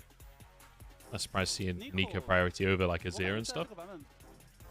是一定要1、2手交换到的英雄吗？ I think we either. 是不是把他预选级提得太高了点？ 可能是想要让 I don't know. How much do they want Renata is the question. I think Renata's insane with Callista. I think it's. 面对这个卡莉斯塔下路这里选择 Maybe they go double ranged bot or something to deal with Renata. Do you pick Renata at this point? I feel like you do, right? Why would you not? It's so strong. So go Renata, and then we can go like Xin Zhao. Or we can go Azir. We can go Cassante. There's tons of big stuff available. 那大肆进攻，对，就是滔博大肆进攻 ，RNG 直接大肆防守。 Surprised they're thinking this long. Or maybe just discussing the next pick. I think we just go Azir. Azir's fine. I don't think that the Xin Zhao is this valuable over an Azir. Like, Cream loves the Azir at the minute. He's been looking decent on the pick. I think Azir's good. But go for the aggressive jungle pick, fair enough. Do we get the Jax counter that we've basically not seen forever? The Jax counter seems to have just fallen off of the face of the map. I think you have to go for your support here, and I think we go Blitzcrank. Pull the Renata in. I don't think they will though. We've seen a bit of Viego coming in. People are obviously liking this versus the Xin Zhao. So, Viego for Wei. Wei is a very good Viego, I will say, so bit of carry potential for him. I wonder if top esports are worried about like Blitzcrank as a thing versus the Renata Kalista. I don't know if they are. I don't know if we ban that, really. But you could ban the Cassante, because this is a very easy Cassante blind angle. I love how Udyr has just ceased to exist, by the way. Because, like, Cassante blind here, Udyr blind here is fine. So we could ban picks like that if we want to. Or we could ban support picks that we don't want to go up against. Okay, Jax. Interesting. So we're banning Breathe's Jax. I mean, Breathe is a good Jax. Wonder what 369 is thinking about playing. Do we ban the Azir here? RNG. I feel like you can ban Azir. And then, if we're banning Jax, what else are we banning? A Rumble ban. I'm never really sure on the solo lane bans. Twist mid, yeah, true. You could just go Aatrox again. I guess, yeah, actually, you don't... Why would you ban Cassante here? Because, like, you're quite happy for them to blind pick Cassante and you pick Aatrox again. Yeah,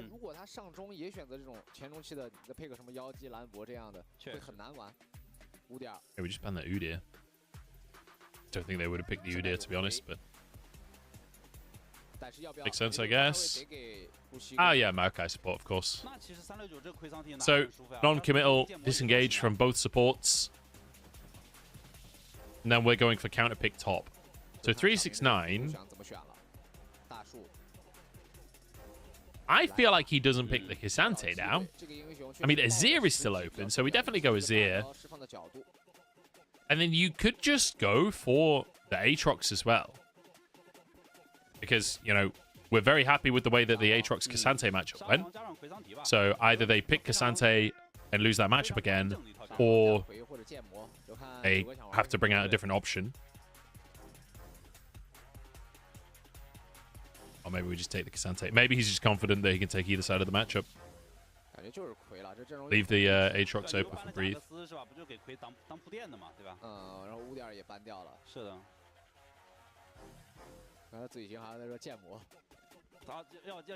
Yeah, I think that's correct.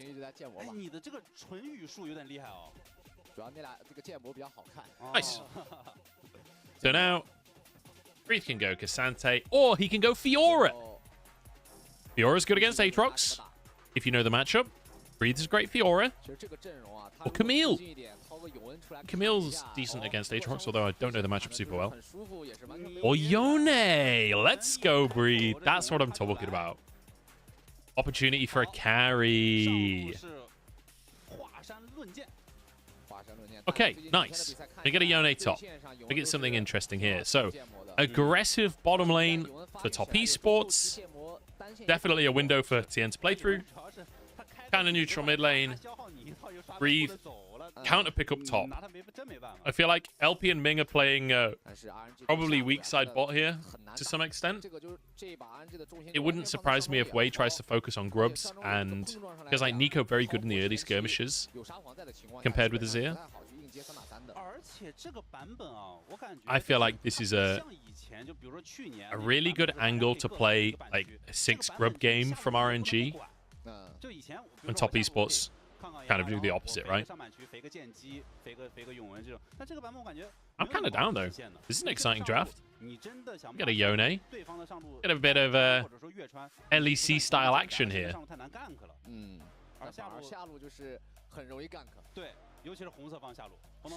I wonder if top esports can finish this out. I kind of hope we go to 3 games. I have some pasta. 种点这个小树苗，做做眼啥的，反 LP 就要承担对面2个人的集火。是的，那没办法呀，对于 RNG 来讲，自己释放出的卡利斯塔加纳的塔。 No, you don't. You want a 2-0. I mean, I want top esports to win 2-0 for their standings, but what am I going to do if we have a 4-game day and I have to like face reality and like live my own life instead of just watching esports?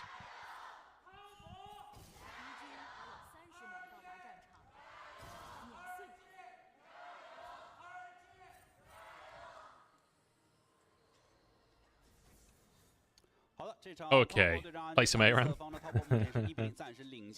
To be fair, I do need to play solo queue. I need to get grinding again, really. Get back on top of things.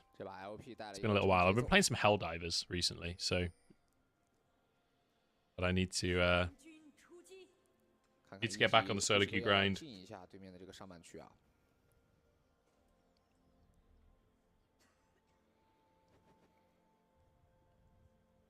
Dude, Helldivers is so much fun. Such a good game. Just managing democracy. Dropping for liberty.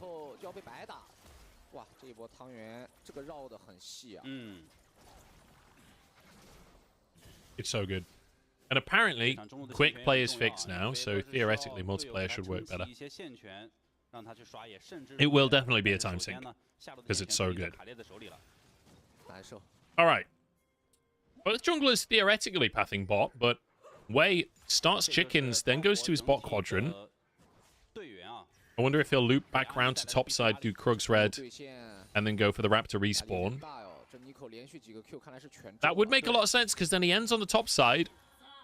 And we did say there's a very real angle for top focus for RNG here. Tian just going full clear towards bot side. Not too surprising. He's spotted on a ward as well.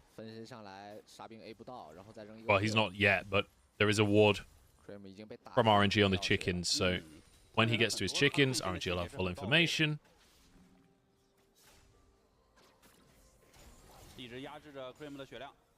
But he can't top focus because he needs to babysit bot. I don't know, Maokai is pretty hard to dive. And again, this is Kalista Renata we're talking about.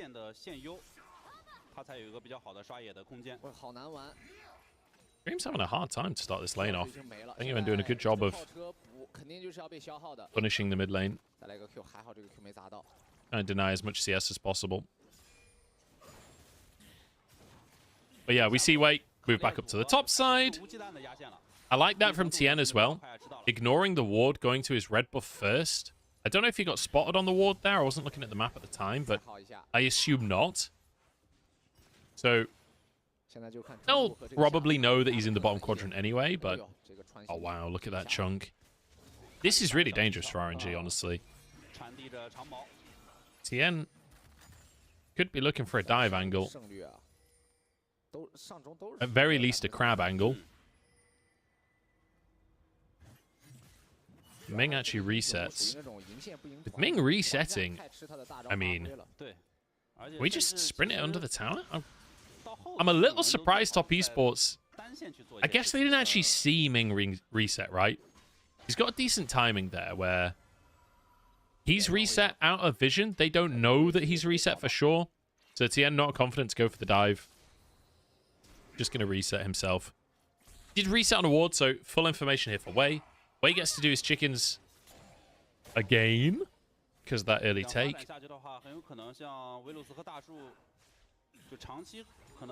He's going to reset too. So he's one camp ahead. But Tien gets back into his jungle. He'll get to do a full clear again. He will be like one camp behind, but not the end of the world for Tien. But a nice bit of play from Wei to get the bonus camp out. I think predicting that Tien was going to play very slow in the first few minutes. So, Grub's coming onto the map. Wei is actually going bot side right now. I don't know how much of an angle there is for an all-in. Maokai, I will say, does decent at trying to find the engage on Renata. Better than most. There we go. Because you can't handshake the twisted advance. Very nice. Main flash engage. Sets it up beautifully. Well played by Wei as well to spot the opportunity there. Tien is going to get the grubs in response. They're literally doing the opposite of what I said. Literally the polar opposite of what I suggested is happening. So RNG get the Drake. Top Esports get the grubs. So what time is Drake? Let's wait until the... Okay, exactly 30. Nice.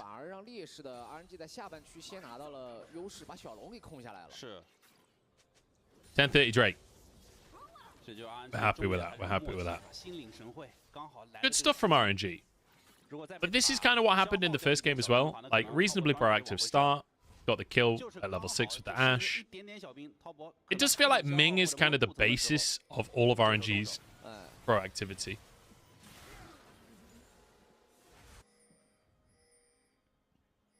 Ming and Wei at very least. So, Mako, I think, suspects something's going on here. But look at this vision control. Like, okay, we spot this ward. We've got a control ward here. That will clear. But the sapling here as well. Like, it's very annoying for top esports. It takes a long time to deal with all these wards. At least they did manage to clear that vision out, but they lose the crab. So far, really good game from Wei. Wei just moving around the map. Gets an early kill on Viego, which is always fantastic. Such a good snowball champion. Breathe. Trying to get aggro. I will say 369 doing a good job of just protecting his tower plates. One of the things you often see with Yone, like, this match was really hard for Aatrox. You never get to hit your abilities onto Yone. Like, it's just one of those matchups that you don't get to do much. And one thing that you often see is the Yone will use their Severed Soul, the E. 369 World Ender. Is he going to look for the 1v1? Okay, good knock up. Not enough though. And again, like, you just lose the trades. And that's with 369 like aggressively positioning, trying to punish after the cooldowns are on, but still just loses the trade. No TP and has to reset, so he's going to lose a wave here as well. But yeah, one of the things you can do as Breathe is just separate, use your E, and then just walk forwards, get your Demolish proc on the tower, and zip back again. And you basically just rinse, repeat that, and get free tower plates. And Aatrox basically has to make the decision of getting all of the CS or trying to harass you when you do that. But you already have a bit of sustain as Yone. You've got your shield as well, so you can block some of the damage as long as you don't tank a tower shot. And it's just really difficult for the Aatrox to deal with. And it's just hard to keep you still. You know, Aatrox kind of needs to keep people still to get his combo off. Yone doesn't stay still. Incredibly one-sided bot lane, though. Look at the CS difference. 30 CS lead for Jaculov right now. It's kind of poggy-woggy. Oh yeah, jet lagging, spotted it in chat too. Oh, we actually left the third grove. Didn't see that. I was too busy talking about the top lane matchup. But 369 will get it. Wei still on the bottom side. Whoever said in chat that Wei was going to babysit bot, you were absolutely right. He is loving the bottom side of the map.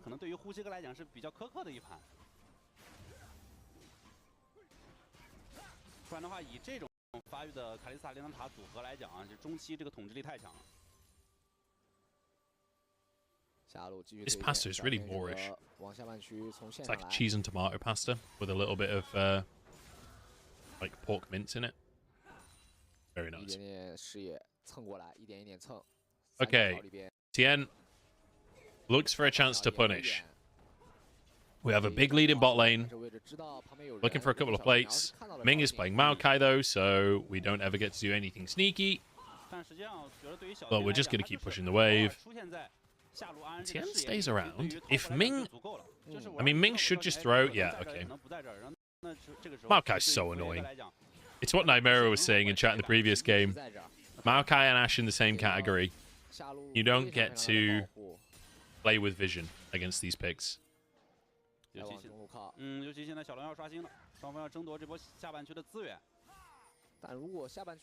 So Drake coming up. Our timer was perfect, by the way.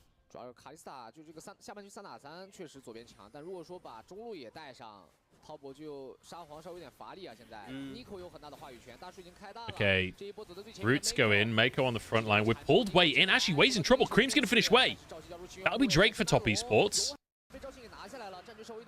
Did they get more? Oh, Ming is in trouble. That's Flash. Do we finish this? Oh my god, that was so many Ren stacks. That is terrible news for RNG. Oh no, LP dies as well. It only gets worse. And that's all 4 summoners for the bot lane as well.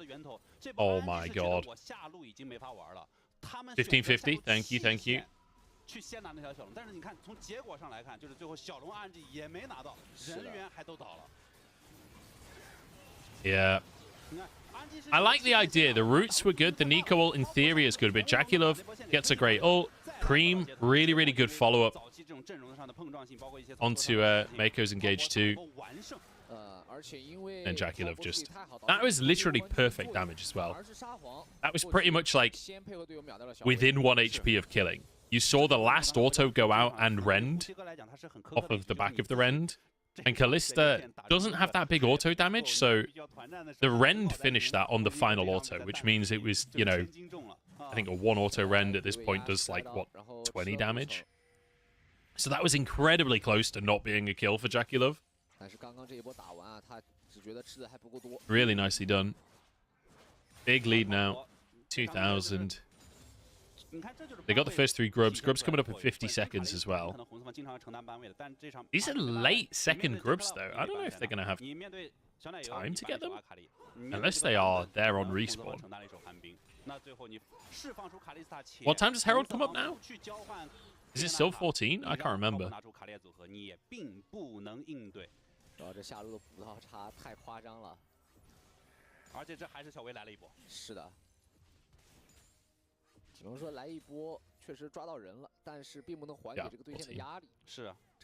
So we've got like 45 seconds to do grubs, basically, if we want it. But yeah, kills on Cream, Jackie Love, and Tien is fantastic news for top esports anyway. And RNG... Oh no. I mean, Breathe is winning in CS. The fact that he has to use his ult defensively is pretty unfortunate. Here we go. Can we get the grubs in time? Mako's here. This will be 4. Can we get at least 5? We've still got 30 seconds. 369's come in to help as well. We still have Smite.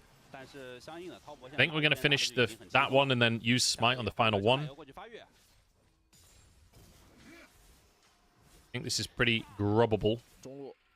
At least we get some plates mid to respond. All 6 grubs taken in the last 10 seconds. Now Herald will come up onto the map. The fact that TES have got all 6 grubs and a Drake is really bad news for RNG. They needed to win that Drake fight. This is pretty tough now for RNG. Oh, nice handshake. And Jackie Love just gets the hit away on the tower. Won't be able to stick around. But I think we're just going to go for some resets here. Or are we? Been spotted. This is so hard now for Tang Yuan. Like, you can't really look for an all-in because he'll just slide away and he'll just keep hitting the tower. That's going to be a bot tier 1 taken. This might be a top tier 1 taken, honestly, because they already had pressure. Now they've got 6 grubs. Bot tier 1. Cream has TP, so it's really difficult for RNG to make a play on the top side either. I think you go push that next wave, Cream. Maybe just wanting to reset first. I think wanting to reset because he knows RNG are going to do the Herald. He's going to TP in, I think. He's just got Nash's Tooth. Big spike here. Mako going to block the roots, gets his shield up. We're TPing in. Nico ults. Jackie Love cleanses it, pulls out his support as well, and Cream now gets into the fight. What an ult from Cream. Oh, this feels impossible. 369 can chase this, I think. Oh, handshake from Mako. He's making it look insane. And another triple kill. 369 again on the Aatrox, gets insanely fed early. Oh, man. I mean, the Nico ults look like they're going to be so good. But then Jackie just ults Mako.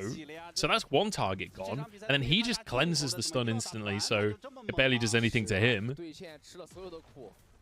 And what looks like it's going to be an absolutely insane Nico. Like, watch this Nico ult. It looks like such a good angle. But actually, it's basically just the jungler that we get. And then Renata on TN almost saves it. Imagine if they get a kill just a split second sooner. That's a straight wipe without a single death. That handshake was great. Breathe just doing what he can, but wow. See, this is what I expected in game 1. This comp is much better at actually brute forcing. If anyone was unsure why Kalista Renata is such a strong combination, here's your case study. It's not even about just like the bot 2v2. The bot 2v2 is very good, but in these skirmishes, it just feels impossible to play against. Like the ultimates from Mako, the handshakes from Mako, the bailouts from Mako, and then the ults from Jackie Love to keep Mako safe so he can posture aggressively. It's kind of insane. So Drake started here by RNG. Actually, they're not starting it. I really don't think RNG can contest this, honestly. Cream's down bot. We have a 4-player presence.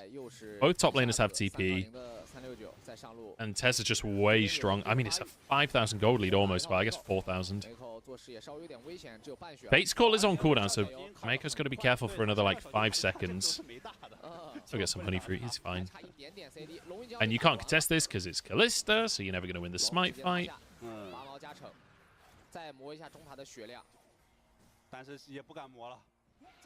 I mean, we've got Herald. This is going to be a mid-tier 1. We can just deny entry for RNG and then Herald. Do we even need to Herald? Okay, they're committing. Mako blocks it because we've got Fate's Call available. Ming followed on the Fate's Call. Oh, but Tangyuan knocked away by Tien's ult. 1-for-1 on supports. Breathe is trying to go into Jackie. Oh, Wei finishes it. Okay, good fight for RNG here. Well, it started good. It started good. It was better than any other fight has been. But 369 in the meantime just massacred LP. Oh no, he's found Breathe as well. You gotta come back eventually, Breathe. Yeah.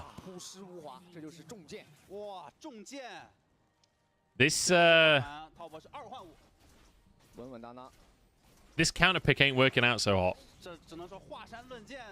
Jesus, brutal. I will say, while I am a massive TES fan, I do say we for basically all of the teams when I'm talking from their position. Because it's just, I don't know, it seems easier. I love this though. Mako, happy to tank. Oh, it's a flash twisted advance onto Jackie Love. Ult from TN is great. Mako goes down, Breathe is there. So at this point it looks good, and then 369 TP's in. Just massacres LP. And at that point, because of 369's position, Tangyuan and Breathe can't continue threatening, which means the other side of the fight has lost 2. Okay, 2-man Pop Blossom, but I don't think we have the damage. 369 is invincible. The redemption from Mako keeping 369 healthy too. I mean, this is over. Wow. How many kills for 369? He's 701 right now. Not bad. Yeah, the Drake timer. Yeah, I'm not sure we need that anymore. 佛爷哥想干扰他一下，但是剑魔看他的速度好快，他是6重啊，佛爷哥。剑魔现在已经是见人就走人。Okay, he dashes, nice. 火狩猎是被 W 技能给正断，但是大龙已经在打了 ，RNG 已经是无力争夺了，甚至在不为人知的角度，小奶牛还单杀到了 LP， 炮火全线开花。那大龙再一拿，这把20分钟拿大龙没有任何问题，直接拿下。是的。 现在对于 RNG 来讲，这个阵容极度的缺乏伤害，甚至打出足够那个佛爷哥斩杀的伤害都比较困难。 Sorry, just had some messages. BP 压力太大了，对 ，BP 压力太大了。 What happened mid? I'm guessing Cream just slid in and ulted. Why would you ult? Wow. I can really see why LWX was subbed out. That was a bit mean. There's no need for that. Sorry, LP. He has had a pretty tough day, though, it has to be said. Hang on. I'll be right back. 2 seconds. 维鲁斯帮忙赶紧推下塔，拿2个战略点。但是都在边路加怎么办呢？这个中2塔2下就没，高地塔也是一碰就碎。I'm back, sorry. Okay. I went away for 2 seconds, and Top Esports have destroyed the entire base. Did they even get a pick? I don't think so. They just are pressuring, right? 369 survived a 2-man play, I guess. Or the 2-man play never actually happened. 哎，这虚空朝中他挺会来事儿啊！哎，一下。Aye. 但现在 Brace 回来了。 I don't know. This is 4v5, man, and they're still just sieging. 369 has TP, but 11,000 gold lead at 22 minutes. It's not bad, is it? 500 gold lead per minute. I mean, they're going to triple inhib.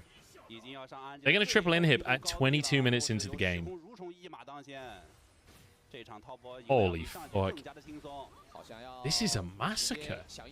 Aatrox is way better than I realized. It's just nobody can play it, turns out. 369 just reminding us why Aatrox is a pick. And why Cassante can't just be blinded every game. Turns out there are answers. You just gotta have hands. Mako. Fate's Call is available. Yeah, there we go. He looks for Wei. Wei has to ult out. Mako is just chasing Wei out the top side of the fight. That's so funny. The cannons are just... Oh, Cream! He's gone for it. Does he have a stopwatch? Yes, he does. Redemption comes in as well. Okay, Cream's down. I love it, though. Little mojo play to end the game. Beautiful. Triple kill for Jackie, love. Are we diving? Are we diving, Fountain Boys? Nah. Man. Top Esports look pretty fucking good. Top Esports look pretty fucking good. Now, I've got a special treat for you guys. Stick around for a minute. I'm going to get Justin, who's one of the guys that watches regularly. He's going to translate the post-game interview for us. So stick around if you want to hear from Top Esports. Jess is going to do a little bit of interviewing for us. We get to hear from the players. That'll be fun. It's like a professional broadcast. 确实精彩啊！这369的2局建模都一把拿到 MVP， 这一把也是 MVP 有力的。You don't have to stick around, but if you want to hear from the players. 他说要拿建模。主要那个时候确实看他就是应该是在队友在沟通嘛，就是。That'll be exciting, won't it? 他说拿建模吧，建模。好，拿出来确实有效果。我们 I'm gonna finish this pasta. Yum. 恭喜淘宝。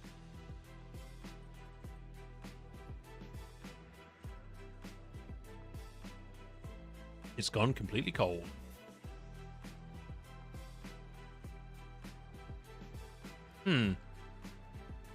Who is our MVP? I think it's Mako.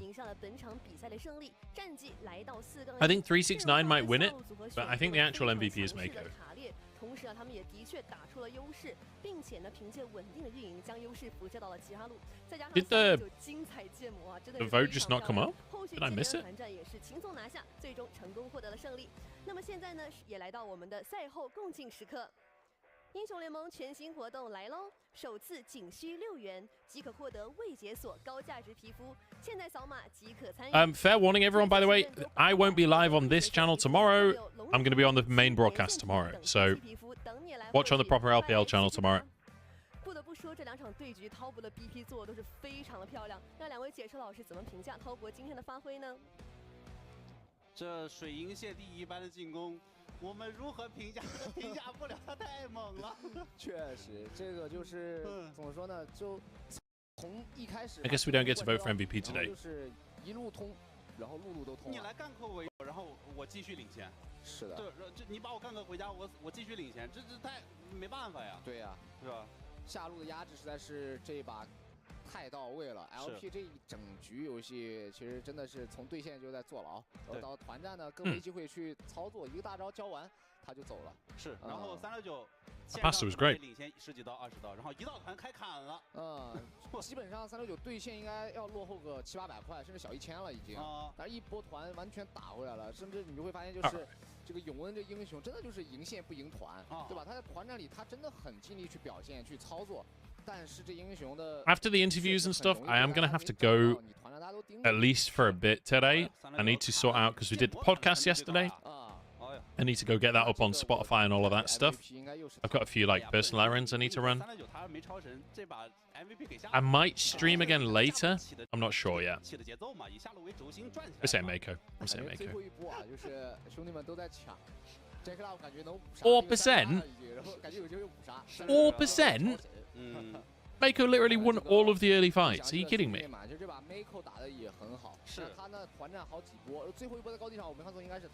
That is unbelievable. 4 fucking %. I get why people are saying 369, and Jackulov did like. Don't get me wrong.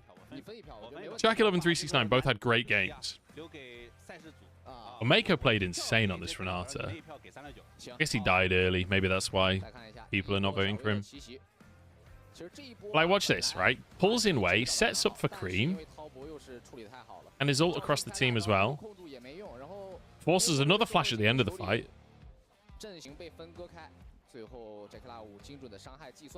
That was a great kill from Jackulov, I will say. This fight as well. Tanks the roots for the team. Gets a handshake onto Wei once again. Bait's called out of the Nico ult. Goes in. Double knockup. The wave across everyone. Almost saves Tien. Didn't quite save Tien. And then here, just as they think they're going to get away, Mako gets the flash handshake into both of them, double stun. Tell me Mako could have done more in that fight. I refuse to believe there's anything else Mako could have done better in that fight, honestly.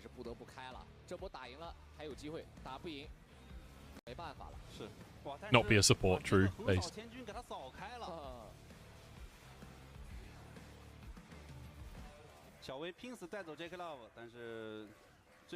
But to be fair, 369 did play out of his fucking mind in this series.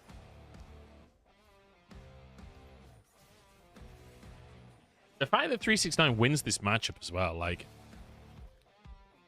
I kind of want to watch a pro view of that.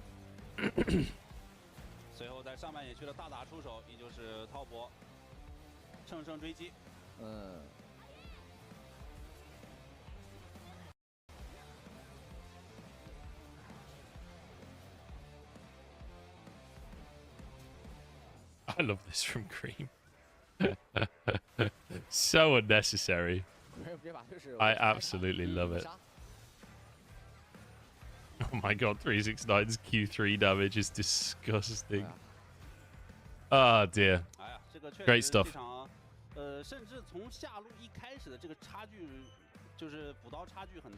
Right, I'm gonna hop in this Discord channel. 有点一边倒吧，我感觉选出这个大树就是下路这个组合吧，往往你选出来你就知道它对线长什么样子了。对，但是没办法，你只能选。对，因为你没有足够的班位。Hey Jess, how's it going, mate? 他能把这个我其他英雄也搬一搬。但是有一个地方确实。Hello. Hello. How you doing? Is my audio good? Yeah, yeah. Sounds great. Sounds great. Hold on a second, I cannot hear you for a bit, but I don't know if you can hear me. Yeah, I can hear you. Good.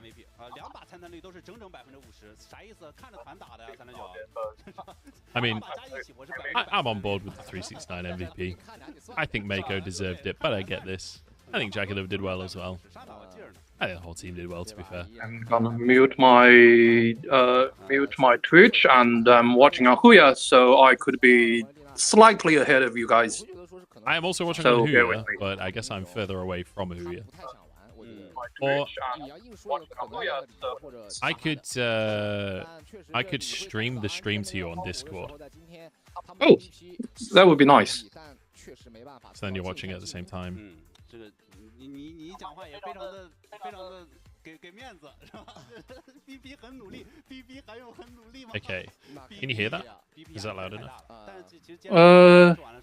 Not yet. 红色方交换过来一个 Nico， 在当前版本它的优先级其实已经没那么高了，它已经不是曾经那个 Nico 了。是。I'm not very familiar with DC, so. That's okay. So if you click on Gamerzone, the like chat channel, there'll be a stream window there. So then if you click on that, yeah, I clicked, and anything happened? I mean, you should just be able to watch it, hopefully. Oh, there you go. Yeah, working. Is it working? I don't know. You tell me. Can you see and hear the stream on Discord? 相对来说，那这个 BP 就已经让了一。那我们再次恭喜滔博啊 ！Wait. 是的，都有自己心中的 MVP。观看英雄。So in the Discord server, if you click on Gamerzone, click on the actual chat box window. 选出你心中的关键先生。I clicked it, and it tells me to mute or show the video. What video are we showing? No, it's. Okay, just do it off of here. Just there you go. There you go. Okay, nice. There you go. Can you hear it? There. Yeah, perfect. We will. Awesome. Here we go. Interview 369. Nice. Hello， 大家好，我是滔博上的369。欢迎九哥，哇，我觉得滔博战队整个年后的状态是持续攀升啊，年前其实已经拿到一个3连胜了嘛，年后又乘胜追击，369。So they're talking about the form, and how do you think you are currently doing? And 3x9 says we are progressing and we're improving every day. Nice, very PR. We noticed you are giving us New Year gifts, and Jackie Love sent you a skin pack. I don't know what that means. Maybe in game. And 3x9 says, yeah, that's very handy. 369 just leans in and goes, I couldn't give less of a fuck about the skin pack.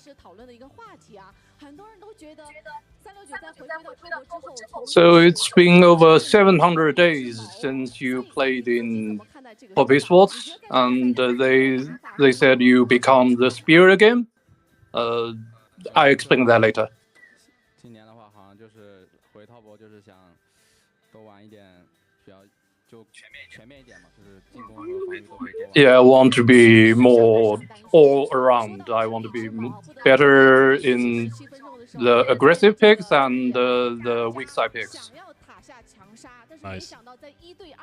Oh, the skin pack is in for like spots and stuff, I think. Damn, that's mean. Well, now they're talking about the 1v3.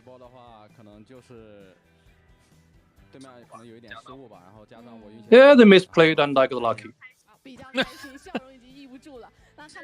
Yeah, it was all luck, dude. All luck.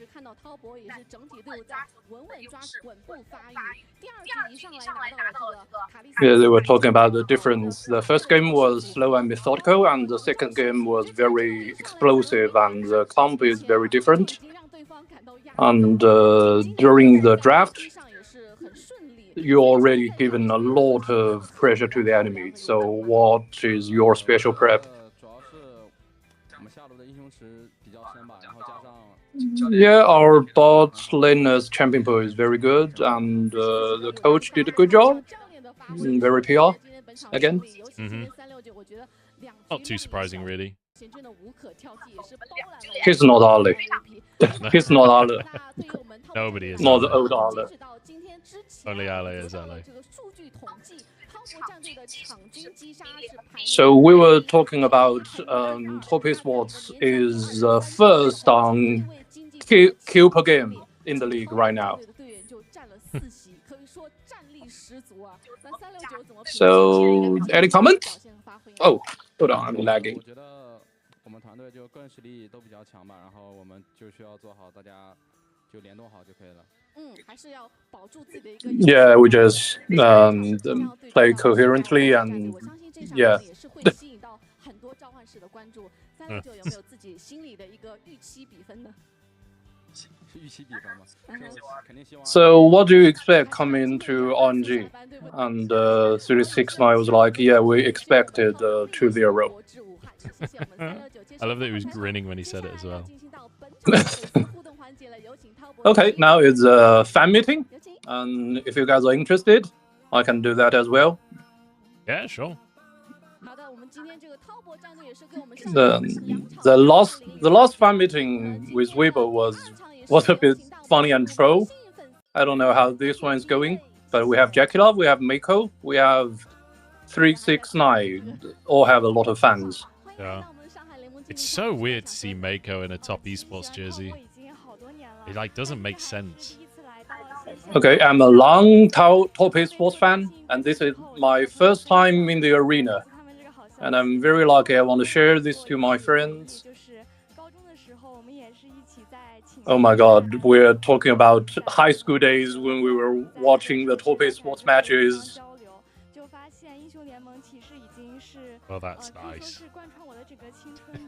So, League of Legends is my youth, and LPL, I watch LPL all through my school days, something like that. And he's appreciating the comeback of 369 and the new member, Mako and Cream. And I'm a massive Jackie Love fan. And can Jackie give me a good wish on my exam?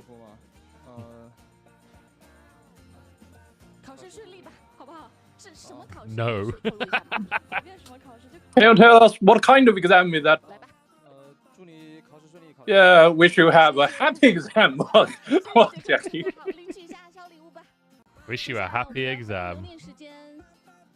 And the rule is you can take one gift from the player of your friends. He said he's a Jackie Love fan, but he took 369's gift. I don't know. I mean, I guess they're all the same, really. Yeah, probably. Maybe not, I don't know. Okay. So congratulations, Top Esports. We got the victory. Oh yeah, he's a long-time fan as well. I wish you guys play better and better, especially 369, who absolutely smurfed today. True, based. They look like they're losing the will to live. The school is starting. The school term is starting. I wish I can watch you guys in Chengdu.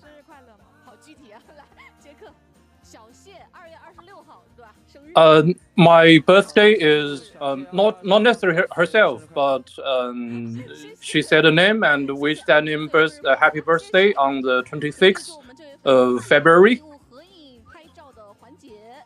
And Jack Love says so.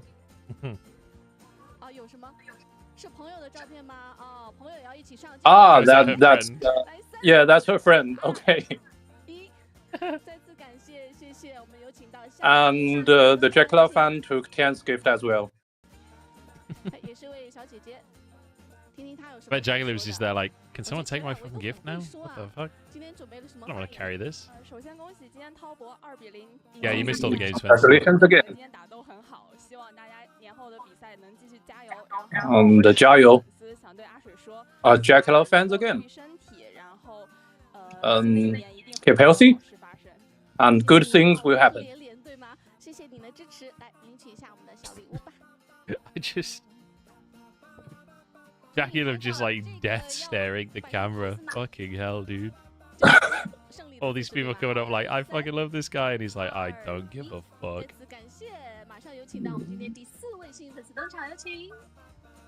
Yeah, nobody wants to come back.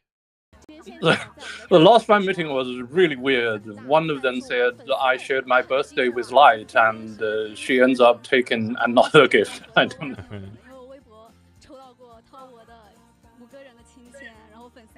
Okay, I have all your signed pics. I think I'm very lucky, because I'm invited on the stage again. Yeah, it's very nice game. The first game is very methodical, and the second game was very aggressive. We have 2 different styles of winning, and I wish to see you guys in Chengdu. So I want to take a autograph with Jackie. Autograph, is that how you say? I want to take a picture with Jackie. Yeah, photograph, yeah. Photograph, okay.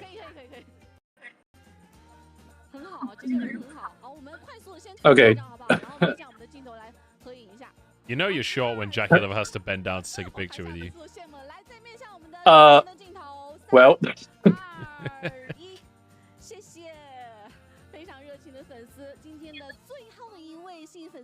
Okay, the last one. What do we have?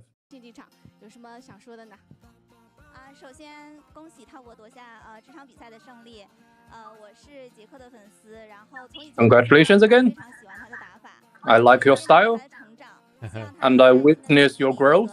最好的成绩，然后给身边的小姐妹带句话，希望你能快点直播哦。And my friends really want to see you see Jackie Love stream, and one of my friends is a big fan of Mako. And can I ask a wish for her from Mako? Mako wish Yuchen, her friend, happiness for a lifetime. Something like that. I myself is a 369 fan. I want to say a confident 369 is the best top laner. And then she goes and stands next to Jackie Love. Oh my god. What the fuck are we doing here, lads?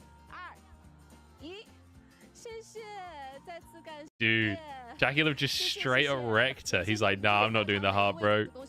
I'll do the little fucking Korean one. I'm not completing the heart.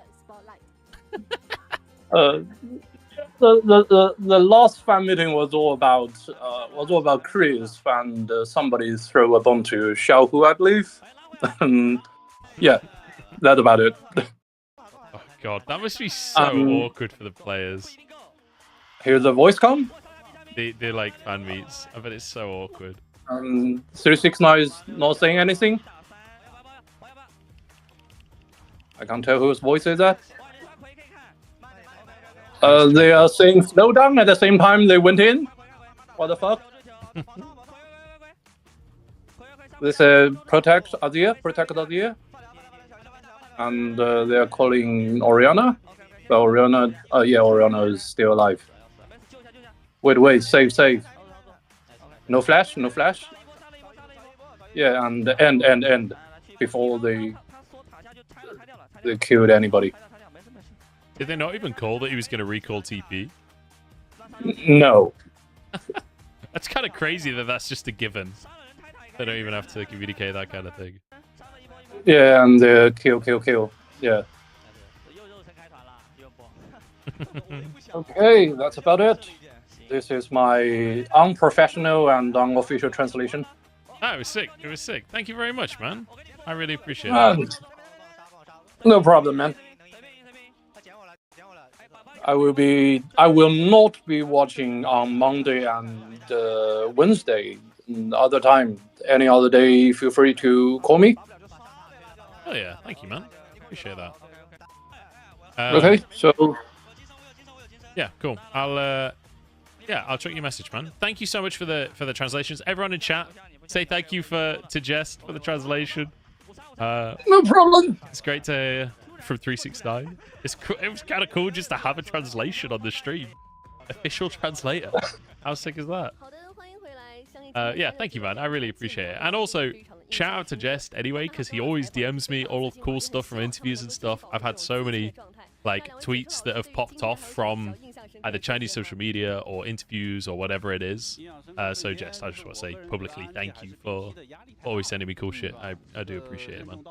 Oh, thank you. Peace. I'm having dinner. Yeah. Enjoy your dinner, mate. Have a good evening. 确实啊，对于 Top 来讲，我觉得他们今天打得非常整体。而且年后回来感觉他 All right. 年前整体的配合做的比年前要做的更好。 So that was Jess. 是稳扎稳打的，慢慢运营去从军事慢慢滚雪。 How does Jess look in one of those cute dresses? I imagine he looks phenomenal. All right. That's your lot, I'm afraid, guys. I will be back tomorrow, but not here. I will be on the main stream tomorrow. I'm actually casting tomorrow, so that'll be good.